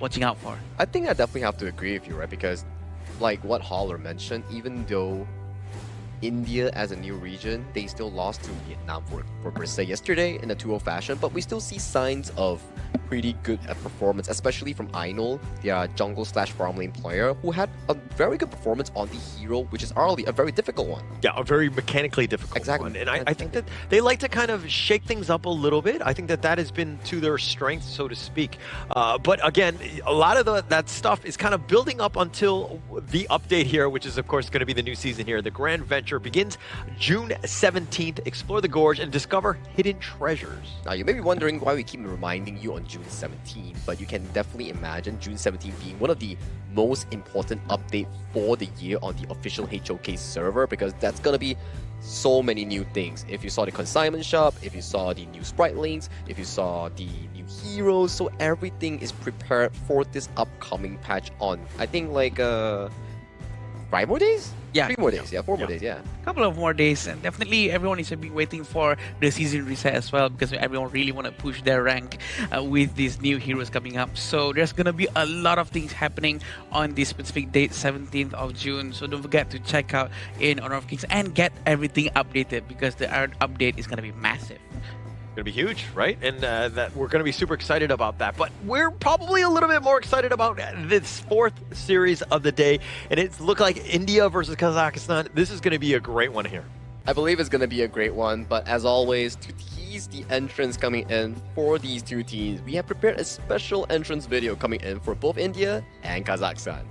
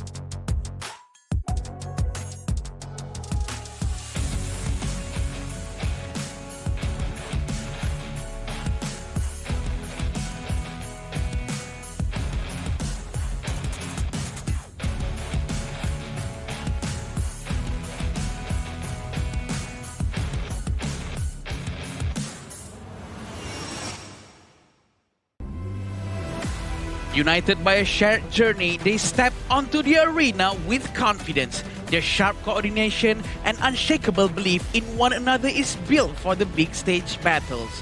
A region rising, a team ready to answer the call. Please welcome India!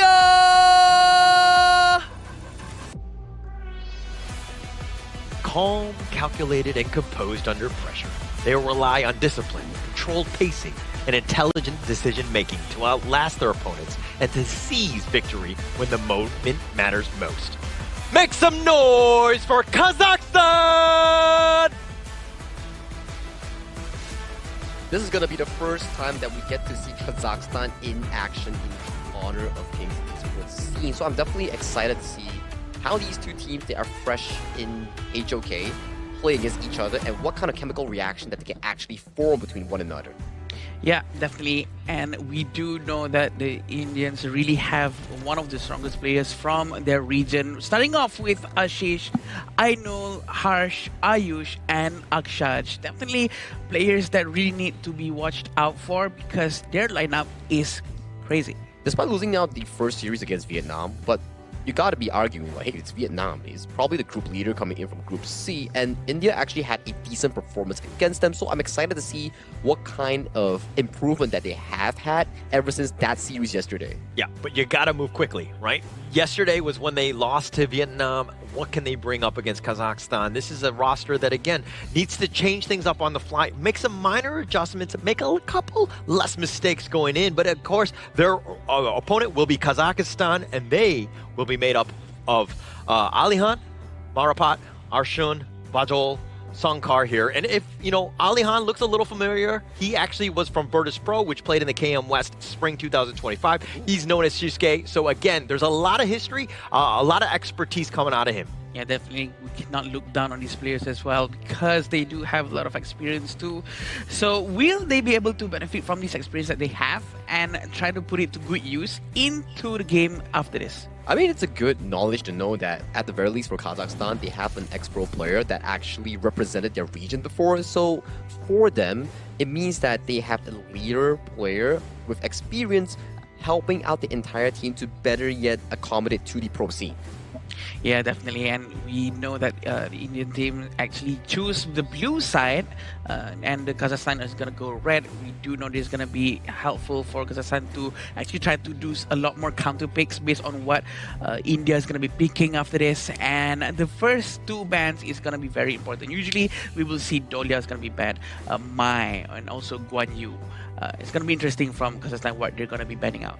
Yeah, I think that that's going to really set the pace, right? We've seen this time and time again where a lot of the teams, where do they want to go? Blue side or red side? I think that overall the red side has had a little bit more success because of the counter-picking nature. It just gives you a little bit of an edge. Well, since they have already selected the blue side coming in from Team India here, walk me through what has been some of the more popular blue side first picks here so far. I think from what we've seen today, there has been a lot of Guan Yu picks as the first one, and also maybe some Ukyos. This is because that team really specifically love using that because the jungler is so able to carry the entire team. And that makes sense because they are very confident with their player. Well, coming into the first pick and ban phase between India and Kazakhstan here, we do see Mai Shunui early being locked away, and that's the Guan Yu that you mentioned here alongside with the Dolia here. I like the Yu Huan here being picked up by Team India. They definitely are learning a thing or two coming in against their match from Vietnam. Yeah, and that was, I like it how you're referring that to that series because it was almost like trauma in the way because Ling Van from that mid lane was able to just absolutely dominate on the Yuan here. He's just done such a great job that he's actually influenced the India squad to pick it up themselves. Or maybe inspired. The fact that they're trying out Yu Huan right now, probably going to be good if they can actually execute as well as what Vietnam did. Chano and Zhang Fei is going to be a very good pick as well because we've seen a lot of Zhang Fei has been picked. The win rate is still very high for this hero. Having Chano to secure the late game is actually quite good. Yeah, it's a very comfortable 1-2 pick here. I would say arguably one of the best 1-2s here, considering the fact that heroes like the Guan Yu has been removed from the pool. So if you do give Bajrol enough time to scale on that channel, that could be a very, very late game monster here. But coming to the side of India's draft here, since this Yu Huan has been picked and a Lianpo has been picked, likely Harsh will be on hands on that Yu Huan later on in the mid lane. Yeah, makes a little bit of sense right there, right? I think that setting it up from that mid lane, I think that you're able to kind of, again, just soften up the enemy team, and then you have that sustain to kind of outget them. So the other side, you're kind of looking at is like, okay, we need itemized, we need venomous staff, we need some way to, again, just limit the healing that he brings because he just has so much sustain. I agree. Itemization is very important going up against Yu Huan especially. So they need to reduce that healing coming from Yu Huan. They need to apply Imperil effect.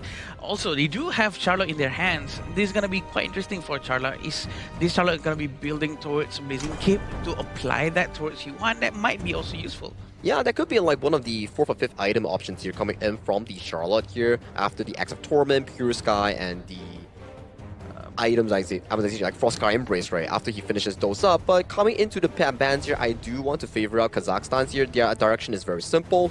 Ban away any form of direct engage that could harm Bajrol in the backline.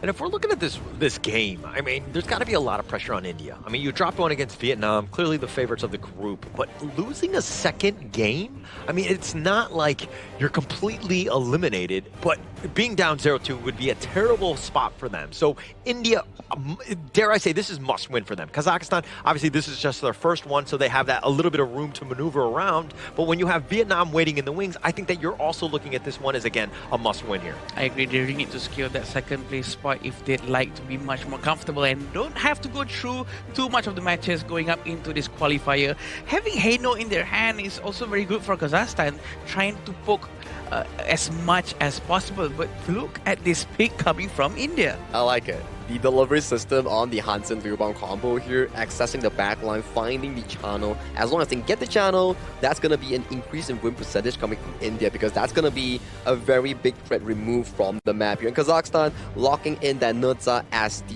jungler here coming in for the final pick. And this Nutza has not been revamped yet as we are referencing towards the Season 13 patch here. A little bit of a different Neza in that sense, but still ways to kind of, you know, be a little bit mobile, be that guy that you want to kind of get to the potential back line because, you know, if you're looking at the Hanshin, the Liu Bang, I mean, that delivery service, tough nut to crack, so to speak. Yeah, Hanshin and Liu Bang is a very good surprise pick as well. The fact that they have Lianpo is going to be using Tribal Smash, diving towards the back line of Kazakhstan. I'm pretty sure Liu Bang is going to be jumping onto him. This is going to be a super important match, as Holler stated here. India, one more step, they can equalize this series. Or will Kazakhstan find their first win here coming in their first match ever in 2026 Asian Games qualifier? Thank you so much, Saki. As we go into this one, the fourth series of the day, the first game, of course, we're going to be into this one. India, Kazakhstan, both of these squads. I mean, this has got to be for everything. It's going to be a lot of aggressiveness to ensure that they make the statement in game one. Yep, it's very important at this point of the stage because they really need to secure as much points as possible. Sunkar doing a very early opening vision up to the front. We still have Akshaj in front trying to help out with Erin down below. Yeah, and now if you're looking at the bottom lane, Bakshol, of course, as well as Sunkar, like these are guys that kind of need to solidify the bottom lane, right? Harsh is going to be annoying. He's going to be looking to rotate. And again, it's about this Firehawk. The first time, who's going to get that slight advantage as they go into this game? Seems like it's going to be given to Ayush. Very accurate timing from the first kill that she just used right there. But also still having Akshaj right in front, trying to help them steal the jungle again. It's all about the resource gameplay at this point. At the same time, we're still waiting for Aino, who's using Hanshin, trying to do fast rotations, or are they going to try to take the Charlotte down? It seems like they're not. I think whenever we see the Hanshin, especially on the global stage, Rock comes to mind because he definitely mains this hero when he's given that opportunity. He does a great job with it, but generally his playstyle is to be completely off the map, just constantly farm, get to the Super Saiyan mode where you're able to just take down everybody, and but it's usually mid to late game when he kind of comes online.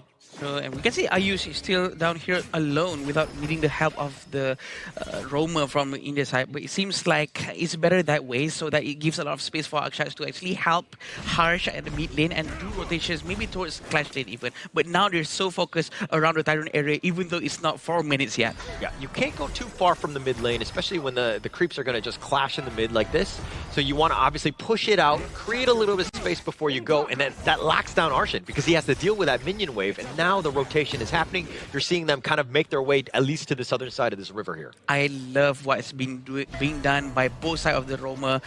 Both of them are very aggressively checking each other out, checking where are they rotating towards to, so that the team have a preemptive idea of where they have to go after clearing their lanes. Yeah, and taking things away, being aggressive, contesting, right? Making things a little uncomfortable where not everything is free. That's kind of what you want to do. And in the fight in the mid lane, they're doing a little bit of work on this one. He's deciding to go on in, does a little bit of work, but with Fate Rewind just negating most of this. Unkar needs to be careful. The Tremor Smash is real, though, as two men get there, and Arshin is just going to scepter them away.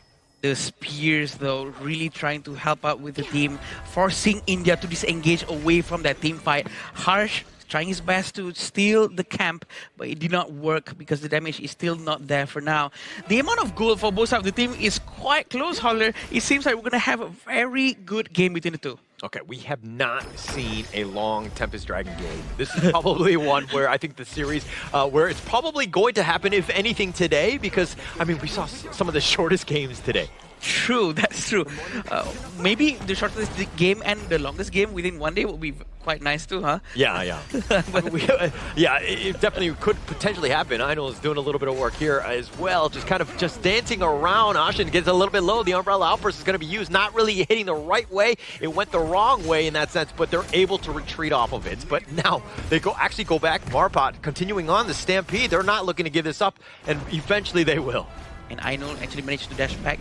Maybe he was trying to aim for Aino, but Umbrella was actually missed because Aino was so quick with the dashes that he has. And it seems like both sides of the team are going to try to prepare for the Tyrant right now. The Tyrant is still untouched, but it seems like Marapa is trying to settle down with his Azure Golem first. Yeah, the Spike Tail before anything else. The Tyrant could be started, but look at Aino. He's definitely waiting in the wings. He wants it to go a little bit lower before he potentially goes in. Tyrant is like, who dares wake me up? Who dares come here? 3 people are still down here. They're not going to try to force the Tyrant just yet. I know he's still going to be quite busy trying to clear the minion in the mid lane, but it seems like Ayu is going to go all out trying to destroy this tower as fast as he can. That's a lot of damage. It's already a half life. I mean, chipping away, you know, I mean, essentially for free, getting on out, no punishment was had, and now Kazakhstan, they're going to start the Tyrant here. Very interesting. Arshin has already bought the Holy Grail, so he's going to be having a lot of mana, and he's going to be able to spam a lot of his skill set. Is this going to be stolen? No, it's not, because Akshash is not holding any smite. Yeah, Marapet did have the smite ready on standby, so that's a huge win for them. I mean, this net worth, it's just going to eventually rise up because of the damage buff, right? That's the biggest piece when you're able to farm a little bit more. But Arshin getting a little bit low, the Fate Rewind, he's playing with my heart as he eventually gets back to safety. Yeah, you're going to get a lot of that with Arshin because his Fate Rewind is always online. Having that Holy Grail, he's going to be able to use that ultimate quite a lot with the 20% cooldown reduction.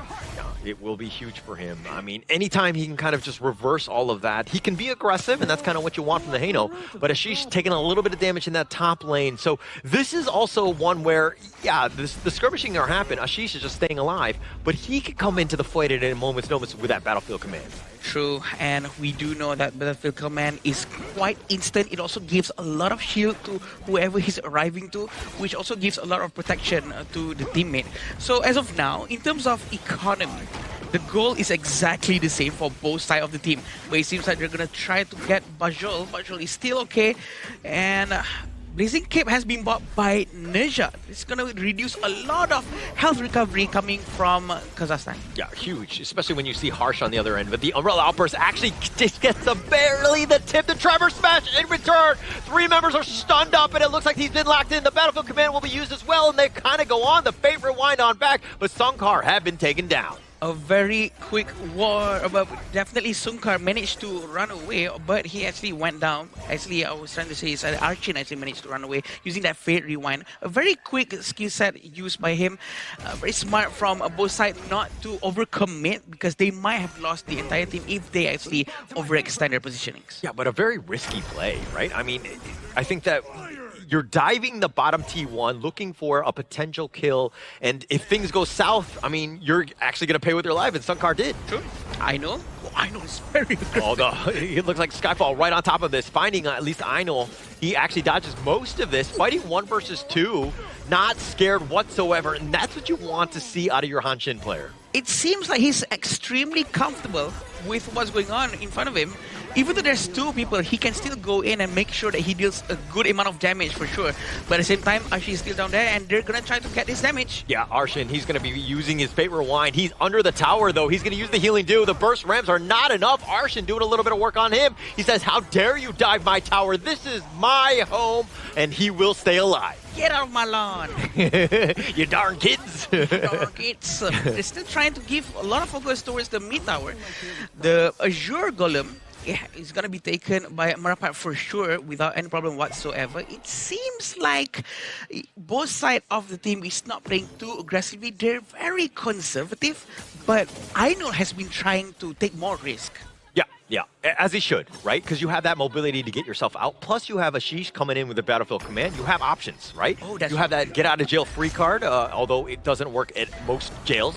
Some jails, if you will. But it looks like Arshin doing a little bit of work here. They're going to skirmish here. The Umbrella Outburst is going to do some work. The Fate Rewind on back. And Ainul's going to be picked off. And Akshash is getting a little bit low. He's getting sceptered down. He's getting whittled. And he does fall in the end. Sunkar, he too will walk away. A very good team fight coming up from the Kazakhstan. They do have lesser gold though, but they still managed to pull this off very, very well. Coming from Sunkar with the Unbridled Outburst, I feel like it's the timing that he chose to use that is very good. Yeah, and it's one where you're trying to bait out Arshin's Fate Rewind. He barely gets away. He will recall on back, but it's one where if you don't have enough burst, he's just going to heal everything up. So you got to get out of there. So like when you're going in, it's like a little bit of tit and tat, so to speak, of poking, but they're going in with that Skyfall. Marpet is on the run, and yet another kill goes the way of Kazakhstan. A little bit late with the unending sorrow. He could have healed Ayush just now, but he was quite confident that they could survive. But then again, Bajol came in jumping with the channel, managing that damage, which is quite a lot from the early game. Yeah, Harsh is like, I'm only using the unending sorrow to save myself. Like, you're on your own, man. But a little harsh, if you will. That joke? No? Okay. A little harsh. A little harsh, L. Okay. All right, but the bottom lane, Harsh going down. I guess he should have healed his buddy before he spent it, but he too will fall. And it looks like Kazakhstan are finally finding their groove, putting that pressure on, up about 1K, doing everything right thus far. Well, we can really hear the voices of the players shouting out on the stage, trying to call the comms. Oh, they're looking to go. The burst ram, the tremor smash is going to do a little bit of work. The return fire, the umbrella outburst. Can they get anything? The battlefield command is also going to be committed, but it looks like they're just going to retreat off of that. They lost the T1 mid, though. An insane amount of damage coming from them. With the umbrella outburst, they managed to disengage, but they still lose one hero. But no problems to them. They're gonna try to get the Tyrant at this point. But it seems like I know he's very aggressive, trying to check through the front line. Is he gonna lose this Tyrant? Yeah, nothing for free, but Aino takes that one out. You've got the smite, you've got that advantage. When you had that man advantage, you need to ensure you take a big neutral, and India did. They definitely got rewarded for that. A very good spear coming from Arshin. Arshin is still right in front, but we can see Charlotte is still trying to get the damage. Aino is going to be smashed. Yeah, the Skyfall going in. Aino, though, he's going to dodge most of this. The Battlefield Command on top of him as he gets on out. Aino with those dashes. Really smart play by using that Battlefield Command to just springboard him on out. Also providing extra security in case something happens to him. A very nice spear has been thrown away. Remember, the more stacks that you put onto different units, it's going to stack onto the hero if it passes through towards that specific hero. So it's going to be very dangerous for anyone who's going to be facing Heno right in front of them. Sunkar is going to be helping his teammate, trying to get the Crimson Golem, no problem. Oh, they're going to chase. Ayush not able to get away. Voxel making sure he gets, pays with his life for even trying to walk on out. Kazakhstan with a man advantage. Now they're going to put pressure on this mid T2. Kazakhstan finding opportunities to, again, take control of this game. But this is very interesting on how Ainul is very busy up top. He's really trying to get a lot of objectives on his own, and Ali Khan has been forced to be sent back, reducing the resources of Kazakhstan to 4 heroes only in front because of the work of Ainul. Yeah, so when we saw the earlier games in this series, we kind of saw just how teams were able to win close games out. This is a way also to play a losing game. True. I know they're able to just constantly push, putting that and taking down that top T2. Very smart. That's how you want to take advantage of that space. I think it's a very good decision, but it seems like they're trying to get 1 damage here, but it's not enough towards Arshin. I feel that it's a very smart decision making by them because they do know they cannot win team fights, so they send him to the side lanes instead. Yeah, and that's what you need, right? Even with Ayush down, it's like, okay, I know, all right, fine, I'll just take the top lane. And somebody has to rotate, somebody has to deal with that, so you've got the man advantage, and now they find Ashish, he gets on the Battlefield Command, but at what cost? They're going to continue the chase. It's on into the brush, if you will. Voxel doing some work. The Umbrella Outburst only connecting onto 1 with that Stampede. Here comes the Skyfall, but he's not going to hit anything. The Favor Wine is going to reverse most of this, but the Tremor Smash is real by Akshaj, but they're not able to find anything else. They've got the Vanguards. They're going to take the bottom T2. A very good Tremor Smash coming from Akshaj, managing them to disengage very cleanly away, or else his teammates might have went down very quickly right there. Very good team play from India as well, but Kazakhstan is really steamrolling, trying to get the tier 2 towers from all lanes possible. I love the way that they're moving, right? They're moving together, and they're moving with purpose, and they're fighting 1 versus 2. I know, just doing a little bit of work. Finally takes down Arshin. He says, how you'll come back from that one, my friend. Marapat managed to run away. Ali Khan is still in the vicinity, but they still have to manage their lanes right now. All the Vanguards are in front of their house. They need to destroy these dragons quickly so that they can continue farming their own resources. 1,000 gold difference, even though so many towers have been destroyed by Kazakhstan. Yeah, and I mean, it kind of started with just like, I would say, Arshil, like just how he's able to, Arshin, excuse me, just able to constantly push. And here comes the Battlefield Command onto 2. Voxel is going to be taken down. Ainul doing a little bit of work on the side. He's going to be chased on here. The Umbrella Outburst, everything being thrown at him as he's finally shut down. Is that a waste or not? That is the question. They're still trying to chase 1 person, but the tower is going to be the main objective for India. Charlo is still fighting. Ali Khan is trying to chase Ashish. Ashish is going to go down. Yeah, they find him on the side. They actually were able to isolate him. They got the one-on-one. It was a little too low for this one, and now they're on the run. They're going to be chased. They get knocked up. Can they get any more? Akshaj is not really the target, but I think they might well go on top of him. But the burst ram, he barely gets on out. Ooh, that was close. Might as well try to get Akshaj, but he still managed to run away with a lot of amount of dash coming from the Liampo. I still feel that India is still on the right track. They're still trying their best, and I'm pretty sure that the damage output from them is enough if they actually join the team fight properly and accordingly in sequence, or else it's going to be quite problematic when they keep on getting captured one by one. Yeah, the Tyrant here going to be picked up here. But to your point, India's still in this one. They are, you know, like far from losing this one because the net worth is very close. The only thing is that they're down towers. That mid T1 is a bit of a problem for India. They need to get some sort of team fight win before they start taking them down. Yeah, we can see on how Marapat is still behind in the mid lane. He's scanning everyone using his ultimate. He's still waiting for the moment because Skyfall is going to be used to fly in to in the right moment, especially because he needs to join the team fight very soon.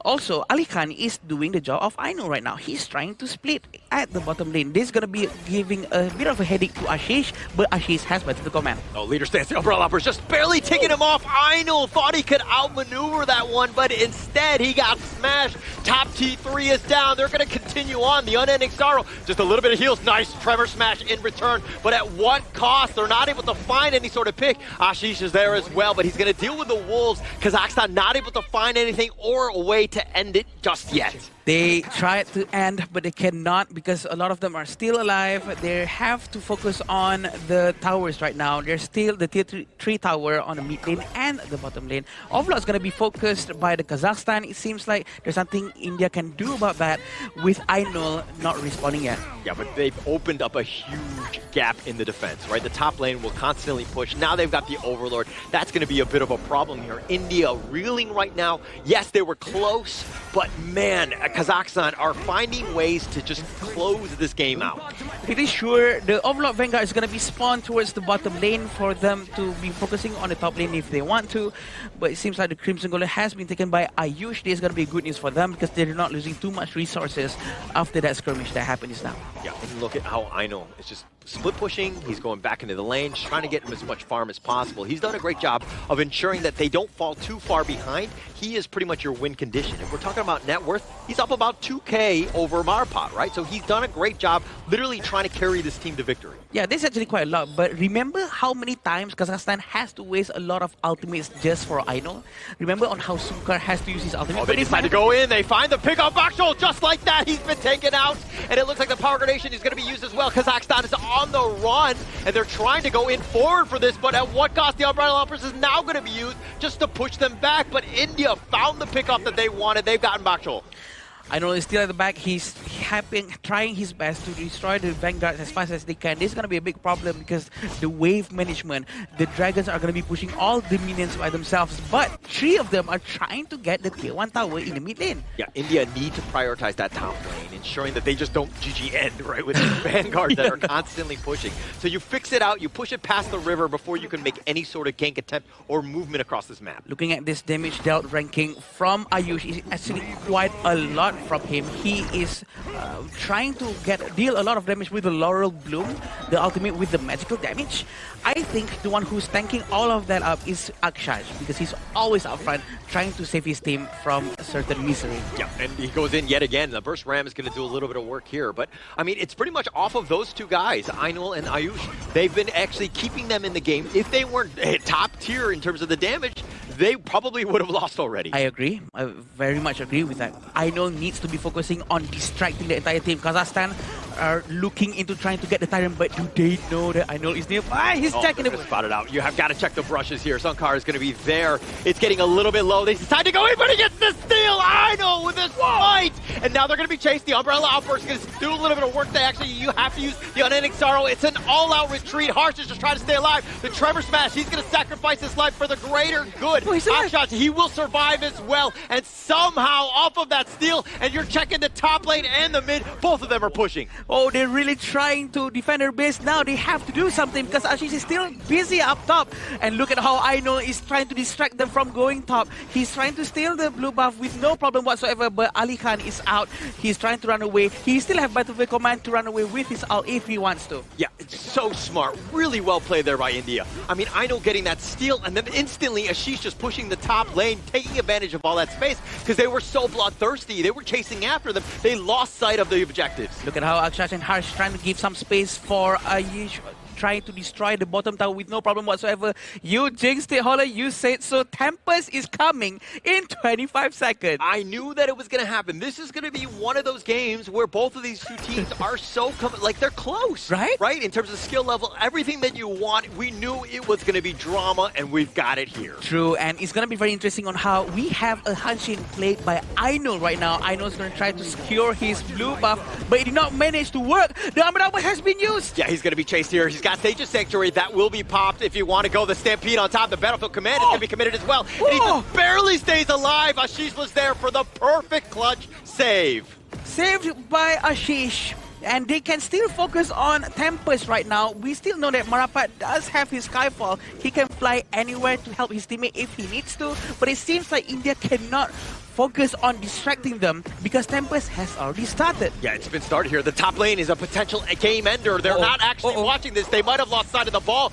but Kazakhstan are going to force the Tempest Dragon. The Crystal is under siege as well, and it looks like Alihan is not even there. They find Songkar. That's going to be a great win for them. The Tempest Dragon is getting very low. Who's going to take this one out? And Songkar gets the steal on the Tempest Dragon, but the face is a problem. They find Ainul. Marapat is going to be taken down as well. It looks like Ashish is already in the top lane. He's fixing that one out, but at what cost? Sage's Sanctuary will be popped many a times on this one. Bakshol is on the backside. They find Ayush, and Bakshol is on the run, and he too will fall. Akshash gets him down. He sends support one as he takes him down. Kazakhstan will continue to fight. They know they don't have the Tempest buff, but they still manage to fight very, very well indeed. Harsh is still in the mid lane. He's going to try to help them push with the Tempest Dragon, Tempest Vanguard, and it seems like they will have to slow it down for now. Oh my gosh, Harsh right there. He doesn't get that steal. They lose that game, right? They lose the Tempest buff. Everything would have gone disastrously. Now you have the Tempest Vanguard that will provide a little bit of space,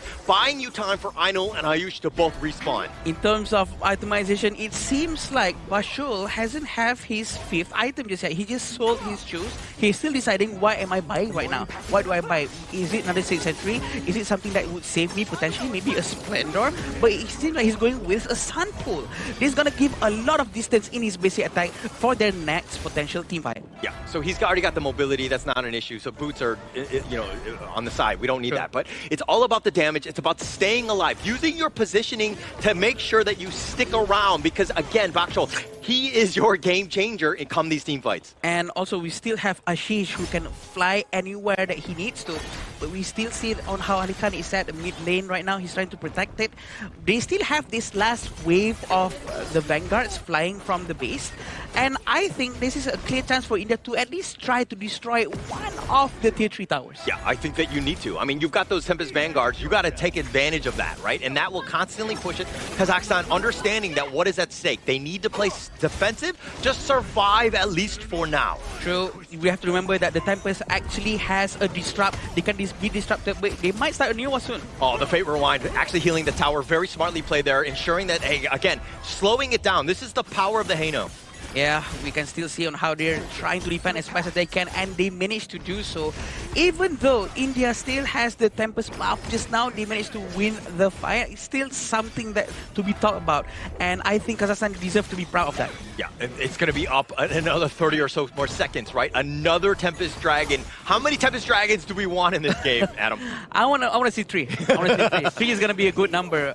It's a good exercise for us for the rest of the week. Yeah, for sure, for sure. I think it'll be very exciting if they're able to do it. It's going to be set up in about 20 more seconds. Kazakhstan understanding that, hey, we need to kind of just fortify this area, get some vision, and of course the positioning will be key. Yeah, they have been slowed down quite a lot here. They're trying to prepare and get ready mentally and physically probably. But look at Ainul trying to get this damage into him. Yeah, Marapat taking about half damage on this one. Just bouncing him around though. It's not enough. Akshaj, again, he's just a roamer. Yes, he's very tanky, but he needs to create a little bit of space. The Tempest Dragon has been pulled out of his lair. It's looking to be at least started on the side. The Umbrella Outburst will be committed onto 2, but where's the follow-up? It looks like Akshaj is very tanky on this side. It looks like Marapat is getting a little bit low, looking to turn this around. Ainul trying to take him down. That's going to be Sage's Sanctuary for him. Marapat is looking to just run away. Ainul running for the hills. Ashish is going to be using his Sage's Sanctuary as well, but he will fall. He got left behind. Now the Tempest Dragon still up for now. He still have his battlefield command. It has been used just now actually, but the Tempest, he's gonna be focused down by the Kazakhstan. It seems like they still have Akshat, who's gonna be focusing down in front to show vision for Ainul. This is very important for Ainul to try to go in and steal. Is it gonna be stolen again or not? It seems to me like Kazakhstan needs to focus down to for a team fight first, Hauler. Yeah, they're not forcing it down because Marapat was out actually back in the fountain, but they cannot get caught off. If they get backdoored, this is a potential problem. Ainul still has that speed, but Kazakhstan are saying, hey, we don't care. We're going to take the Tempest Dragon. We're going to force this fight. Yeah, we have to remember Ainul is quite busy trying to clear the lanes, but the mid lane minion has been left out.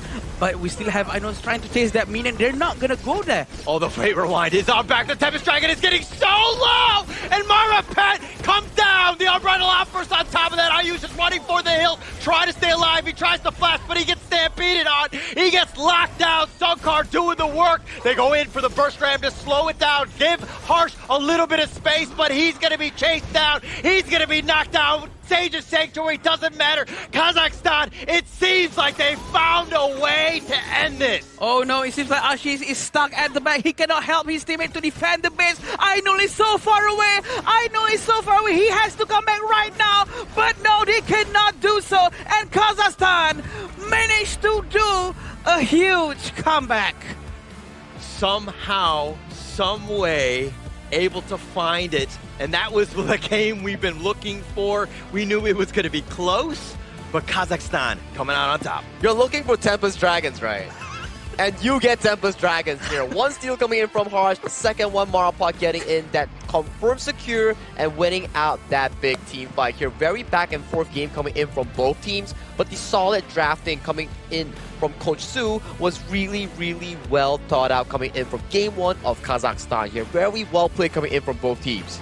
I think what should have happened probably at the end of that match was that Ainul is the one who should be closer towards Tempest. They should send someone else to deal with the minion in the mid lane because they need someone with smite to steal that. They cannot keep on depending on Harsh to get a Tempest. But nonetheless, it's such a good game on how India actually managed to pull the fight that long because they could have lost so much earlier just now. I kind of feel like that Tempest Dragon, the first one, they were fighting beyond, right? They were on the red side essentially, and I think the positioning for that wasn't great. The rest of India were on the south side. They weren't able to continue to fight because the ledge was blocking them off. I think that was like, oh, Kazakhstan were like, okay, you want to come to us? We'll happily take this one.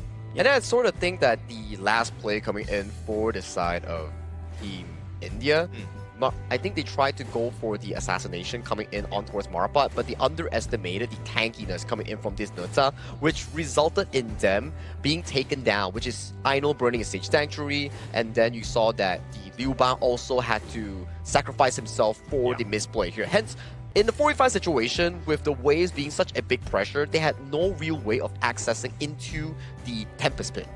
I think some of the things that has not been understood too well is that some tank jungle or tanky jungler is basically a secondary tank. So that's what he did, and Marapat really soaked up all the damage and wasted all the skills on him. What a crazy game. I mean, it went the distance, and you're seeing guys, KDA on the Kazakhstan. So, you know, Alihan didn't even die a single time. Like, what? Arshin and Marapat, like, how many times did they get focused, and they only died once? Like, this is a monstrous game by Kazakhstan, because everything was being thrown at them, but they were still able to survive and weather the storm. I'm really, like, curious how much actual damage that Marapat and Sunkar actually tank in that game, because these two meat shields has been always in the face of Ayush and Ainul being the bodyguard coming in from Valdril, because Valdril, he was having a fantastic game on that channel here. He was being the main target that Ainul and Ashish had to continuously find in order to force those cutbacks. True. His positioning is outstanding for sure. And having all of these itemization, he already finished everything very early on that he can already sell his shoes before the Tempest comes. But with all the critical damage that he has with Daybreaker, no one can touch him. If anyone goes close to him, he's gonna deal a lot of damage. Yeah, but look who took all the damage. Oh, shit. 270,000 essentially. I mean, how many Fate Rewinds did he have? And he only died a single time. That is phenomenal out of a Haino player, right? And you gotta give props towards the coaching staff or whoever drafted the Haino, because in the first few moments of the game, we do see Ainul and Ashish on that Liu Bang Hansen combo find a lot of catches and force them back into their respective towers here. But how many times did we see that Arshin with those scepters force them back and chunk them down, and then using the Fate's Rewind to heal the turrets back to a healthy position in making sure that those towers that were so crucial in those late games were able to survive for that Tempest fight. I think this goes to show that the coach really knows his players very well and what heroes they can really use. It almost as if all the heroes coming from the Kazakhstan side is very hard to be eliminated. You cannot strike them very easily, maybe except for Bashal, but again, he is being taken care of by all of these 4 monsters around him. I think they answered the draft really well in the sense with a 1-2 pick coming in from the channel and also Zhang Fei. But before we go into the draft more, I want you guys to check out this exact goal graph to understand how close this game was. It's floating around about 2,000 at the very end of the game between those two teams, which is India and Kazakhstan. Kills-wise, everything-wise, it's actually very dead even. And even at the very end, look at the goal. 78.4 versus 78.4. There's no goal lead between the two teams. Like, it's so back and forth, right? Like the dips that you're seeing. India was winning early game, mid game. Kazakhstan was completely owning. India in the late game. Look at that rise. Yeah. It came back to that Tempest Dragon fight. They played that one properly, like a little mistake free. I mean, they get in position a little bit better. They win this one because they were definitely winning. True, and the fact that we actually saw on how Harsh stole the Tempest.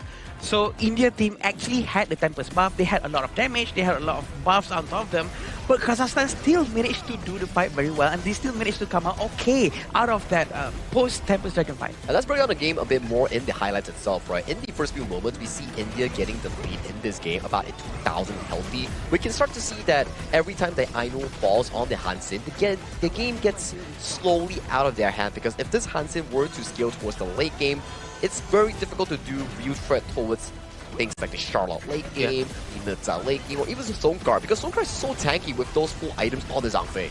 Yeah. Does this series go to a game 3? Right? I think that Possible. they're close enough where it could definitely happen, right? Yeah. I think that India are like, okay, we still have a chance. I think that they can come back in game 2 here. Yeah, we do have another factor in this situation where the mentality reset might not be able to be done too well from the side of India if they don't know how to, if the coach doesn't know how to reset their players' mindset. But if he managed to do so, I am convinced that we're going to see 3 games for this one. Yeah, it's definitely going to be very exciting, right? I think this is ranked one of the best games so far out of the last 2 days. Yeah. We also had I think, Sri Lanka, we had 26 minutes as well with the Tempest Dragons, and this ranks, I think, 1 or 2 compared to that as well. Definitely a longer game, right? I mean, we wanted 3 Tempest Dragons, we only got 2, so I'm a little disappointed in that, but I think that this game more than made up for it. There was drama on all sides here. It's okay. Just wait. After this, we're going to see more Tempest, so it's going to be accumulated to 3. And this is our MVP, Bajol with 944 KDA, damage with 27.4%, damage taken is 10.9, but the total goal is 24.3%. Really good gameplay here coming in from this channel, especially when you know for a fact that there are so many eyes looking at you in every single team fight. The Liu Bang Hansen combination, and then you have the Lian Po coming in with the Tremor Slash Flash. So his positioning is actually very, very crucial. If he falls, the entire team has to back off. Yeah, and actually in this one, he actually had the most deaths on his team. He was constantly being focused, correct? Yeah. Right? So the prioritization, it made a lot of sense. India, you need to take him down, and they were trying to, but Bachal, just the way he was, cycling through items, and he was able to just position, just stayed alive just long enough to ensure that he, again, got 9 kills here. Actually, cycling through items quickly between the fights, when when you just go down with, say, Century, you have to open the shop, and you have to change everything very quickly. That takes skill. You need to practice that a lot, and that shows in the match. And he really deserved it. He really deserved it. And it's not under a non-pressure situation, right? It's like, imagine you're under Tempest Dragon, you have to shuffle through items, one misclick on the shop, and you might just miss out an entire game for yourself, buddy, here. But congratulations, Team Kazakhstan, in winning out the first game in such a shocking fashion, because it was really back and forth between these two teams. One small misplay, one small misstep could lead to anyone's victory. It's not always about the kills, right? I think that Kazakhstan proving that, hey, if we stick to the objectives, we're able to kind of, play the game that we want to play, which is, again, just mowing them down and putting that pressure on. It's more than just, again, just going out there and just trying to find people to take down. The pressure is definitely on, especially here at this venue. I can probably hear, all the chants and cheers outside of there right now, because we're in the booth casting. And you may be wondering, where are the players staying? Where are the players playing at for this exciting match to be unfolding is at Marriott Petaling Jaya here, our official venue and hotel partner for the Honor of Kings event here. This Honor of Kings event is known as the Asian Games qualifier for the esports scene. Yeah, thank you, Petaling Jaya Marriott Hotel. We have been having a great time here. The food's great, the event space is great, it's spacious, and it's cold.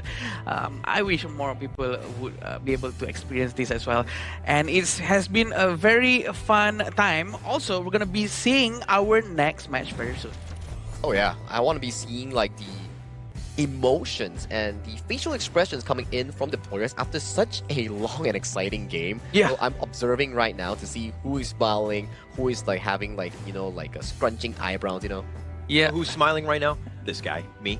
Why? Because I'm super excited to continue on. Because these two teams, this is what we wanted to see. It's fun, right? Yeah, it's a lot of fun when you're seeing two competitive teams going at it. It's very exciting because I don't want to be talking much about the previous matches because previous matches has been more of a steamroll, right? We've been having like 2-0, 2-0, 2-0, 2-0, 2-0 until today, and maybe this series, this exact one, might be bringing us to game 3 because they are so neck and neck with each other. And the fact that they're neck and neck with each other using unorthodox heroes all over the team, I feel that that is something that we can really focus on because it shows that it's very much possible to actually play very, very well with even unorthodox heroes, and it's been shown in this qualifier. I love it. I love it. I mean, just going in, there were definitely expectations, and this is going to help India, okay? Yeah. This is a team that will also be going to the EWC, so all of the little, the lessons that they're learning, the little micro plays, the macro plays, all of these things are going to help them get even stronger as they move on. Well, as they move on, we have to first check out how the drafts will actually unfold here. We do see Dolia and Liu Bang being locked away, and we did see how much pressure that Ainu and Ashish was generating in the side lane. The split push, the map pressure that they were actually putting against Kazakhstan was exactly what allowed India to pull the game into a late game even here. So removing those two will be a very smart choice here. But for India's side, they did ban away the Arlie and also the Mai Xuanli. I was actually expecting for Kazakhstan to ban out the Hanshin, but they actually chose to ban the Liu Bang because Liu Bang turns out to be much more of a bigger problem, which he, a lot of times, saving Hanshin from certain eliminations just now. But Zhang Fei and the Renji is a very good hero to go up against maybe HP-based heroes, but it seems like maybe a bit too early for the Renji. If India doesn't take any HP scaling heroes like Baichi or Atta, maybe the Renji is not going to work too well. I think the main idea coming in for the side of Kazakhstan putting Baljul on the Direnjia is to really make sure that he has a strong enough hero to go 50-50 against Ayush on that channel here because Channel has been one of the tournament's favorites for all the farm lane players. We've seen bans on this hero, we've seen priority on this hero, and every time it's been picking up, it has always shined in the late game. It does so much work, right? It has everything that you want. I mean, like the mobility, the damage, the soaring signals, like you have everything. So it just is such a great hero to prioritize. But on the other side, you're looking at what Kazakhstan are. They're going to pick up the Yuhan. This is also a very much a power pick. How much control, how much damage, and that sustain is unreal. Yeah, but right now with Zhang Fei again in the hands of Kazakhstan, I'm not surprised if India's going to be having problems with the crowd control coming in. I do feel like they have to match the amount of crowd control with this Zhang Fei. They do have the Lapu Lapu with the Raging Sea. Pretty sure they can benefit more from a mid-lane crowd control hero. Well, something to really take note of, maybe something coming in from India, like you mentioned, right? Crowd control, mobility, or something that can actually slow down the approach of Kazakhstan. I think Ladies might be a pretty good choice coming in for India if they really do want something more on the utility side in the mid lane. A lot of control. I mean, you still have options too, right? I think that if you're looking on the India side, I mean, the Charlotte can definitely do some damage as well. You got the Chano, so you have those kind of those bases covered. The Lapu Lapu with the team fight to kind of deal with the Zhang Fei, Umbrella Outburst. You have options. It seems like both going into this last, a couple of picks here, it's got to be key. You need some way to kind of shut down or limit the Yuan as much as possible. Yeah, I'm not surprised if Lady Zhan actually gets picked, but they still do have Angela if they want to. Oh, yeah. But Angela might face some issue going up against Yuan because Yuan can easily use the Unending Sorrow to run away, and it looks like it's going to be Ukyo first. Wow, that's going to be a very strong jungle and roam synergy coming in from Team India, and if you can find something in the mid lane that can fast push the wave like a Garuda or Angela, that's definitely going to be a very strong mid-jungle trio coming in for India. It means that their mid lane priority will be really, really powerful. how are you going to deal with this Yukio? Like, what is the counter pick? You need your own jungler. You need some way to kind of just outclass him in that jungle lane. What comes to mind here? I think the answers has already been banned thus far, like Ata, Dun has been removed, some of these strong early game junglers, so you might want something like a Byron, and they went for a different approach here. So they're like, okay, let's not focus on the early game too much. Let's focus on the team fighting here. You see these heroes. We see a Neza jungle, a Dharma, a Zhang Fei. What comes into mind? Straight direct access into the backline for a Yush on that channel. I mean, to be fair, if they take heroes like Ninja, I think it's a good choice because Ukyo cannot burst Ninja down, and I think this is gonna turn out quite well because it sort of worked against Hanshin just now, so why not do it again? But having Dharma, having a lot more crowd control for Kazakhstan itself, even though they already have Yuhuan's mini stun, they also have Zhang Fei and the ultimate coming from the Renji. I think India's gonna face a lot of crowd control non-stop after this. My only concern right now coming in from Kazakhstan, yes, the image of the team fight is really, really beautiful, but the problem lies that their mid and roam synergy is actually weaker compared to India here. You can't really defend against an invading Ukyo Tachibana with a Yuhuan and Zhang Fei. It's going to be really difficult in the early game, especially for Kazakhstan. But if they can breathe more, find more farm, and make sure that this Neza gets to scale towards the late game, then maybe Kazakhstan can make this into a quick 2-0. Could definitely get on top of the Chano and the Princess Frost. You have, options, right? And going into this one, Kazakhstan going in. But before you go, Sagi, which team do you give an edge to? In the early game, I'll definitely give it over to the side of Team India here. But for the late game, the big team fight moments, it's definitely more rewarding towards Kazakhstan here. But it comes down to execution in this game too. I'm looking to see whether India can pull this into an even footing.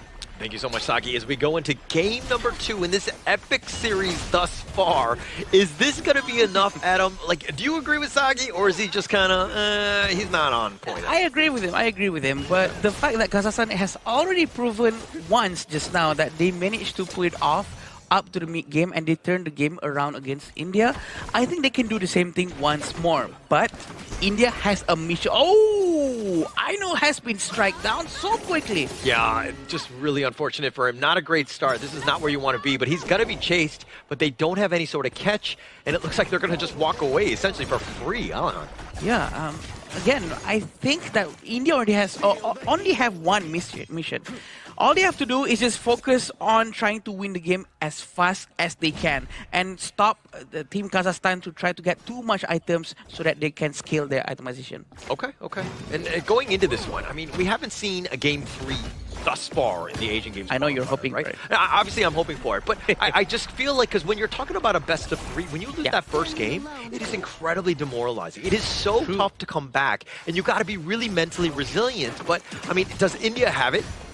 I think they do have it. I'm pretty sure they do have it. But I think what hurts more in the previous game, that situation, is that it's a game that they might have been able to win. Yeah. They were supposed to win that one. So it's so much more demoralizing rather than a simple, normal, okay, we're going to lose this game from the get-go. Yeah. I mean, it hurts harder because of the fact that, like, it should have been yours, maybe could have, it wasn't within reach. It wasn't a stomp, right?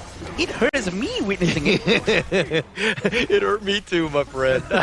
We're on the same boat on this. We'll get rehab for both of us on this. But, I mean, going into this one, like, look, India have to find a way to kind of just shake that one off. Look at this as just like a best of one. Take one game at a time. Yep, and as of now, again, exactly like the first game, even though they do lead in terms of the eliminations, the goal difference is not big, Holler. It's just 200-300 gold. It's not much, and there's not going to be too much of jungle invasion going to be done by any side of the team. I think that they respect each other this much that they're waiting for any small single mistake coming from each side. Yeah. I like it how you say respect. I think you're right in that sense. I was going to say that there was like some negative connotation about just how they were like, they don't like each other, all these things. But there's no drama between the two teams. I think that definitely respect is definitely high on that list. It makes a lot of sense here. But I think that also, it's one thing to kind of push them back, right? But at the same time, it's kind of like India, they're continuing on with the fighting spirit. But it does seem like there's a good sign here, Holler. India is really trying their best to pressure Bajol, and it seems like they're not really that demoralized. They know that this is a reset, this is a new game, and they really have to try their best and ignore whatever happened in the previous games now. Yeah. Oh my gosh, I love Honor of Kings because having that opportunity, even when you're behind, this is a golden moment. Like, what kind of team are you? Are you able to bounce back? Are you able to just shrug things off? This is the true test of a player here, and having this opportunity is a blessing. And it tells us a lot about their region, right? Because we know from their gameplay, from the decision making, it's going to reflect a bit about their characteristics, about the person itself. But it seems like they're really trying to get some damage towards the Roman. Probably not the best target, but the Tyrant is already up. It's already 4 minutes. Yeah, the teleport in the mid lane. All teams are going to be gathering around it. The Tyrant is going to be back in his lair. I know doing a little bit of a mini stun. Marapat has joined as well. Ashish on the side. And they've got the trap set, though. They're potentially looking to go. Baksho's on the side. He's going to do a little bit of work on that. The Tyrant already at half. Who's going to go for the steal? And it looks like Marapet just easily takes that one down. Seems like I know he's not really that confident to try go in and steal just because there's Sunkar with the unbridled outburst, which is extremely dangerous. It's a tier S ultimate. Yeah. Einol is not willing to risk it all, I guess. I think that it's still very early. To go in and to try to make that play, is this the right moment? Should I be doing that? Like, I think that he was kind of questioning that. Einol didn't want to risk it. Yeah, probably has been told by his teammates or his captain not go in at all and just not risk it because they can play the long game. Although, look at the damage coming from him. Yeah, he does quite a bit on this one. So, Einol not willing to risk it all and to go for that theft, so to speak. But he has stolen my heart, I would say. Okay, but they're still diving in. But they're not managing to find anyone for now. Arshin is very low. But he doesn't have his unending sorrow anymore. They're gonna pull back. They're gonna reset just a little bit. But in terms of gold, it's still just 500 gold apart. Yeah, this is nothing. I mean, it's like next to nothing at this point. Yeah, very minute. No one's going to really kind of be feeling that at now. But again, I think for India, they need to kind of, again, just group up. Maybe you get some sort of gank because, again, the mini-stun on the Sunkar, he doesn't want to pop his ult. He will risk it. He is low, but he will be fine. I'm impressed with the capability of Einol. He is so fluent with Hanshin. Now he's showing that he's very good with Ukyo. I know Ukyo's skill set is very straightforward, but it's very hard to pull it off because you don't really have much to play around with. Just dash in and dash out all the time, but he knows that he can do better, and he knows he can really scare the enemy off with his skill sets. Yeah, I know. Just playing those mechanically difficult heroes, and it's a high pressure, high situation. You make one mistake, you just get blown up, right? So I think that he is definitely the guy, and just being able to risk it all and to get on top of him, because you need players that can play these type of heroes. Yeah, definitely. I agree with that. It's like a gold mine when you have the kind of player in your team, so it gives a smile to the coach as well when they're doing the drafts. But 200 gold difference, and Kazakhstan is leading not too much in front. We're still waiting for that one moment for Ali Khan to go in and smash everyone to the wall, but it's not happening yet because he's not rotating just yet. Yeah, he's just going to teleport on out of there. He says, okay, let's continue on. Let's put the pressure on elsewhere. As they're looking to rotate, the three members are starting to go. Akshan is looking to kind of maybe go for a flank, but Alishan is already there as well. He's going to get mini stun. The Rage C is going to be used the Umbrella Outburst in return. Now they're looking to go. The Stampede is going to be on point, but at what cost? Einol's been taken down. Ashish is continuing on trying to do his work, but he's going to get grouped up into 5 and a double strike going the way of Arshan. A very good try coming from the Charlotte. We did not manage to get anyone for now. Aksha is going to run away. They're going to lose that tier 1 tower down below. Ayush is going to go back, and they're going to lose their blue buff as well. This is the first team fight throughout this entire match that it's actually quite one-sided, right? There's no one that was actually eliminated from Kazakhstan just now. Yeah, and also they're going to lose their jungle, which is a huge swing in terms of the gold. Like, it's one thing to clear everything, maybe then you go for a fight, but the timing of that, and now they've got him frozen, the Unending Sorrow will keep Arshan alive, but they just lost a huge swing, and now look it's like 3.5k already. Yeah, out of nowhere, right? And we can see it on how Ali Khan is still up here. He's not rotating down or towards the mid lane for now. He's going to be pressuring the top lane as much as possible to keep Ashish busy, so that Ashish cannot rotate towards his teammate. Now they have to send Harsh to clear the lane themselves. With 4,000 gold difference, with 5-0 in the KDA, I think this is going to be a very good game for Kazakhstan. Yeah, and, this is what we were worried about, right? From India in terms of the bounce back. How would they do this? Because this is that moment when you're kind of thinking, thinking, okay, how would they be able to kind of react after that, game one performance where they had moments to win, but, it looks like this Kazakhstan train has continued to roll.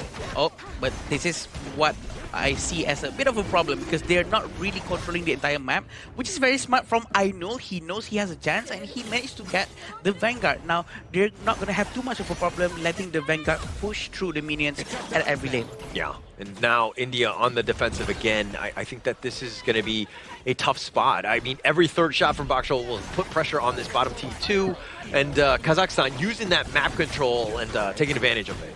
Yeah, definitely, and they're gonna use the Umbrella Obus very soon, I'm pretty sure. But the Charlotte, Ashish is just gonna poke around, just gonna see if he's gonna dive in or not.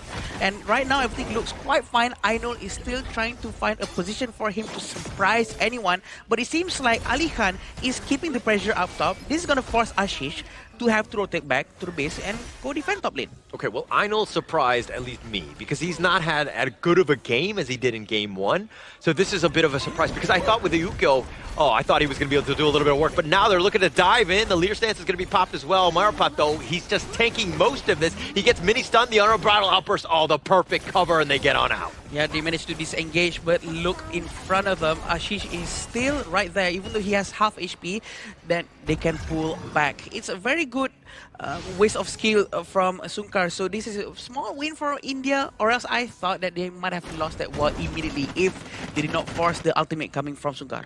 Yeah. Now this is Kazakhstan's game. I mean, they're in the driver's seat. They've been just just controlling the enemy jungle. And then they're scouting things out, right? They gave up the Tyrant last time, and now this is a moment where they're like, okay, we're not giving anything for free. We know we have an advantage. Yep, at this point, I think India has to do something. Ashish is also nearby. They really need to give the vision for Ainul to actually jump in and do the smite. But look at Ali Khan's position, Howler. It is very dangerous for him to actually go through the mid lane. Very smart. Yeah, and look, Sunkar doesn't actually have his ult, so this is something to take note of. Oh, Akshash, he's not even able to pop off his ult. He's going to be taken down, and it looks like Ainul on the run. He gets caught off on the other side of Bakshol with just enough, and now India on the run. They only have 3 members still standing. A very clean execution from Kazakhstan. They know that the Tyrant's HP is still a lot, and that sort of forced Ainul to be off position because he's so ready for that smite. They focus on Ainul first, and then all of them collectively turn around to push India back to their place. Yeah, everybody needs to be in the fight, right? Ainul cannot be, he can definitely be taken down and burned down like that, and so you got to keep him safe. The rest of the guys need to be there, but Adam, please break this down. Yeah, this is what happened. They all look towards Ainul, right? Because Ainul came too close with his smite, and then they make sure that he never come back. So, which is very good, right? Because the Tyrant was still had a lot of HP, and yeah, it's just a very simple focus fire. Yeah, and if you wanted to see a game from Kazakhstan, just the way that they've been able to dismantle the India squad here, I mean, they're doing it in style 7-0 in terms of the kills, but they're up about 5.6k. This is a game that is very difficult for India to come back from. Very different from the previous game. It seems like India lost a bit of their confidence again. Coming back to the topic of the demoralizing after winning or losing that match, but look at Ainul once more. He is very brave to find different positions to flank them from the back. Yeah, he's potentially going for the flank, but if anything, you got to split push, right? You got to create some space. You're losing this game, but you just got to extend it. Slow the game down, wave clear, all the lanes, of course, split push where you can, and just, again, try to stay alive. You got to use the buddy system as well. I think the best person to send for split pushing at this point for India is actually to send Charlotte. Ashish needs to be the one who does the work, because Ainul needs to be closer to his team so that he can help them with the objective, try to smite, try to join the war more. But it seems like it's not happening for now. It seems like Ainul has been the one who's been sent to the side lane, try to pressure them, and he might be the collateral once more. Oh, they got him with the truth. They got him blocked back. He's trying to dash away, but not enough speed. Ainul's getting taken down. Arshin will take that one, but it looks like Kazakhstan are going to take the overlord here. We can see the amount of effort being made by Ainul to do something, to at least have a breathing space for his teammates. did not work out too well, but 7,000 gold in front is a huge number for Kazakhstan. They're feeling very comfortable for sure. They're going to try to end the game as quickly as possible. Yeah, and to your other point, I do agree with you. I think that Ashish, as the Charlotte, needs to be split pushing more. If he dies, it's not the end of the world. But Einol is their guy. He needs to consistently farm, stay alive more than anything else. Exactly. Now the Vanguard has arrived at each lane. They're going to try to destroy as much T3 tower as they can. But can India defend this, Holler? That is the question. It seems like Sumkar is not going to use his ultimate just yet. Just look at how they're just taking the towers, or disengaging, looking to go back in with the Shadow Vanguard at the same time. Just very smart, right? This is the way you want to play. Very structured. You're not overcommitting. You're not looking to dive anything. You're just playing the objectives here. But it looks like the Unending Sorrow just barely keeping Arshan alive. But we have to remember, anything can happen. This is a showcase, Holler. Oh, the Umbrella Outburst is on point. They find him onto 2 with the Truth as well. Ashish is going to be taken down. Ayush is all the way in the back, just trying to stay alive. The Stampede is going to do a little bit of work as they take down 4 members, make it an ace, and they will take game number 2. Wow, congratulations, Kazakhstan. Managing a 2-0 against India. What a game. I'm actually genuinely shocked. Sagi. Was it back and forth, and this game too was a statement match coming in from Kazakhstan here. Clean 12-0, suffer no casualties in every single play. From start to finish was planned in mind. Drafting, team fights, execution, very top tier coming in from Kazakhstan. I think it's a very good show and demonstration coming from Kazakhstan. I was actually quite shocked on how disciplined they were. They did not actually try to force everything out into the tier 3 tower. They actually tried to destroy what they can, one after one after one. Really disciplined with the trigger discipline coming from the Zhang Fei, waiting for the Zhang Fei to use his ult. And then once he used it, everyone goes in all together, which is a very clean win. The positioning, the way that they were able to move across the map, sticking together when they needed to, basically just kind of enough control, always being up in front and not letting India getting any sort of space to farm. When they did, they would pay with their lives, essentially. Exactly right, and the team fights were really beautiful coming in from Alihan and also the side of Sunkar. Unbridled outburst, like you mentioned, into the straight truth mantra on towards the wall, setting up a very beautiful team fight scenario for the team. Yes, sometimes we do say that, yes, Channel is one of the best picks thus far in the tournament due to the strong laning phase, strong late game carry potential, but if you can't go to late game, how do you play the team fights? Yeah, if you don't have any farm, if you don't have any space, this is what's going to happen, right? You're just completely just bottled into your base. You're kind of stuck in there, just fighting within your own team for any sort of farm. Yeah, and I remember how hard it was for Einol to try to do something for his team, right? He was trying to rotate here and there, trying to create some space, trying to flank him alone. And I was wishing for his teammates to also do something similar. Maybe Charlotte tried to flank them from the side, or maybe keep them busy on the side lane by split pushing, but that did not happen. I think I know exactly what happened here, right? Remember the first strike that happened where Ali Khan roamed all the way to the enemy jungle of Team India, and he got the solo kill pickoff on towards the side of Aino. Aino is like the engine of Team India. True. If he falters, the entire team crumbles. So they found out, they punished him, and that exactly went down for Team India, and it was a rather smooth win coming from Team Kazakhstan. Yeah, they actually found the kryptonite of the team, right? They found Einol. This is the guy that, again, if they target, they just limit him. So this is also why it's key to find out who are the star players on your team. We saw this against Singapore in the first series of the day, Korea versus Singapore, right? They actually focused on Cayenne. Cayenne, like quite a bit, right? Once he has no space, then the team kind of crumbles. And it actually worked for quite a while, right? Yeah. And I think they should be doing the same thing, except that they need to be closer to Aino, at least to be able to provide him support when he needs one. I think that's also quite a good discussion that we are having right now, is that, okay, we wanted Aino to go for more aggressive jungle invades, but due to the fact that Ali Khan in the early game already found Aino and punished him, his entire jungle tempo slowed down. You want to expect a Ukyo Tachibana to outfarm Marapat on that Nurta, but it just didn't came to fruition because he was always behind, one step slower compared to his jungle opponent. Yeah, it's so good to see Alihan, Shisuke, if you will, back on the stage again. I mean, he's always been a monster in the Clash lane, and he uses one of his tried and true in the Dharma here, just really showing the world just that he's here, right? And he's here to make an impact with his 11,000 highest net worth on the team. honestly, how often do we see a level 1 Dharma trying to get Ukyo and Ukyo actually went down during level 1? This is very rare to see, and I've never seen that happen, honestly. This is actually quite shocking, and now I know you can actually do that with Dharma. Yeah, of all things Dharma, right? Yeah. Just out-shoving the Charlotte, finding that 1v1 win in towards the jungle, really setting the pace here coming in from Team Kazakhstan in cleaning this game with a 2-0. You can also put some spotlight over to the side of Kazakhstan jungle and Rome, where you have like a 0-0-10 Nutsa, super tanky, full build already at the end of the game, and then you also have Sonkar with that Zhang Fei here, 92% kill team fight participation, which is super duper good on that Zhang Fei. We saw defensive unbridled outbursts, offensive ones. Every time you need him, he was always there.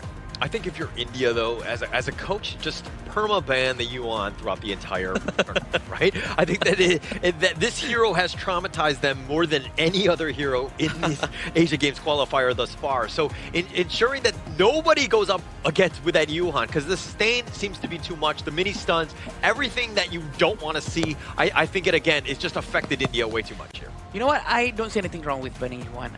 It's been proven quite few times because he's very useful. He's very useful, and it works out many times. And it's very hard to get Yuan to be strike down just because of the unending sorrow. Timing is too sweet. Yeah, with a patch that we only have 85 heroes on the Asian Games version, Yuan has been one of the standout mid lanes alongside of Angela that has been getting consistent wins in multiple teams. We've seen how harsh on India he was able to steal the Tempest Dragon in the previous game. But okay, they still lost, but it's still a very strong achievement that he actually achieved.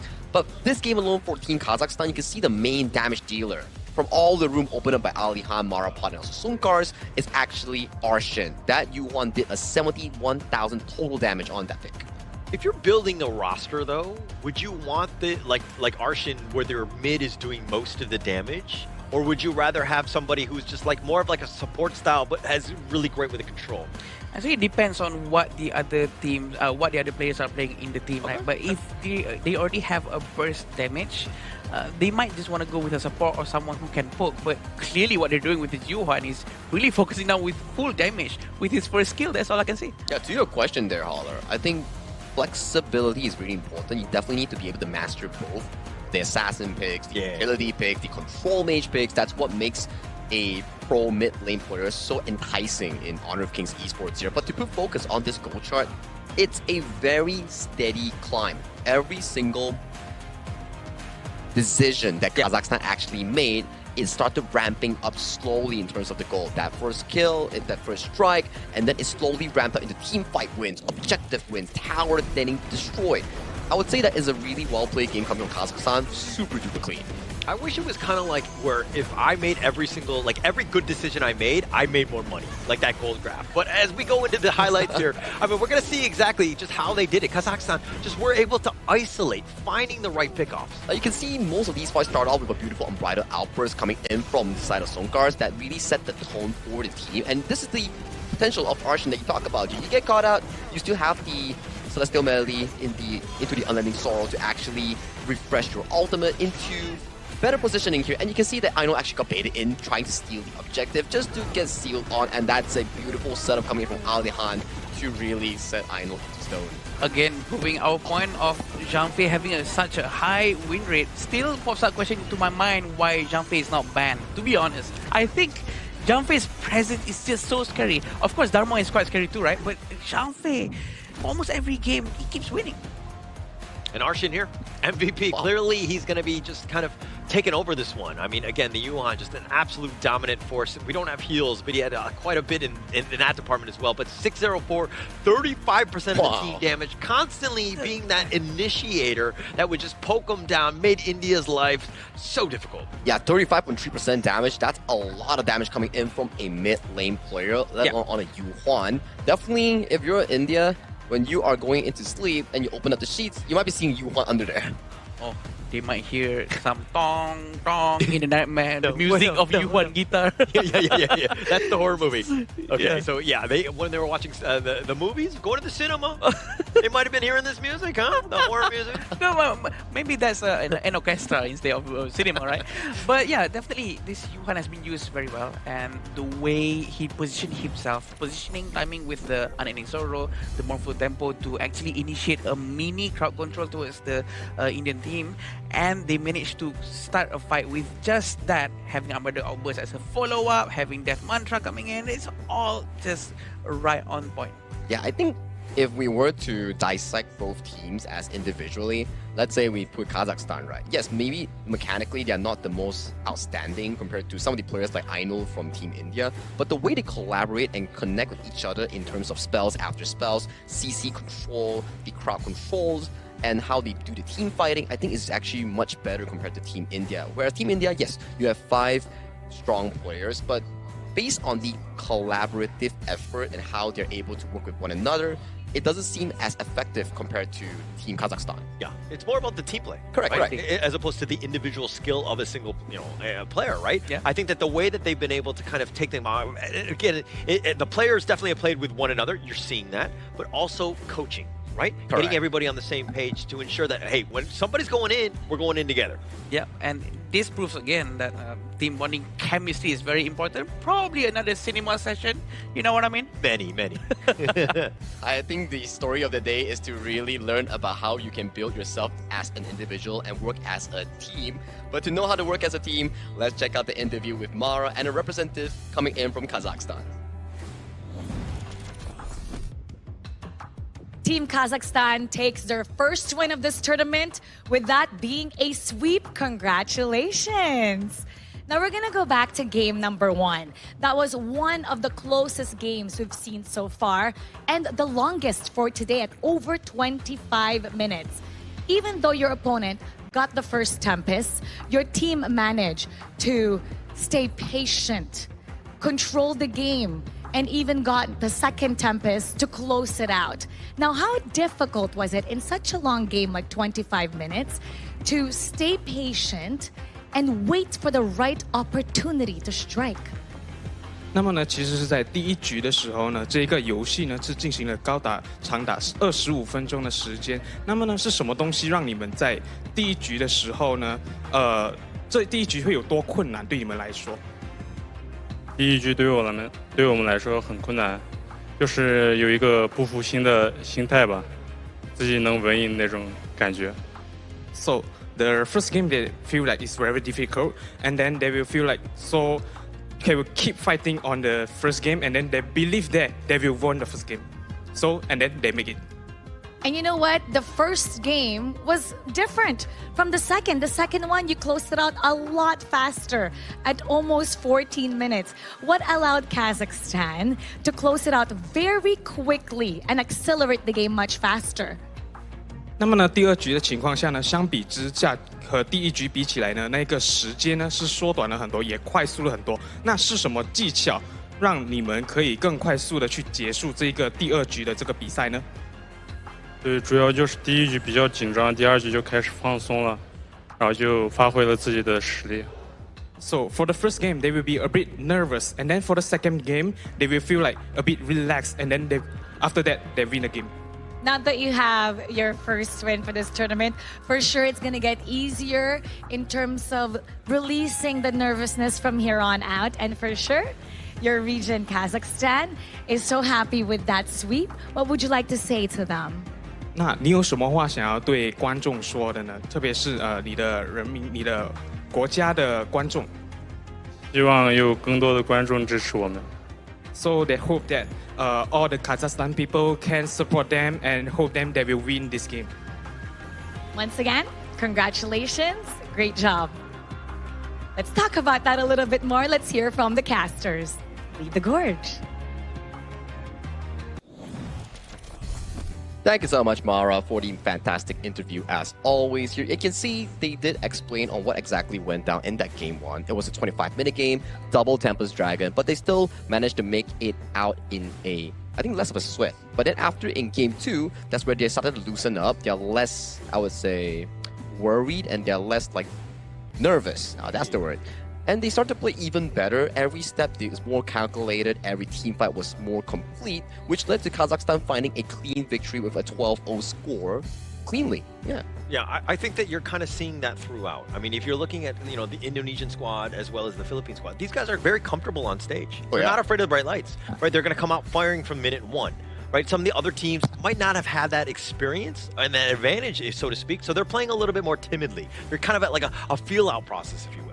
Especially when they actually managed to win that first game, right? Because they actually pulled off a very intense gameplay where India at first should have win, but it didn't happen that way. And I think that proves something that, oh, you know what? We can do this. This is not as scary as we thought. So the stage fright goes away and they just focus on the gameplay. Which is true, right? Especially after that game one, it was such a long game, and winning that definitely feels super good, and it serves as a confidence boost, which really allowed Kazakhstan to boast through this BO2. And so far, gentlemen, we have yet to have a 2-1 or 1-2 series. Every single series has been a 2-0 fashion. True, but we got to see Tempest Dragons. That's what I wanted to see. That was definitely on the list of things, the bucket list, if you will. But true. I mean, we did ask for a 3. Unfortunately, we only got 2 this series. But, this is still a great game. I think they're going to go back to that one. There's so much to watch on that one. That was one of the most entertaining games of today. I agree. Because the game is very refreshing. Because it's very competitive. It's very close. The fact that the Tempest got stolen, and not by a Smite, but by a Yuhuan and whatnot, it's just something very refreshing, and we need to see more of that. And to your point, right, I think more of these days, it has been the mages who have stole the Tempest Dragon. Yesterday was Abdulaziz coming in with the Angela steal. Today it was Harsh coming in from Team India with the Yuhuan steal. So maybe the junglers have to work on their spike coming in for the majority of the games. Any jungler you would like to call out? Oh, no. Just majority. Just majority as a whole. The stage is yours.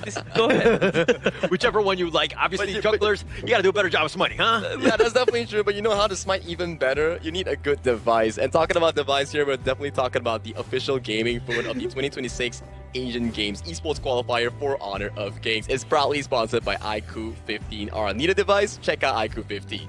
Smooth, man. That was smooth. I liked it. It's like the phone. Yeah, I mean, like maybe this is why I never hit my smites, right? I never hit it the right timing because, again, I just need an iQOO. Oh, I see. But also by age? Huh?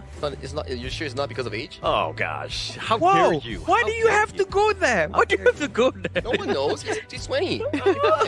Okay. But it seems like we're gonna go to break. Oh yeah, we need a short break after that fantastic series here. So if you may, grab some snacks, grab some drinks. We'll see you later.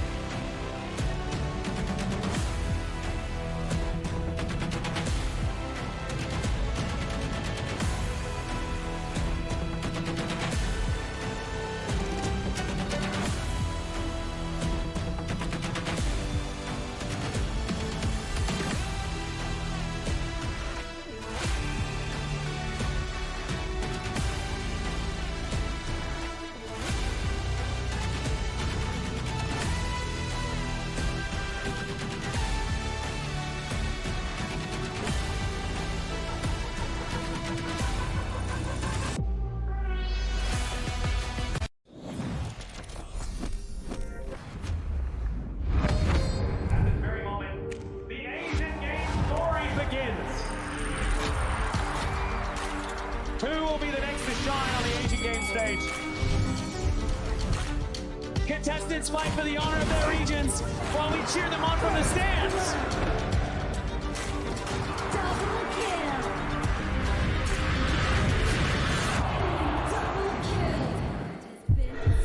This is a challenge, but it is also an opportunity. The tide is turned.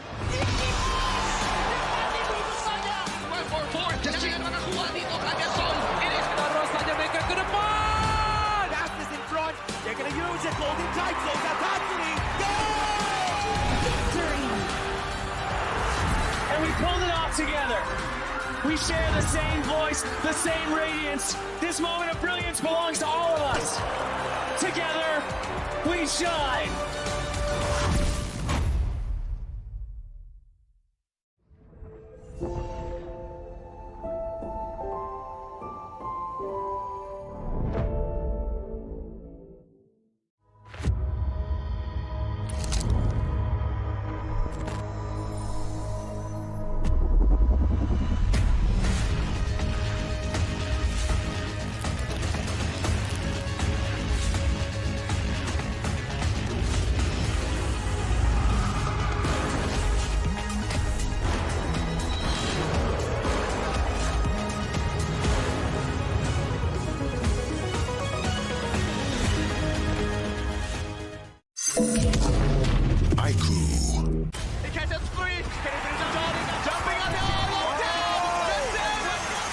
Welcome to the 2026 Asian Games Esports Qualifiers, Honor of Kings.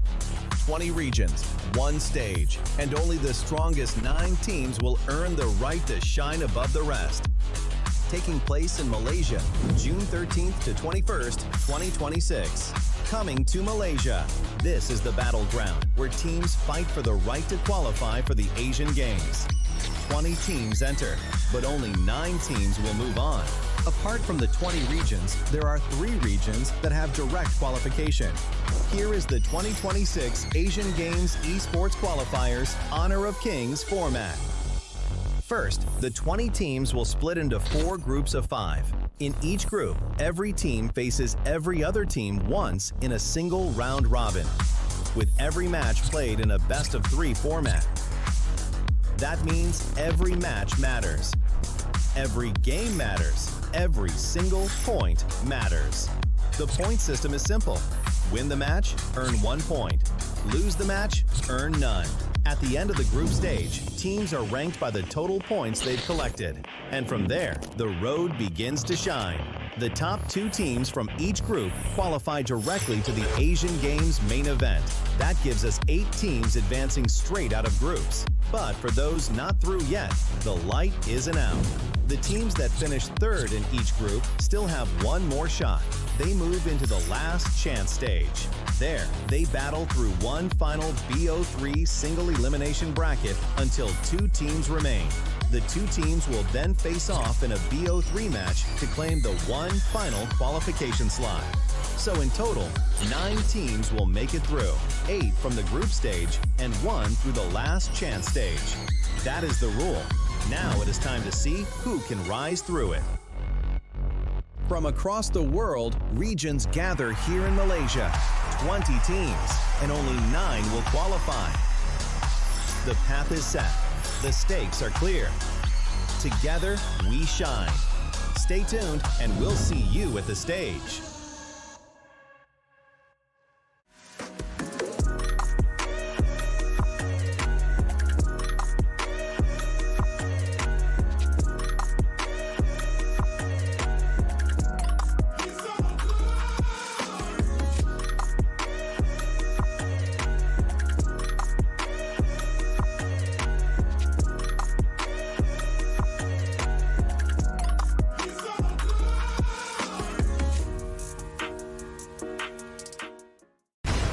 Ultimate not ready yet.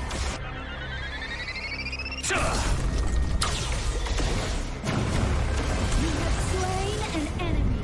My magic murmurs in ecstasy.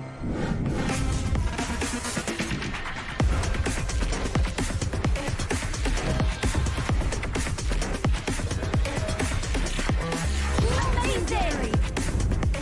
There is no escape for you.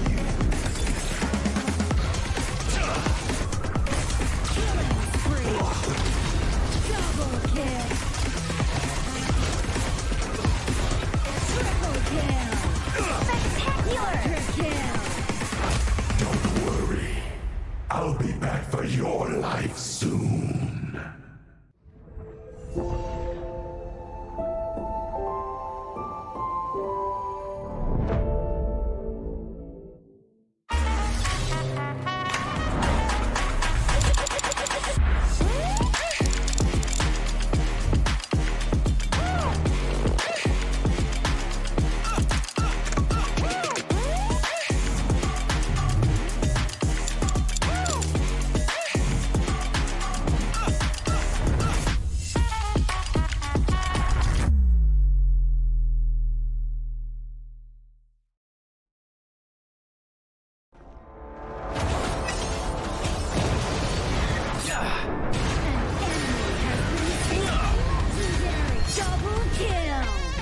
Shall I compare thee to a summer's day?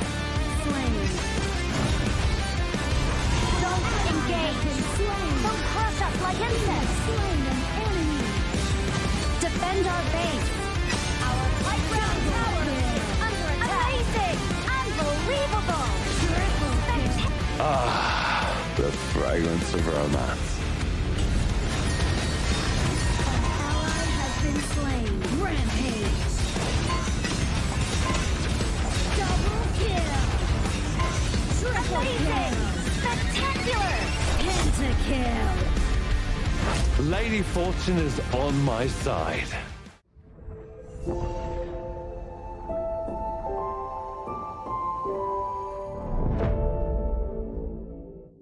Itu bukan track kita. Relax, bro. Phone aku! Jom kembali. Mountain Dew! Angkatkan pengembaraan! Kau boleh! Kat mana pula ni? Water Trust! Kasih boost! Adventure! Dapat pun! Steady, bro! Rancangkan kekuatan gengmu!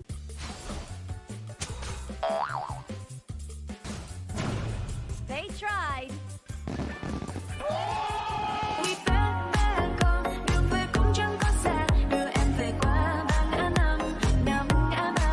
The new Spriteling skill, Dig It, is a passive skill, which will automatically trigger at fixed times each match, up to a maximum of 10 times. The skill grants guaranteed standard rewards like gold, XP, shield, health recovery, and more. There's also a small chance to uncover mysterious grand prize effects during the match. Dig It may also produce tradable high-value treasures. Detailed information about acquired treasures will be shown after the match ends. Each treasure has its own rarity and storage size, and obtained treasures will be automatically stored in your warehouse. If you want more high-quality treasures, make good use of the Treasure Fusion feature. You can also copy and share your code so friends can help speed things up.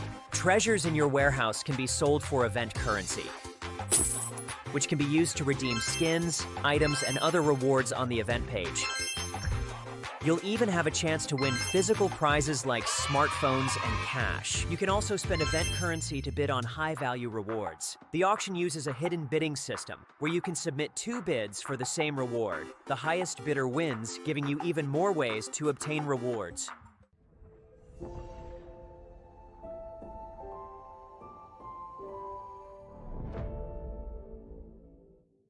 If you've ever wondered how to go from HOK player to HOK top influencer, this one is for you. HOK welcomes all creators. First things first. When you start as a HOK player, your in-game highlight can become your content. This is the first step of building your own social media presence. If you keep on creating and reach 100 plus followers, you will be invited to HOK Studio and become a HOK Studio creator, starting to earn various incentives as you grow. You'll get token and cash incentives for your creativity. Stay in the loop with the latest game updates and get exposure on HOK's official media and website. When you keep pushing and reach 10,000 plus followers, you will become a HOK advanced creator. Here's what comes with it: fixed quarterly contracts, steady cash coming in. We will also offer you exclusive creative guidance to level up your content, regular traffic boosts, plus exposure inside the game and across every HOK social platform. And when you hit 100,000 plus followers milestone, congrats. You are a HOK top influencer now. At this level, you'll unlock custom game resources, exclusive emotes, your own pop-up banners, early access to the latest game events, skins, and even more. The next HOK top influencer could be you. Join us now.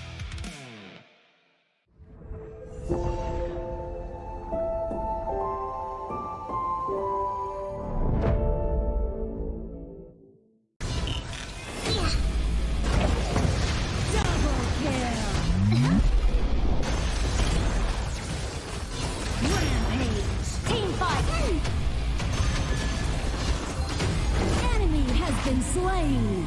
Listen, and the wind will whisper secrets in your ear.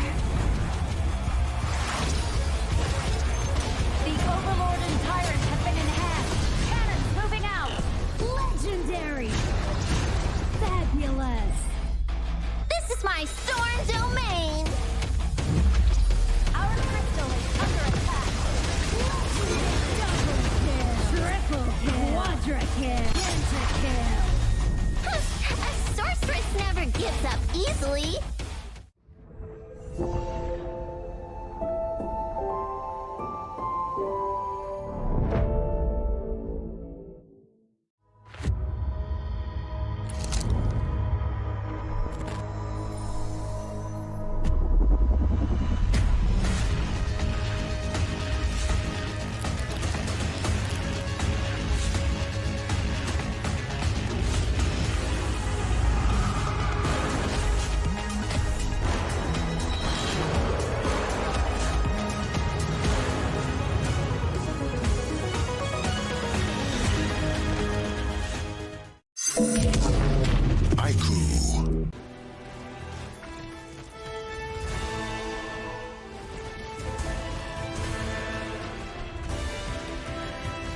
We have slain an enemy. I, Devara, permit you to leave the field.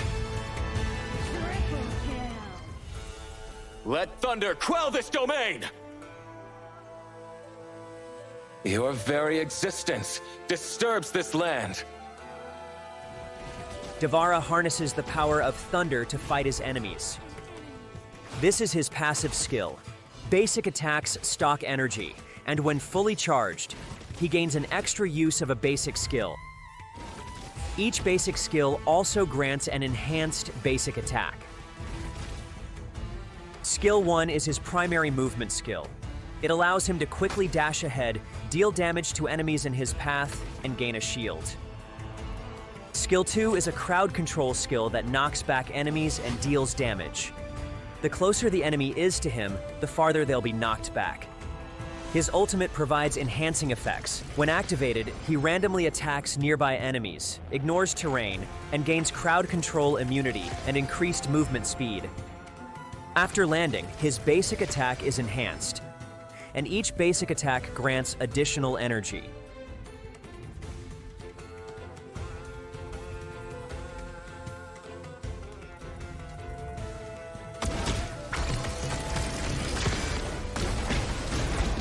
Slain an enemy.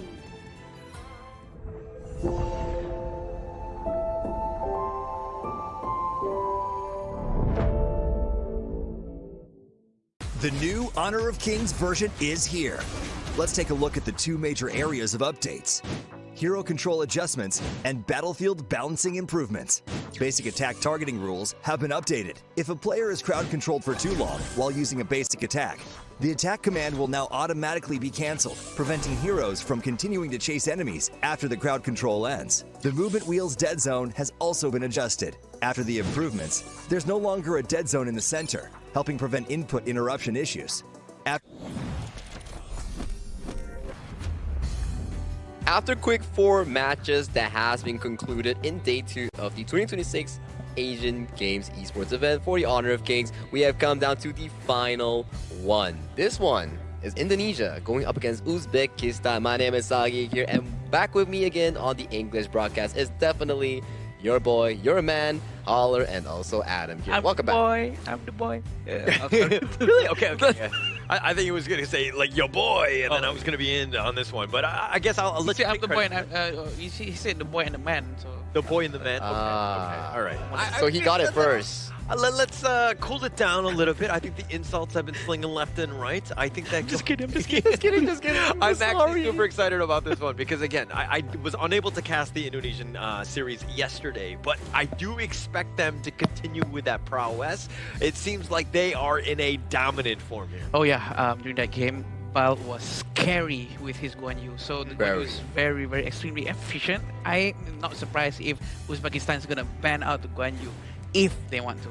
I think it's definitely one of the picks that has been continuously banned thus far. Judging to the fact that Asian Games version only has 85 heroes, of course there's gonna be lesser heroes to limit such a strong pick like the Guan Yu. So banning it out makes sufficient sense because it has been tearing up a storm in team fights, setting up beautiful ones as we saw back from back in the Korea versus Singapore game 1. Yeah. So as we go into this one, we're going to kind of see exactly just like how are the teams really ready, right? Are they really prepared and getting into this one? But I think that the biggest piece to all of this is that we like to play also fun events, especially in the Honor of Kings one. It's going to be the Super Flow Brawl. The official version will launch on June 17th. Unfortunately, it's not 6-7, but still, we're getting close. I'm just trying to, lower my age by doing that. I'm cool now. But tons of wacky talents and random map events are being added as we go into this. Oh, sorry, it's 6/27. I just wanted to say 6-7 so badly that I got the date incorrect. So 6-2-7, there's 2-6-7, so you can do it twice. Oh god. How many can I do it? I'll just keep it doing it. Okay, I want to stop before I hurt myself. All right, let's go. I'm very confused with my friends right here, but this is what I have to go through, my friends. But yeah, definitely, you guys should check it out. The Super Flow Brawl mode has been around for quite a while, and we do know that it's gonna make a huge comeback, and you guys can buy new talents, and like actually buy them with the in-game currency. You can buy them, which is very fun. So you can check it out. I mean, if you're a brawler of rank, you can always try a fun mode, right? But now, it's not the time for fun. It's time for combat here, because can Uzbekistan stop Indonesia's experienced lineup? Because Uzbekistan, we have very limited information on the squad. And once again, with very limited information and experience, it's going to be really difficult for them to actually stand against Indonesia. But all hopes are still available. If they can triumph through Indonesia, there is still that big place in second or first in making it through to the main event. You have an opportunity. This is a chance to shock the world, right? Uzbekistan, I think that, again, we don't really know. We're going to find out if they're able to do it. But of course, let's intro the teams coming up right here.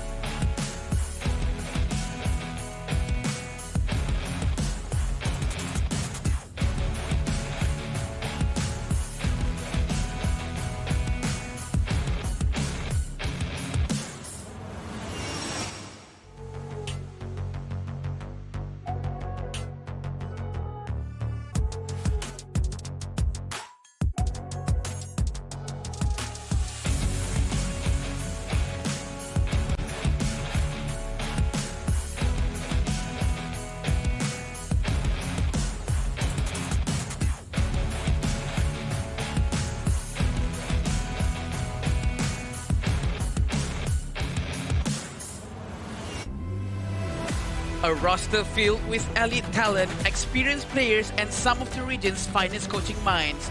Their fast coordination and high-level understanding of the game have made them one of the teams everyone is watching. Please welcome Indonesia!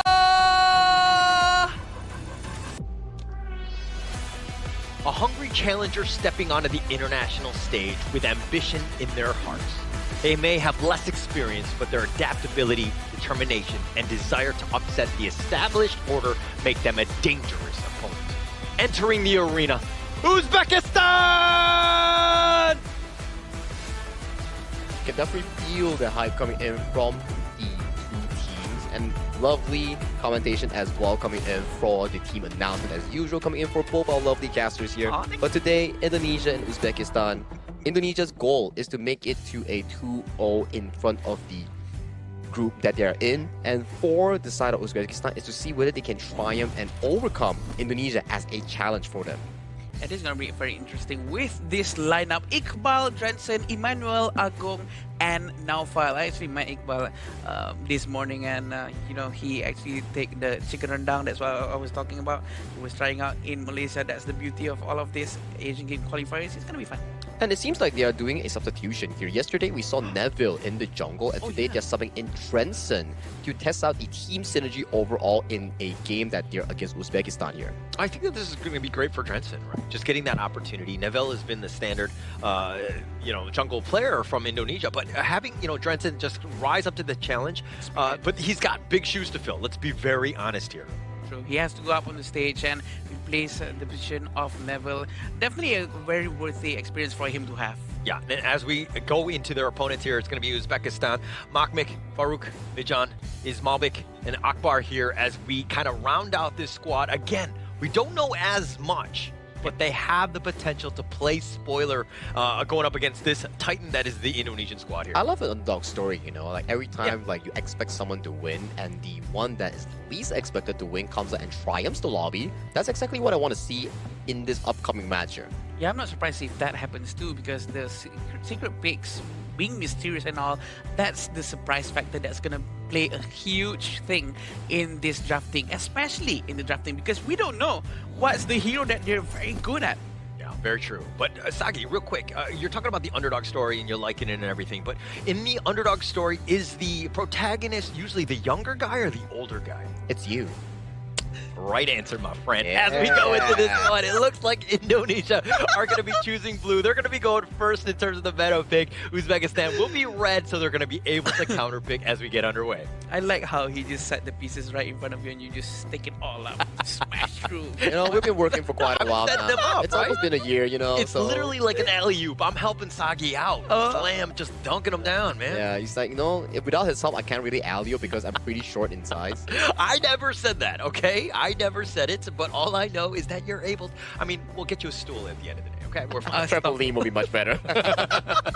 But coming back towards this series here, we did see that Indonesia is going on towards the blue side, with Uzbekistan going on towards the red side, if I'm not mistaken here. So for blue side, yeah, there's so many strong picks that we've seen thus far. We've seen the likes of the Guan Yu, we've seen the likes of the Maestro and the first pick that Emmanuel had great success with, and also the likes of a Dolia that has yet to be ventured in too much. Yeah, this is going to be very important for them, because we are saying again and again that the Guan Yu coming from Bal is going to be very dangerous as well. And we have seen Guan Yu being taken out, which is a very good decision making by the Uzbekistan coach. And they also took out Mai in the process. Yeah, doing a little research, right? It's one thing to showcase some of those heroes, and it's another to be like, okay, yeah, we saw this. We are not walking into this trap that is going to be there. But it looks like the Yukio, which has been almost in every single series, there's been a lot of Yukio today. Yeah, I agree that the amount of Yukio is a lot, and they have been performing with Yukio very well as well. And also Dharma has been a very strong pick for this qualifier, especially alongside with Lapu Lapu. The Raging Sea is going to smash everyone up, having Dharma punching everyone towards the wall. I like this draft coming in from Uzbekistan here. It's very straightforward. Like, yes, maybe they don't have the experience to actually out-macro Indonesia in terms of map movement, in terms of objective fights, so they bring it to a different level. We can't outpace them, let's outfight them. And look at how D-Renche get instantly picked with the Byron. You're just saying, okay, we're just going to smash into you. We're going to just take advantage of the laning ones. Like, this is a clash of Byron. Iqbal is very good on this hero. Yeah, definitely. And we are seeing only one tanky hero from Indonesia so far. It's going to be Byron. I'm expecting to see a tank roam, unless if they're going with something like Dia, something like with a support roam, it might be a little bit of an issue for them to tank the incoming damage. But we can still see on how Dolia is completely being ignored, unless they're gonna remove Dolia right now from the slot of Uzbekistan. Well, I mean, it's still available for Indonesia. It kind of doesn't. I mean, we know that the Dolia just like synergizes with like any roster, but this is not the greatest one. I think that if you have like some sort of control, maybe like Zhang Fei is still available. Yeah, it is. Like you have, you know, Mozi as well to kind of just help with the countering as well, because you have a lot of the damage dealers. All you need right now is just lockdown. Perfectly agreed, right? Because even if you do land in like a Dolia here coming in from Team Indonesia, there's not really like a crucial ultimate that you could refresh or benefit from. Hence, I think something like a Liam Paul coming in from Team Indonesia, or a Mozi, or even a Quay that we've seen having a lot of good performance thus far in the past one day and today, might be a good option here coming in from Team Indonesia. Yeah, as of now, you're still trying to see who's going to be picked out by Uzbekistan. And I'm hoping to see a Dolia Shangguan. Who knows? Who knows? Oh, that could work. That could actually work here coming in from Team Indonesia. Yeah, but that's just what I'm hoping for, but not necessarily the best for them to do right now, because they need some tankiness to help with the D-Renji, to be able to have some more space for him to just attack anyone in front of him. Still waiting for the Uzbekistan to pick their mid lane and also their jungler. Sachao is going to be the one. Just a lot of control damage as well. So the potential burst. Like Uzbekistan right now, they've got team fight galore, right? A lot of CC, a lot of AoE ones, just a lot of control, but they need damage. So this last one will be obviously a jungler damage dealer, maybe some sort of assassin style. Yeah, has to be at this point. Yeah, it's been looking pretty good so far coming from Uzbekistan's draft. They've been covering a lot of angles here, like the team fight you talk about, strong laning phase, strong mid control. I'm pretty, I would say, satisfied with their team composition up until the 4th pick. I agree, and I'm gonna see if it's gonna be Dolo Shangguan or not. I don't think it's gonna be that one, though. It's still a very strong pick coming off with Kyo, and we do have Gun and Mo plus Lian Po. A lot of tankiness and a lot of burst damage coming from them.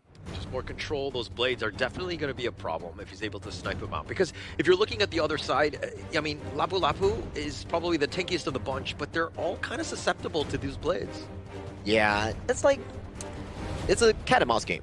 Yeah. The Gan and Mo wants to be able to look into the direction of potentially the Chano or the Xiao Qiao, but then you look at the other 2 picks, the Macho Mans there. That Lapu Lapu, that Dharma, they want to be able to jump on the backline of Team Indonesia's, especially Emmanuel on the mid lane. For sure, for sure. And we want to see an assassin, maybe somewhat of a damage dealer coming from Uzbekistan. And they're going with Nakoruru. This is a very good hero to actually dive to the backline as well, causing problems towards Zirenji and Ganemo. Exactly like what Howler said. They need a damage dealer jungler. Yeah, and the potential to jump on Emmanuel, it's going to be all eyes on him, because if the Ganemo survives, the blades are going to be constant. A lot of sustaining damage, but the Nakaruru is going to make his life difficult, so the positioning will be key come team fights.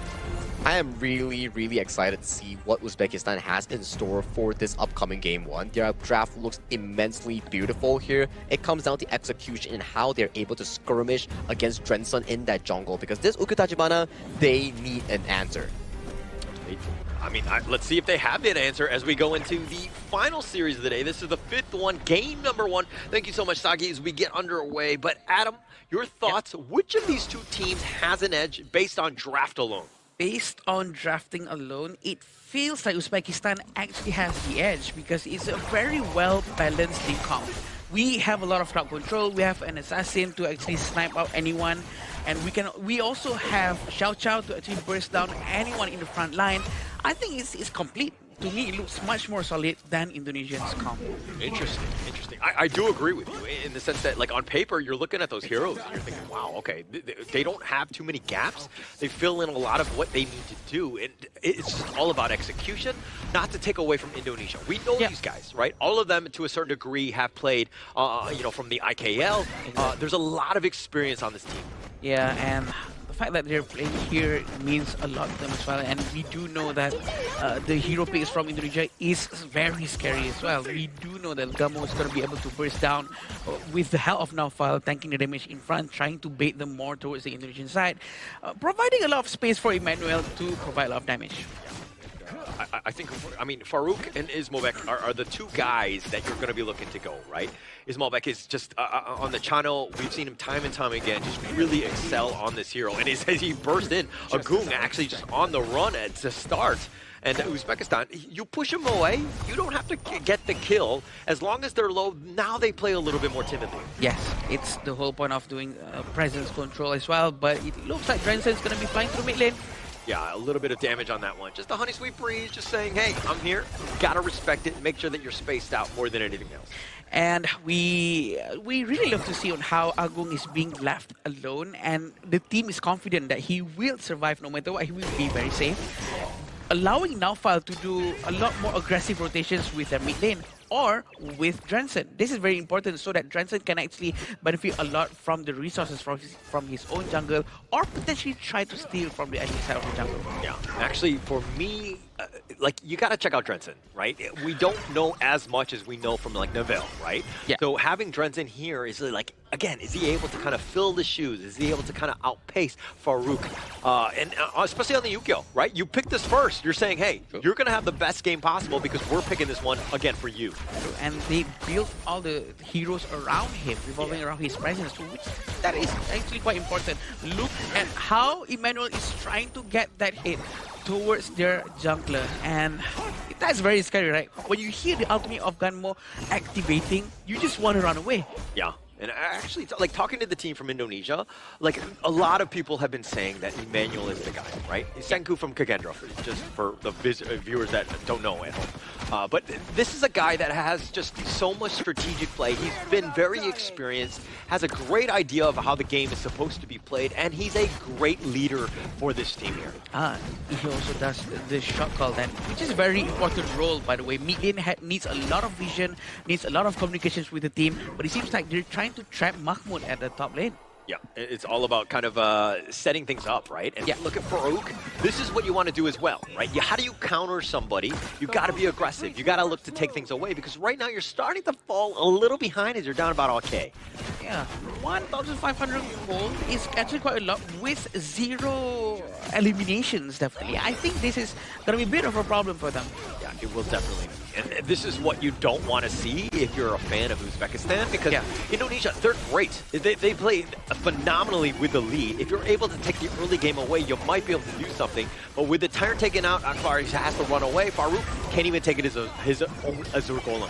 A very quick move coming from the Indonesian side. They really move around now, File. Also, no one can penetrate their formation at all. A very nice pentagon-shaped formation just now from Indonesian team. They're really trying to get this guy. Oh my gosh. He's gonna go down with just one Tribal Smash, all for him. No fall, making the play. He's all by himself, and he says, hey, you're the farm laner? Like, I'm just going to just solo you. He just takes him down, gets the Tremor Smash on top of him. Just incredible work by Indonesia's Nafal. Yeah, it feels like they need to send someone to help Ismail back, or else he's going to be suffering alone down there. Yeah, they need someone to take care of him, like maybe Akbar. Akbar would be a good choice. Yeah. Or else he's going to be continuing suffering and not being able to farm well. So Akbar either needs to be doing part of the gold sharing rotation, sticking with Farouk, getting that value, or babysitting Ismolbek as much as possible. Right now, he's kind of in between at times. If you're just seeing, like, he's just kind of counter-rotating based on what Indonesian are throwing at them. As they go in, the Storm Strike is going to be on point. The flash away. Ujida is trying to turn things around, has a decent amount of work, but with those blades, it's not going to be enough. Uzbekistan survived the attempted assault by Indonesia. Yeah, a couple of blades actually missed Omi John just by inches, and he almost hit them. But let's see how they're going to try to get this tier 1 tower. Are they going to manage to do so? Yeah, the presence control coming from the entire team of Indonesia is extremely scary that they cannot defend that mid tower at all. Yeah, nothing at all. And this is also why, when you're talking about the mid laner, you want somebody with a little bit of wave clear. Yeah. It helps out because it just stops those sorts of assaults. If you can't even get close to them, they're able to just whittle it down because they have the siege catapult, which again, if you had the wave clear, would not have been a problem. Maybe it would have been a lot easier for them to play if they had a Garuda, but they're dealing with a Xiao Xiao right now, so they have to make the best out of what they have for sure because we're in the game.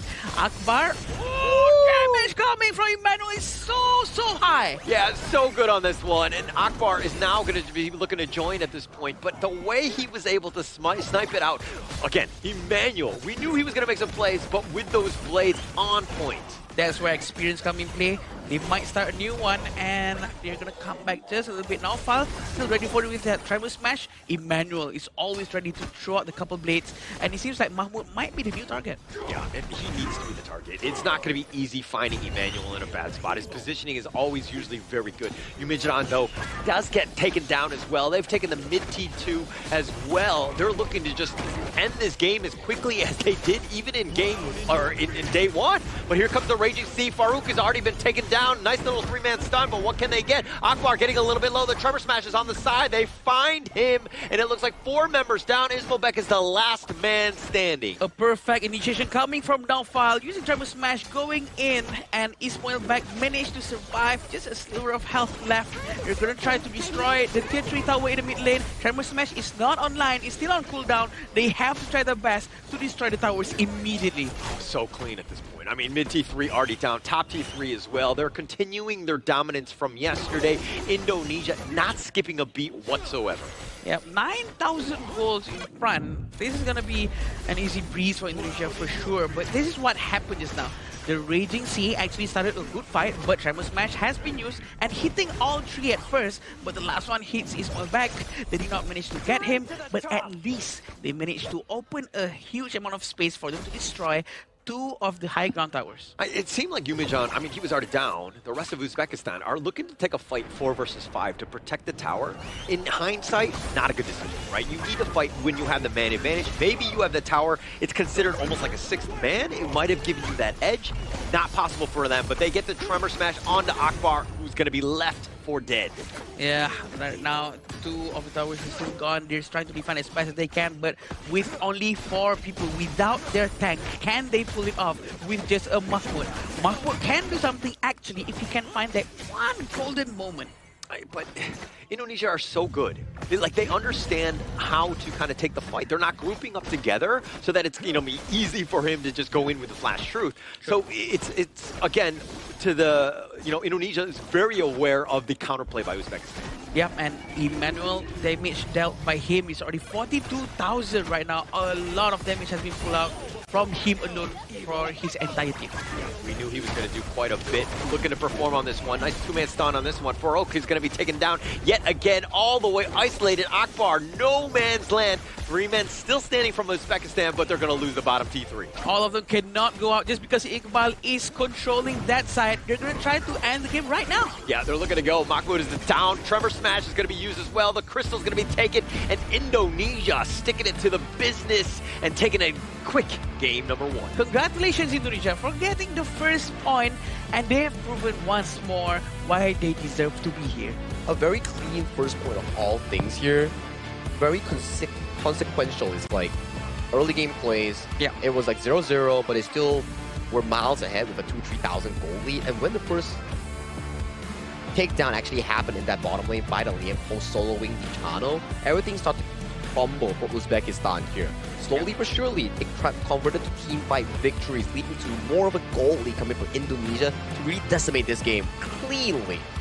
Seems like there is no answer for the Garenmo, right? Because he's standing all the way through back, and he has a lot of teammates protecting him here and there. There's no way for anyone to actually punch through the formation just to touch Emmanuel. It's almost impossible. Yeah, no initiator, no real way to find that right angle. Plus, Emmanuel's vision, his spider sense is so good, right? Yeah. He knows when roughly they're going to be coming, so he's always positioning in the right spot. So just a really well played game by Emmanuel as well as the rest of the Indonesians. I think it's really a whole team's effort, right? Yeah. Where they move as one, where we saw okay, Uzbekistan's draft is really team fight reliant. They need to find those perfect golden moments, as Adam mentioned, but Indonesia just didn't give them the chance. Every single movement, Tyrant leading to a 0-goal invade, pickoffs into the bottom lane, and then leading to more invades happening in their own jungle of Uzbekistan, and the game just started to fall out of their hands. It was like, okay, maybe we are not inflicting any takedowns, not suffering any casualties, but in the end, it started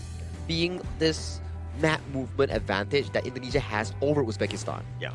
Yeah, and definitely they really have to try their best as well, because we can see on how Dharma cannot go in, because the positioning of the Indonesian players are very well spread out. They are anticipating this Dharma is gonna be coming in at any time, try to change the game, but it did not happen. The space and chance is not given by Indonesia. It's because Emmanuel is so far up, right? Using those blades, that's the vision, right? You get sliced by those blades, you're just pretty much dead, right? So there's maybe he gets a jump in, but it's just like you're running into that, but the blades find you first. Yeah.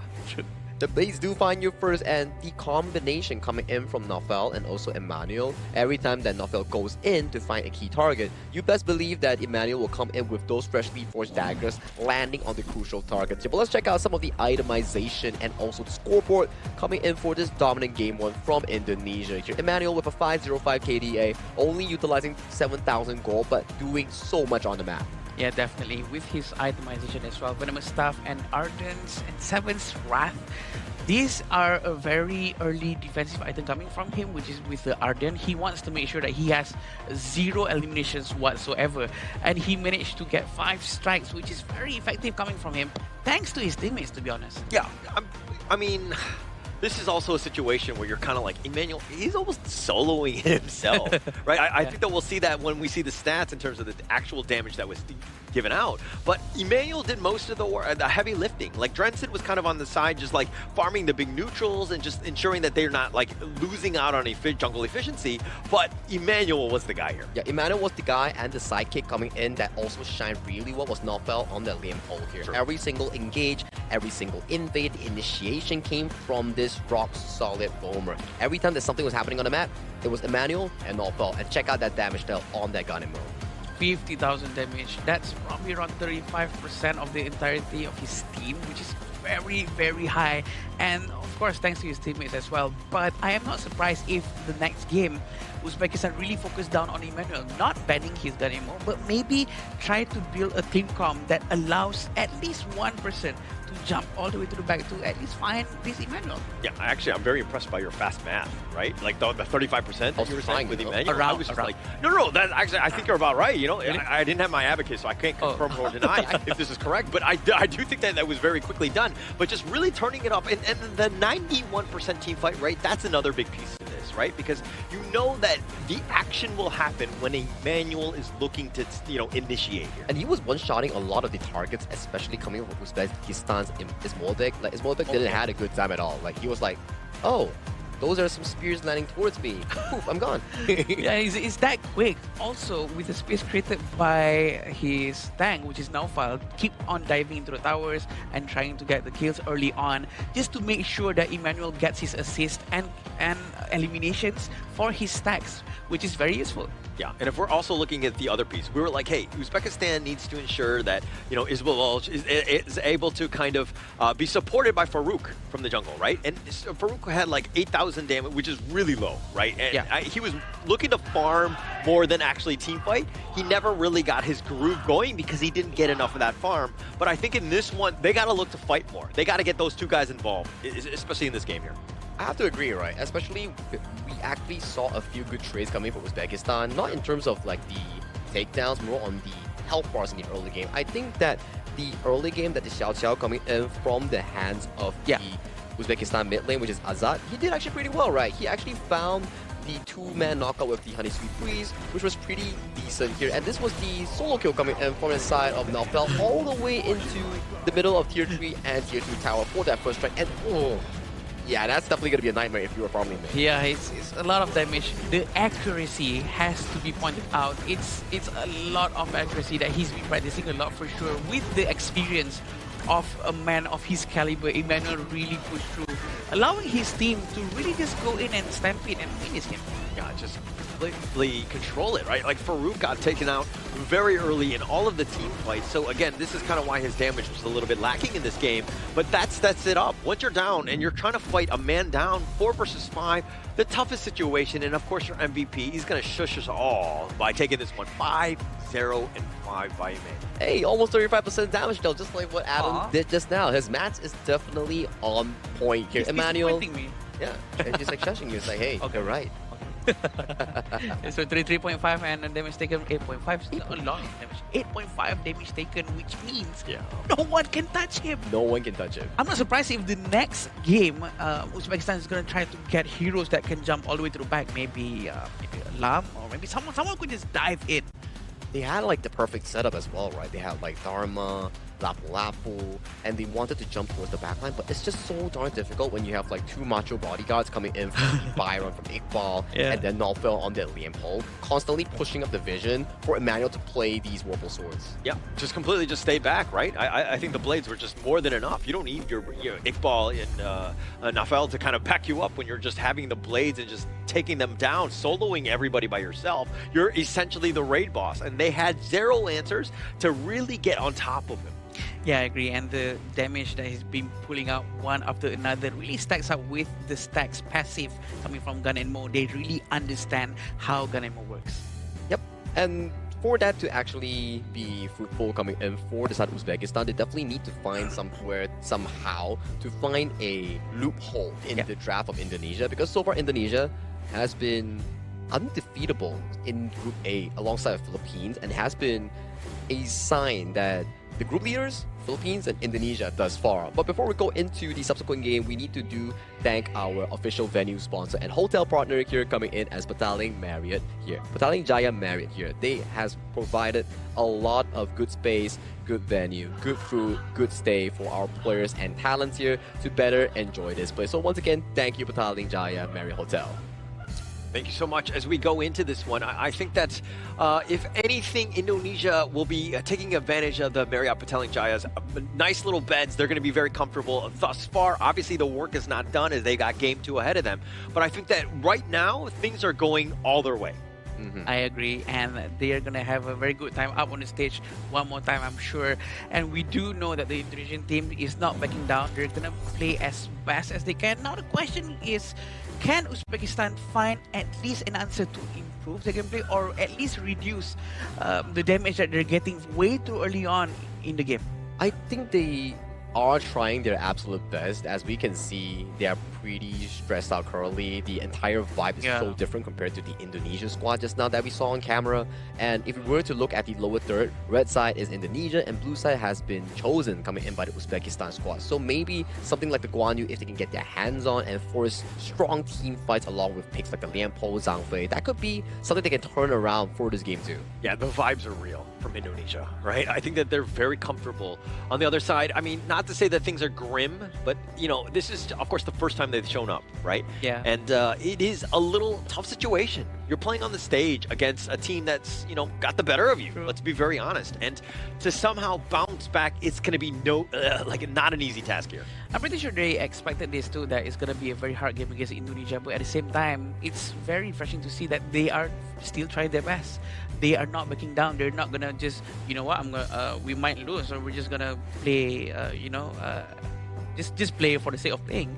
But they're still showing up and playing very, very well as best as they can. They are actually giving a good fight towards Indonesia just now. I think it's the spirit of esports and the spirit of carrying your region or nation's flag. Yeah. So it's really respectable coming in from Uzbekistan. As we step into Game 2, Uzbekistan has banned away the Maestronui and Arli from Indonesia. Indonesia has locked away the Daya Dia, signaling for potentially a assassin or a mobile pick coming in for the jungle or farm lane.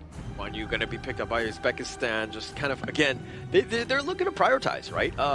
The blue side, I'm not a huge fan of that, especially in a best of 3. I feel like the counter picking is just way more valuable, especially when, you know, they're going to pick like a meta hero like this. Yep, I feel that it's better if they take it instead of leaving it in the hands of Bal, right? Yeah. If Bal has the Guan Yu, it's going to be a big problem for Uzbekistan. But with Okyo and Atta, it's going to be a very good start.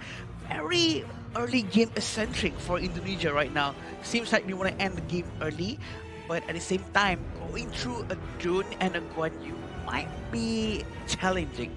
I have to agree as well. So this upcoming third pick from Indonesia might be something that is more late game centric or has more consistent DPS in trying to take down some tanky targets like Mahmoud on the Guan Yu or Farouk on that Dun here. And so far I am a fan of this Ukyu Tachibana plus the Atta pick. I love the Clash jungle synergy between these two picks. Strong early game, able to invade constantly with the strong body and the great health coming in from Iqbal's Atta pick here. And then it allows Drenson to really push forward on this Ukyu Tachibana. Okay. Just trying to spread a little bit of positivity on the Uzbekistan side, right? Because they are, you know, they need to win this one, right? And going up against Indonesia, which you know execution is not going to be a problem. But, I mean, the go ship from Atta largely mitigates when you have an unruly blade. You're able to kind of just get on out of this one. The Guan Yu is a bit of a problem because they want to go for that giant Razor Cavalry, but they got to be careful of that ghost ship, like locking him down on the wrong side. So there are ways to go around this. Uzbekistan, though, need damage dealers. They need to find a way to kind of whittle through the armor of Atta as well as getting on top of the Chano. Yeah, I agree. So I do think that they still have a very good chance over here for sure. Lapu-Lapu is going to be taken out, and Uzbekistan will be probably playing just a support roamer because they already have a Dun as the jungler, assuming there's Dun jungler for sure. And I don't think that they need another tank, but they can still take out another mid lane if they want. But Zhang Fei is gonna be their pick to be taken out, while actually they can use that hero themselves. But check out the bans here coming in for both teams. a lot of the Romans has been removed from the pool. Diadea, Dolia, Zhangfei, Lapu Lapu. So that leaves you with very limited options here. Potentially, you can go over to the Mozi, you can go for the Kui. These are still the available hot options here for both teams. Yeah, Liam Poe is definitely on that list as well. I think that you still kind of have that same idea, but as you called it, the mode is always going to set things up. Going to be annoying because you want to be spread out more than anything else, and having that cannon blast when the Dune is looking to jump in on anybody, if you're able to lock him down, you're going to have a great time. Who's to say that this Moza is not a mid lane Moza? It might be a mid lane Moza for all we know, but at the same time, I sort of miss my Kui, our Kui that we've been seeing throughout this entire day. We want to see more of that, but it seems like Angela and the Ampu is going to be picked out by Uzbekistan. The last hero is going to be from Indonesia. I think it's a very strong pick from Uzbekistan for now. We might be even seeing another Guardian mode coming in from the side of Emmanuel's mid lane here that could synergize really well with the Mozi and also simultaneously outrange both the Direnji and also the Angela here. So time is almost running out. I'm interested to see what sort of hero is Coach Gerald going to be picking coming in for the side of the mid lane. What is the last one? Yuan maybe? Huh? Maybe Yuan? Yeah, actually Yuan makes a lot of sense as well. But it's... when you see the Angela and then, you know, going in with that Chaos Cinder, potentially going for a gank, yes. With the Chaos Cinder, like then the Dune will come in, like you kind of see it, but it looks like they're going to do the old try to true. Emmanuel had a phenomenal game on the gun and they're going to pick it again. But I'm quite worried actually because right now, I was questioning just now, right? Uzbekistan really need to find a hero that they need to find the backline of Indonesia, and their answer is Guan Yu. But now, using Gunmo against Guan Yu is not gonna be the best thing. It's very hard to fight against Guan Yu. Maybe if he times it very right with the Guard Her Grave, he can throw the horse away. But I'm not sure if that's gonna be okay if this Guan Yu can actually really play well. Well, it comes down to where Iqbal can actually man-mark Makbu in all these situations here, because Ata is a prime counter into a Guan Yu, breaking the charge bar, walling him up with the Ghost Shape here. But to your question here, let's check out how they actually play this out in game number 2.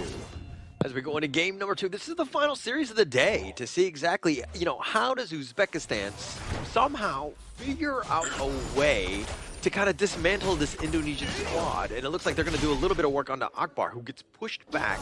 But, you know, is this draft good enough by Uzbekistan, Adam? I think, honestly, it's good enough. It's good enough because they have a lot of burst damage, they have tankiness, they have a lot of crowd controls, and all they have to do is literally protect these two presidents, Umijan and Ismail Bek. It seems like Ismail Bek almost lost all of his HP in the hands of Emmanuel just now, but it seems like Iqbal is still trying to pull them using Flash. Oh, the Flash away, but he takes a Blaze as well, but it's not going to be enough. Emmanuel, an absolute maestro with these Blades, and yet again, Mahmoud is going to go down as well. Indonesia taking them down. That's the first time I've ever saw any Atta use the passive to pull people while flashing away and actually pulls them almost like a Kui. But yeah, it works, I guess, and they managed to get 2 eliminations over there. We do know that Uzbekistan is still in this fight. It's not too far off, and look at how naughty this guy is. He's really trying to disturb them as much as they can. Smart. That's, I mean, you want to be disruptive, and you're constantly providing that vision of, like, you spotted them out. Like, you know what's going to be coming, so your team can kind of adjust accordingly. So this is, again, a very smart play by Indonesia. It's all about that vision, and it comes back to their experience as they almost get them, and they are not able to find his Molbek at the last shot, but it looks like Akbar is going to be the next target as they try to take him down. The Wolves are getting in on the action, and the first Ram just says, all right, that's enough.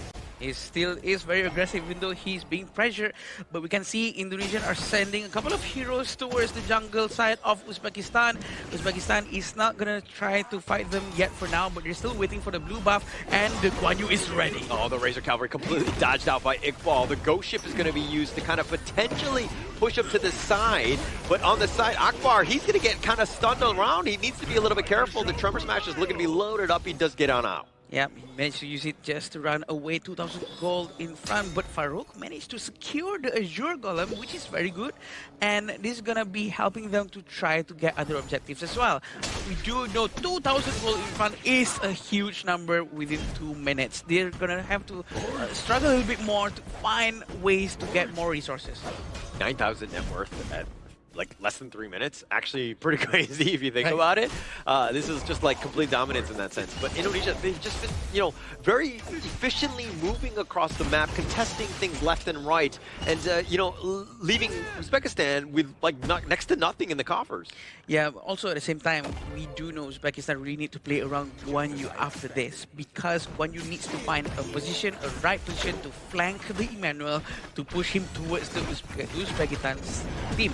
And I think that it's going to take a while before the towers goes down to have more space to play around as Guan Yu's playground. I think that that's definitely what they want to do, right? But Uzbekistan is not able to do it because Indonesia's positioning, the way that, again, whenever you have a lead, this is exactly how you want to close it out. You have your guys up front so you can see any sort of rotation. Nobody gets caught off guard because you know where everyone is. You're like basically CCTV everywhere. The vision is always open, I agree with you. With the help of the Roma and the Clash Lane from the Indonesian side for sure, and Mose is still opening up the brush after brush and might dive into this tower right here. Yeah, the flash away. The box is going to be a little bit on the, you know, embarrassing side. He misses that one out, but the flash away, and now the tremor smash. Oh, Emmanuel flashes that one aside as he dodges that one, and it looks like Mahmoud will survive. They don't want to dive the tower, but Emmanuel with the play just to stay alive. Do they get some sort of revenge? And they do. Farouk is going to be taken down, and Indonesia dodge a bullet, and they do it in style. That was a sexy flash. It was sexy. That flash, the timing is so on point, and at the same time, he almost managed to get Mahmoud along the way, but he did not manage to finish out because damage is not enough. For now, 5,000 damage, 5,000 gold in front of Uzbekistan, and it's going to be a very huge advantage coming for Indonesia. Iqbal is going to be still focusing down on the bottom lane. It seems like Mahmoud is not going to mirror the positioning of Iqbal. I think he needs to rotate a lot quicker. Yeah, I mean, yeah, I think that would definitely help here. But the wave clear, Umejan, something that they kind of lacked in the last game. The Angela will definitely shore up some of those weaknesses. You want to kind of push things out and potentially go for some sort of play here because they haven't found Indonesia in a bad spot ever. Yeah, and right now they're giving full focus towards the Crimson Golem. I like how the Liampo Akbar is trying to open up some vision, but it seems like the Gamo is really trying his best to steal the Crimson Golem. The ultimate coming from Liampo is a bit wasted here. Yeah, he did get the stun, and I think that, I mean, it was just so far out that, you know, Nafal had kind of almost baited him out. He has that extra mobility by the multi. But the Razor Cavalry on the pushback, he almost tried to take him out of the tower. He finds at least one, but it's really not enough. The follow-up has not been great, and the Ghost Ship will kind of just end things here. Actually, the positioning of Mahmoud was so good just now. He managed to take Gamo if he waited just a little bit more. But look at the damage. But it really has been used trying to take Iqbal, and Iqbal runs away with no problem whatsoever. We do know Atta is quite annoying with his first kill because he can CC immune while jumping around, while dealing damage, while doing his rejuvenation. He's going to restore his health every time he hits someone. Yeah, and now Farouk here. This is a little bit better for him. I mean, yeah, he's died already, but this is one where he's gotten a little bit more farm. He's a little bit behind Drenson here. Yep. But again, you just got to kind of just put your head down, find whatever farm you can to get yourself tanky enough to survive and to be able to turn a team fight. We're still waiting for Ismail back to get his Doomsday. Definitely will help team to melt down this tankiness coming from Atta, and I think they really need to give him a lot more space to get his itemization at the bottom lane. But it seems like the mid tower is also very important. Also very important for them to have a lot of vision of what's left.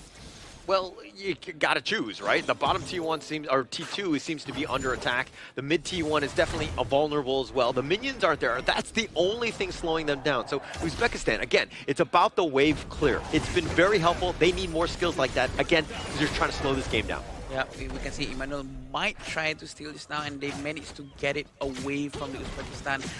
5,000 gold in front is a huge number. Again, I would say that Uzbekistan really has to try to do something here. They try to have a shutdown, try to get a lot of resources away from Indonesia, or maybe send someone to do a split push if they cannot commit into a war, because they're sort of right in between right now, and it's wasting time. Yeah. definitely wasting time. And that's a little bit more time for Drenson to get online, right? He's about 1.4K away, the flash away by Akbar, keeping himself alive. But this is, again, we were going to see exactly how would Drenson react. Being the sub, being able to play in against Uzbekistan here, it seems like he's shown up. He's gotten the better of Farouk thus far. Or it seems like Ismail Bek is the one who's going to be sent to do the split pushing at the bottom lane, which is at least they're doing something to get a breathing space. But at the same time, they are not protecting the top tower enough. And we're still waiting for that one moment for the Guan Yu to actually flank them all the way from the back. Yeah, a little cannon blast onto Akbar. The Wolves are just gonna nip at his heels. But I mean, you were saying Ismail Bek is pushing the bottom T1, but they traded away the T2 top. I think that Indonesia are gonna be very happy with that as Ismail Bek gets taken down here by Drenson. At least it's a good try though, but it seems like they're trying to use this combo between Monza and Ganmo. And it seems like they did not manage to get anyone yet for now. They're still trying to keep a huge pressure down to the T2 mid lane. Yeah, Iqbal just trying to kind of clear them out, space them away, taking the mid T1. Indonesia starting to hit that stride. I mean, everything has gone their way. Now they're looking to take the Tyrant and the Crimson Golden away at the same time. They're really maximizing whatever they have. The benefit that they do have, Tremor Smash has not been used just yet. Cannon Blast just missed its mark. They're trying to do their best to give a lot of space for Emmanuel, but Emmanuel has to be aware of the positioning of Mahmoud. Mahmoud will try his best to flank. Yeah, Umaj just taking some of those blades, and he's going to limp away. I mean, he will be fine, but the Emmanuel, look at how much damage. Again, continuing on from game one, he was the MVP for a reason. Yeah, it's almost 50,000 at this point, and I'm not surprised if he gets MVP again, but it all depends on how his team's gonna be helping him out to create more space for him to collect his assists, collect his eliminations. But look at this time. Yeah, they're looking to just go in for this. I mean, they're gonna Unruly Blade on back. Iqbal looking for the right angle, finds at least one. The Ghost Ship is gonna be used on the side. He tried to flash away. Umij is gonna just smash into that one. A couple shots on. The Tremor Smash is gonna be committed, but Indonesia pushing them back. They only have 4 members from Uzbekistan to somehow hold here. He's very trying his best to aim with high accuracy. Farouk missed his stun, but they're still gonna try to give a lot of space for Emmanuel. Emmanuel, with only 30% HP, he's still brave enough to stand in front of all of them, believing in his teammates that they will protect him with their life. Yeah, Emmanuel.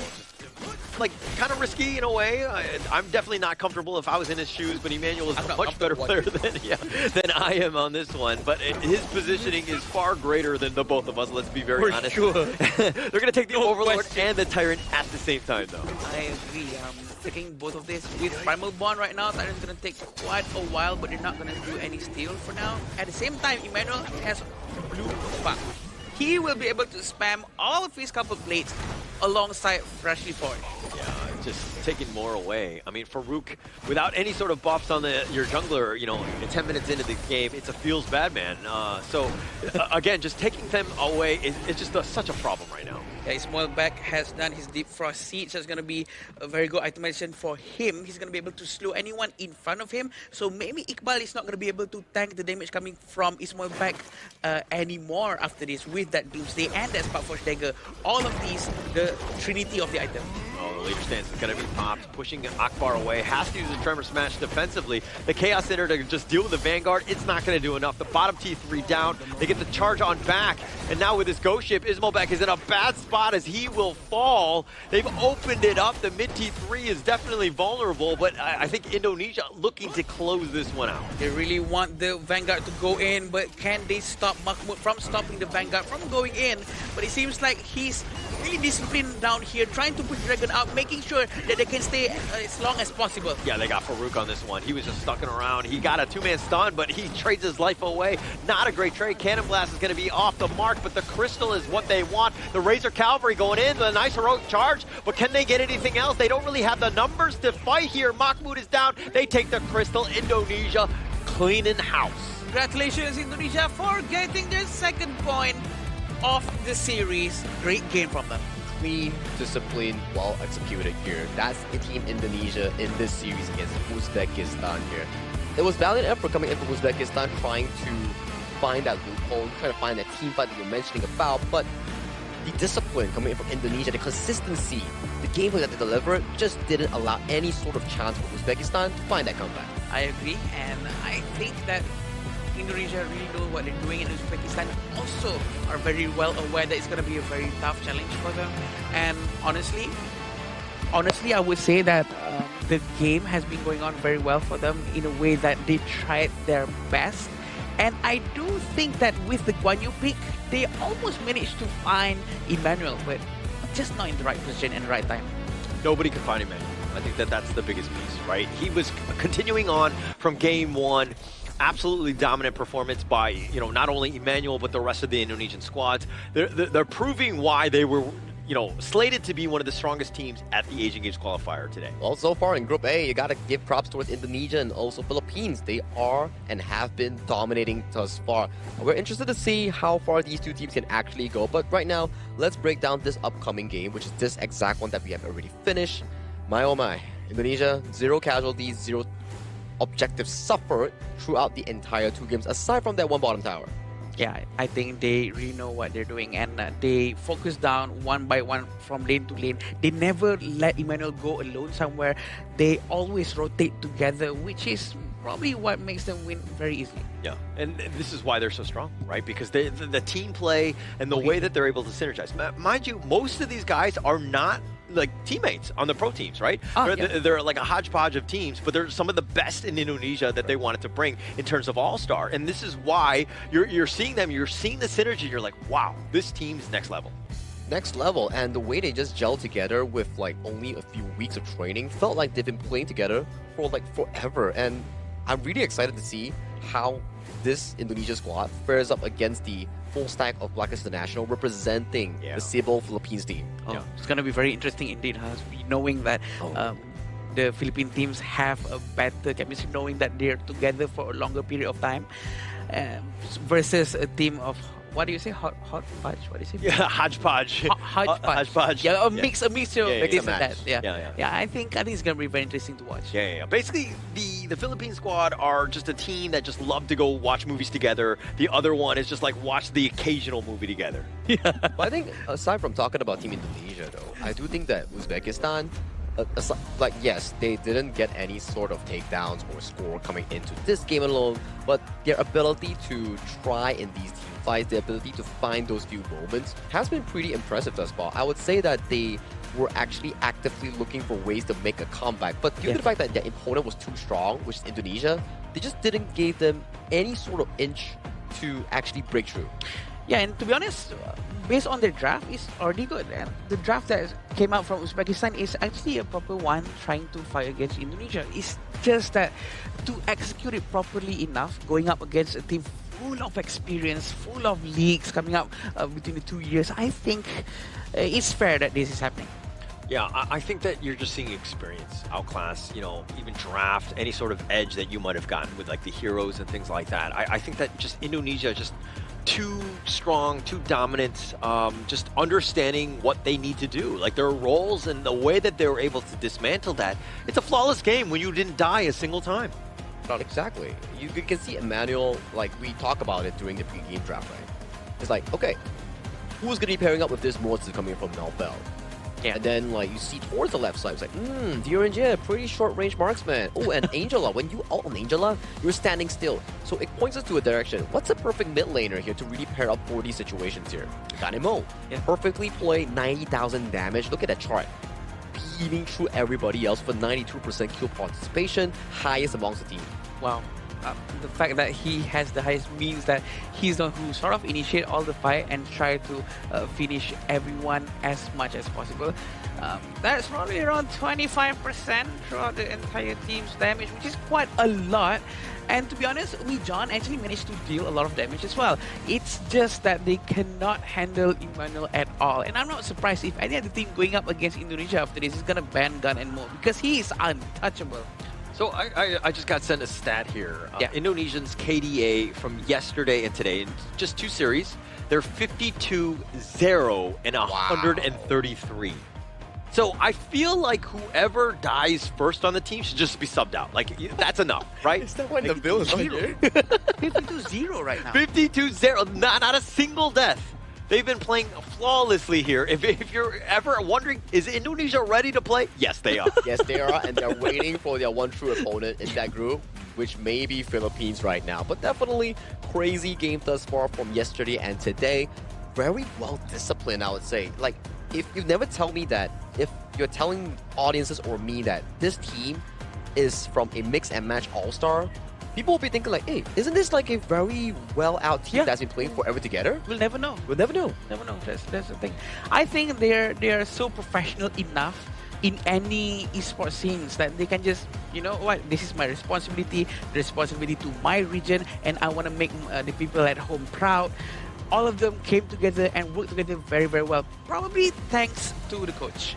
I wonder if, like, again, this is very forward thinking, right? Yes. Next level. If when Indonesia plays Philippines, and if they're able to continue this momentum, and they 2-0 that team, oh wow, are there questions for like, hey, maybe we kind of bring this team into the IKL separately? Obviously, contracts and all that stuff is going to make it difficult, but they could be like the next dominant team, no? That's true. Like the all-star. Yeah. No, probably that's going to happen. Maybe some other team that's not in the league yet, they want to make a new team. They just buy off out of each places. Well, that's going to be really expensive knowing that contract and stuff here. But back towards this game right now, we see a 12.6 goal lead all the way at 12-minute mark. Really smooth sailing here. And that's the combo that you talk about here, Adam, in the game itself. The enhanced basic attack coming in from Spell to Ata.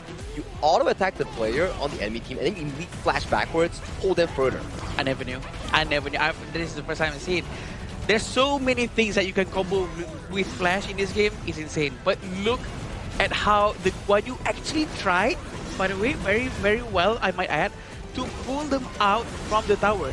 And it almost worked out. It's just that the support coming from the team is not enough to deal the damage towards them. It seemed like almost every single highlight started when a skill was missed by Uzbekistan. Like, Indonesia sidesteps it, then they go in, gets the right pick off, and again, not dying. That is absolutely amazing in the 4 games that they've played. Perfectly played, right? Coming in from Team Indonesia. 4 games, 0 casualties suffered, 0 deaths thus far. And let's check out the MVP coming in for this second game. It's the man himself, hushing everyone. It's Emmanuel coming in from Indonesia with that Ganemo once again. All right, normally I'm not a big Photoshop guy or anything like that, but maybe we can get it so that Emmanuel, every MVP, he just raises a finger, right? So he should have like, what, I think two right now, so he should have 2 fingers up, shushing us with as many fingers, and then by the end, he might be like up to 10. Every time. So that's the counter. Oh, so how many Emmanuel MVPs does he have? 1, 2, 3, 4. And then they're going out.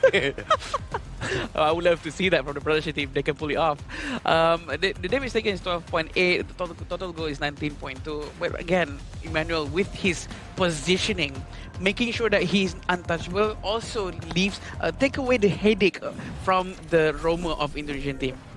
Well, I would say that he's also a captain role coming in from Team Indonesia here. Right. Emmanuel has been in the IKL scene for quite a while now, since I think 2024. He's been at it for as long as I can remember. A wonderful player, very nice player too. And I'm pretty happy for him that he's actually being able to achieve further heights. And right now he's carrying the Indonesian flag along with 5 different players, including Sub, to actually venture into the main event. Yeah, I mean, the 12% damage taken in that game 2, that was 4% higher than game 1, where he was like at 8%, right? So like, you know, like having that sort of, you know, flawless mobility where you're not being touched, and people know that you're the guy, and they're trying to hone in on you, and they can only do like 4% more, that speaks volumes about his play. And we have to remember that this hero is Ganemo, and it's not Maishanu with insane amount of mobility, right? True. Ganemo who's not even walking, sort of just floating very slowly in a very tall fashion.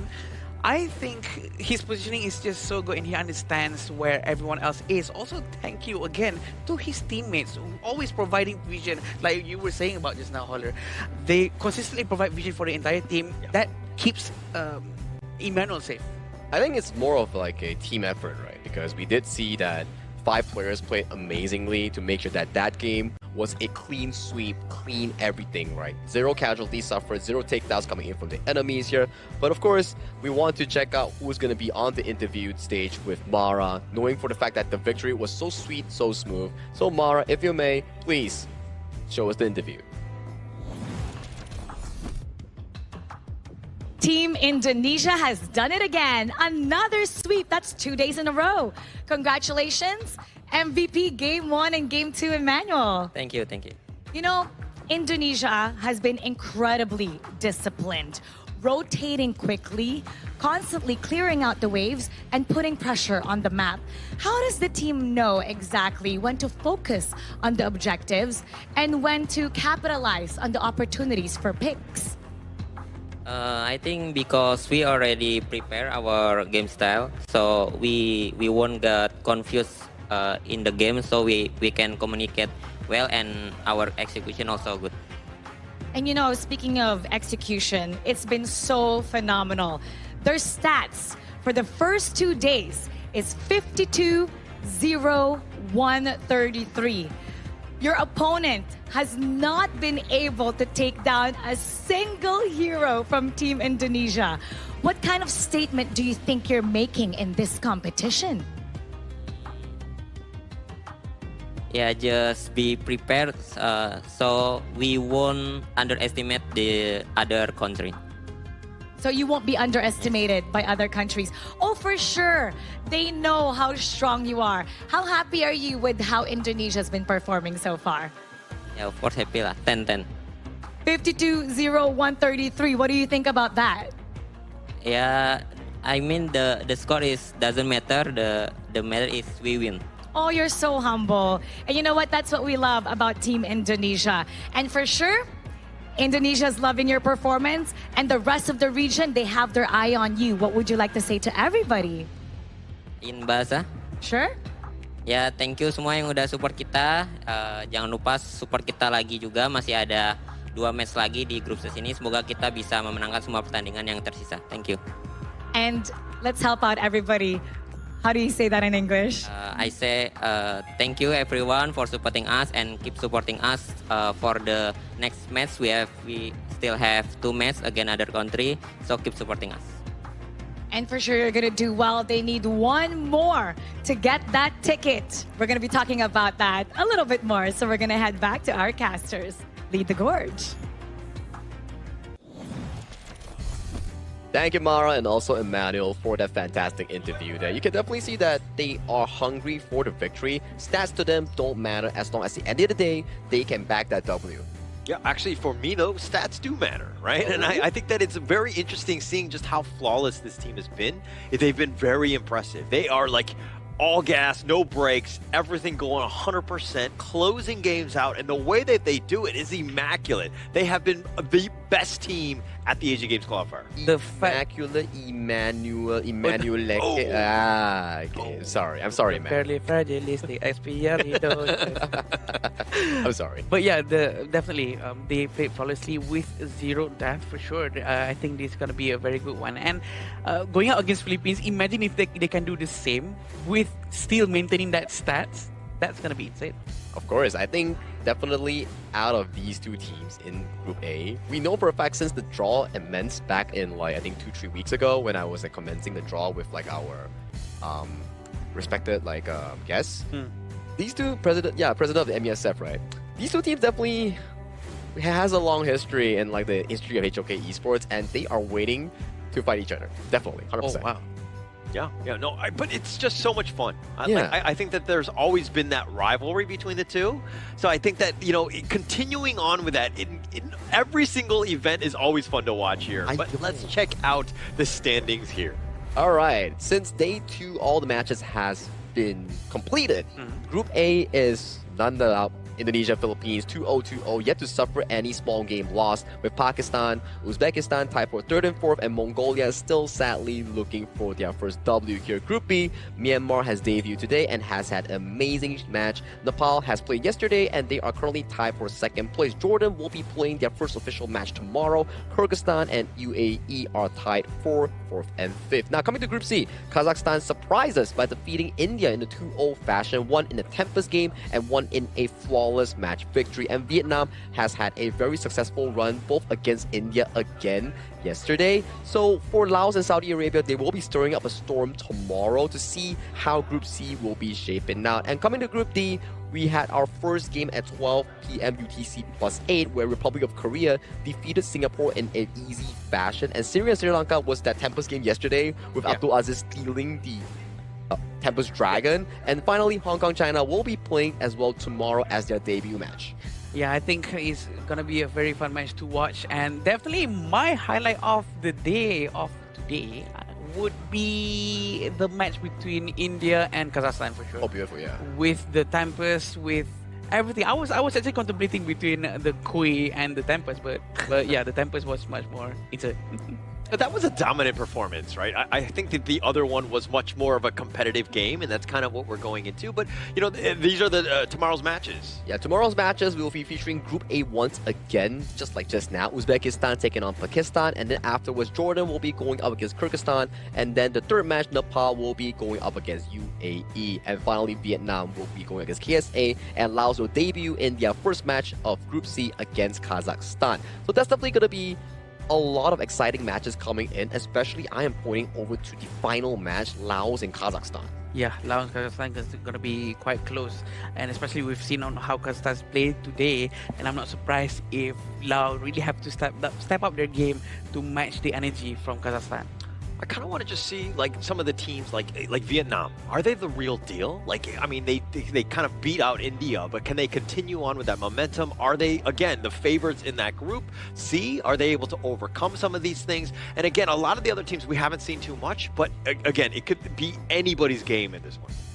Oh yeah, and definitely, right? And as you can see, these games, right, it's more concentrated towards Group B and Group C. So we won't be seeing Indonesia or the likes of Hong Kong, China, Singapore coming in tomorrow, or even Philippines, right? So it's definitely going to be shuffling between regions and also countries to take their turns battling out against each other here. But after tomorrow here, I think we'll be starting to see a arrangement on how Group A will look like, because Group A has been playing a lot of games here, and if we see after tomorrow, maybe we can start to see who belongs on top 1 and top 2, because top 1, top 2 immediately goes in for the main event, and top 3 has the shot going into the LCQ, which will be happening on the last day of this event. Yeah. So I think that, you know, setting it up, understanding the storyline of just like where Group A is going to be in the top 2 teams right now, it's looking like it's Indonesia and the Philippines. We still have games yet to play. Correct. But for me, I think the biggest drama is going to be in Hong Kong, China, right? We were looking at Group D as like one of these teams is like, hey, this is one of the favorites as well, but are they the real deal? We won't know. I mean, they haven't played any games. It's going to be day 3, even to tomorrow. They haven't played a single one. So to see exactly if they are of that level of being, again, one of the favorites in Group D. Actually, I do feel that they might be on top of the charts as well in the Group D. That's why I'm expecting them to be. But I do know that they are a team full of experience as well, going up against the rest of the group. Compared to the rest of the group, I think they're going to be doing very good. Yeah, I fully agree with you here. And we also have to remind everyone that if you are interested in a good gaming phone with good specs, good FPS, good cooling, good everything, right? You can always check out our tournament official phone sponsor, which is iQOO 15R. If you ever need a good phone for our Honor of Kings with very good specs and it doesn't like overheat, check out this exact phone. It's really affordable and you can get it at a decent price. Yeah, actually, I'm waiting for my phone to come somehow fall into my lap at some point here at the Marriott Petaling Jaya. I'll let you know my address so that you can just, just mail it to me and, slide it under my door, if you will. So while that's still happening, of course, we just had 5 series today. I think that they were all like amazing games in terms of just like overall, like how these teams are really going to be at the Asian Games qualifier. Yeah, also I would like to remind everyone out there that also on the 17th of June, we're going to see a comprehensive improvement for the lobby interface, and in-match controls are arriving during this time. So it's going to be a huge update alongside with the new heroes, and as well as a lot of other things. There's treasures, there's so many things for me to explain. Yeah, I mean, let's make a few examples, right? Like 4 new heroes, and then like comprehensive updates on the interface. If you did check out like some of the teaser videos, they have like on the lobby, the UI, a more improved UI, and afterwards there's also like the feedback received by the dev team on some heroes being delayed, like buttons not registering when you after you press it. So they have improved everything since then. So this way could be a very big patch because there's so much lineup on June 17th. So don't forget to actually log in during that. Is the patch actually going to help my gameplay where It I will can actually. start winning games? The phone will. The phone and the update will. Okay, because I need all the help I can get at this point. Maybe like a 2%. Well, he's really trying his very best. He wonders, at this point, Aiko really needs to contact Holler. He's been saying it so much, but I think I would love to someday play like the pro players, be out on the stage, play with Aiko. Yeah, I would love that. It's definitely gonna be like a very refreshing experience. But hey, we'll save that for the next time here. My name is Sagi, your desk host for today, and with me are the casters of the Gorge, Holler, and also Adam. We will be signing out. Good night. Ever changing, some chameleon, blood, sweat, and tears. We'll never make it if we fall to everything that brings us down. With a comeback is now. Blood, sweat, and tears. Fight for what we want. Doesn't matter the cost. Every day, put in work. Blood, sweat, and tears. Nothing comes overnight.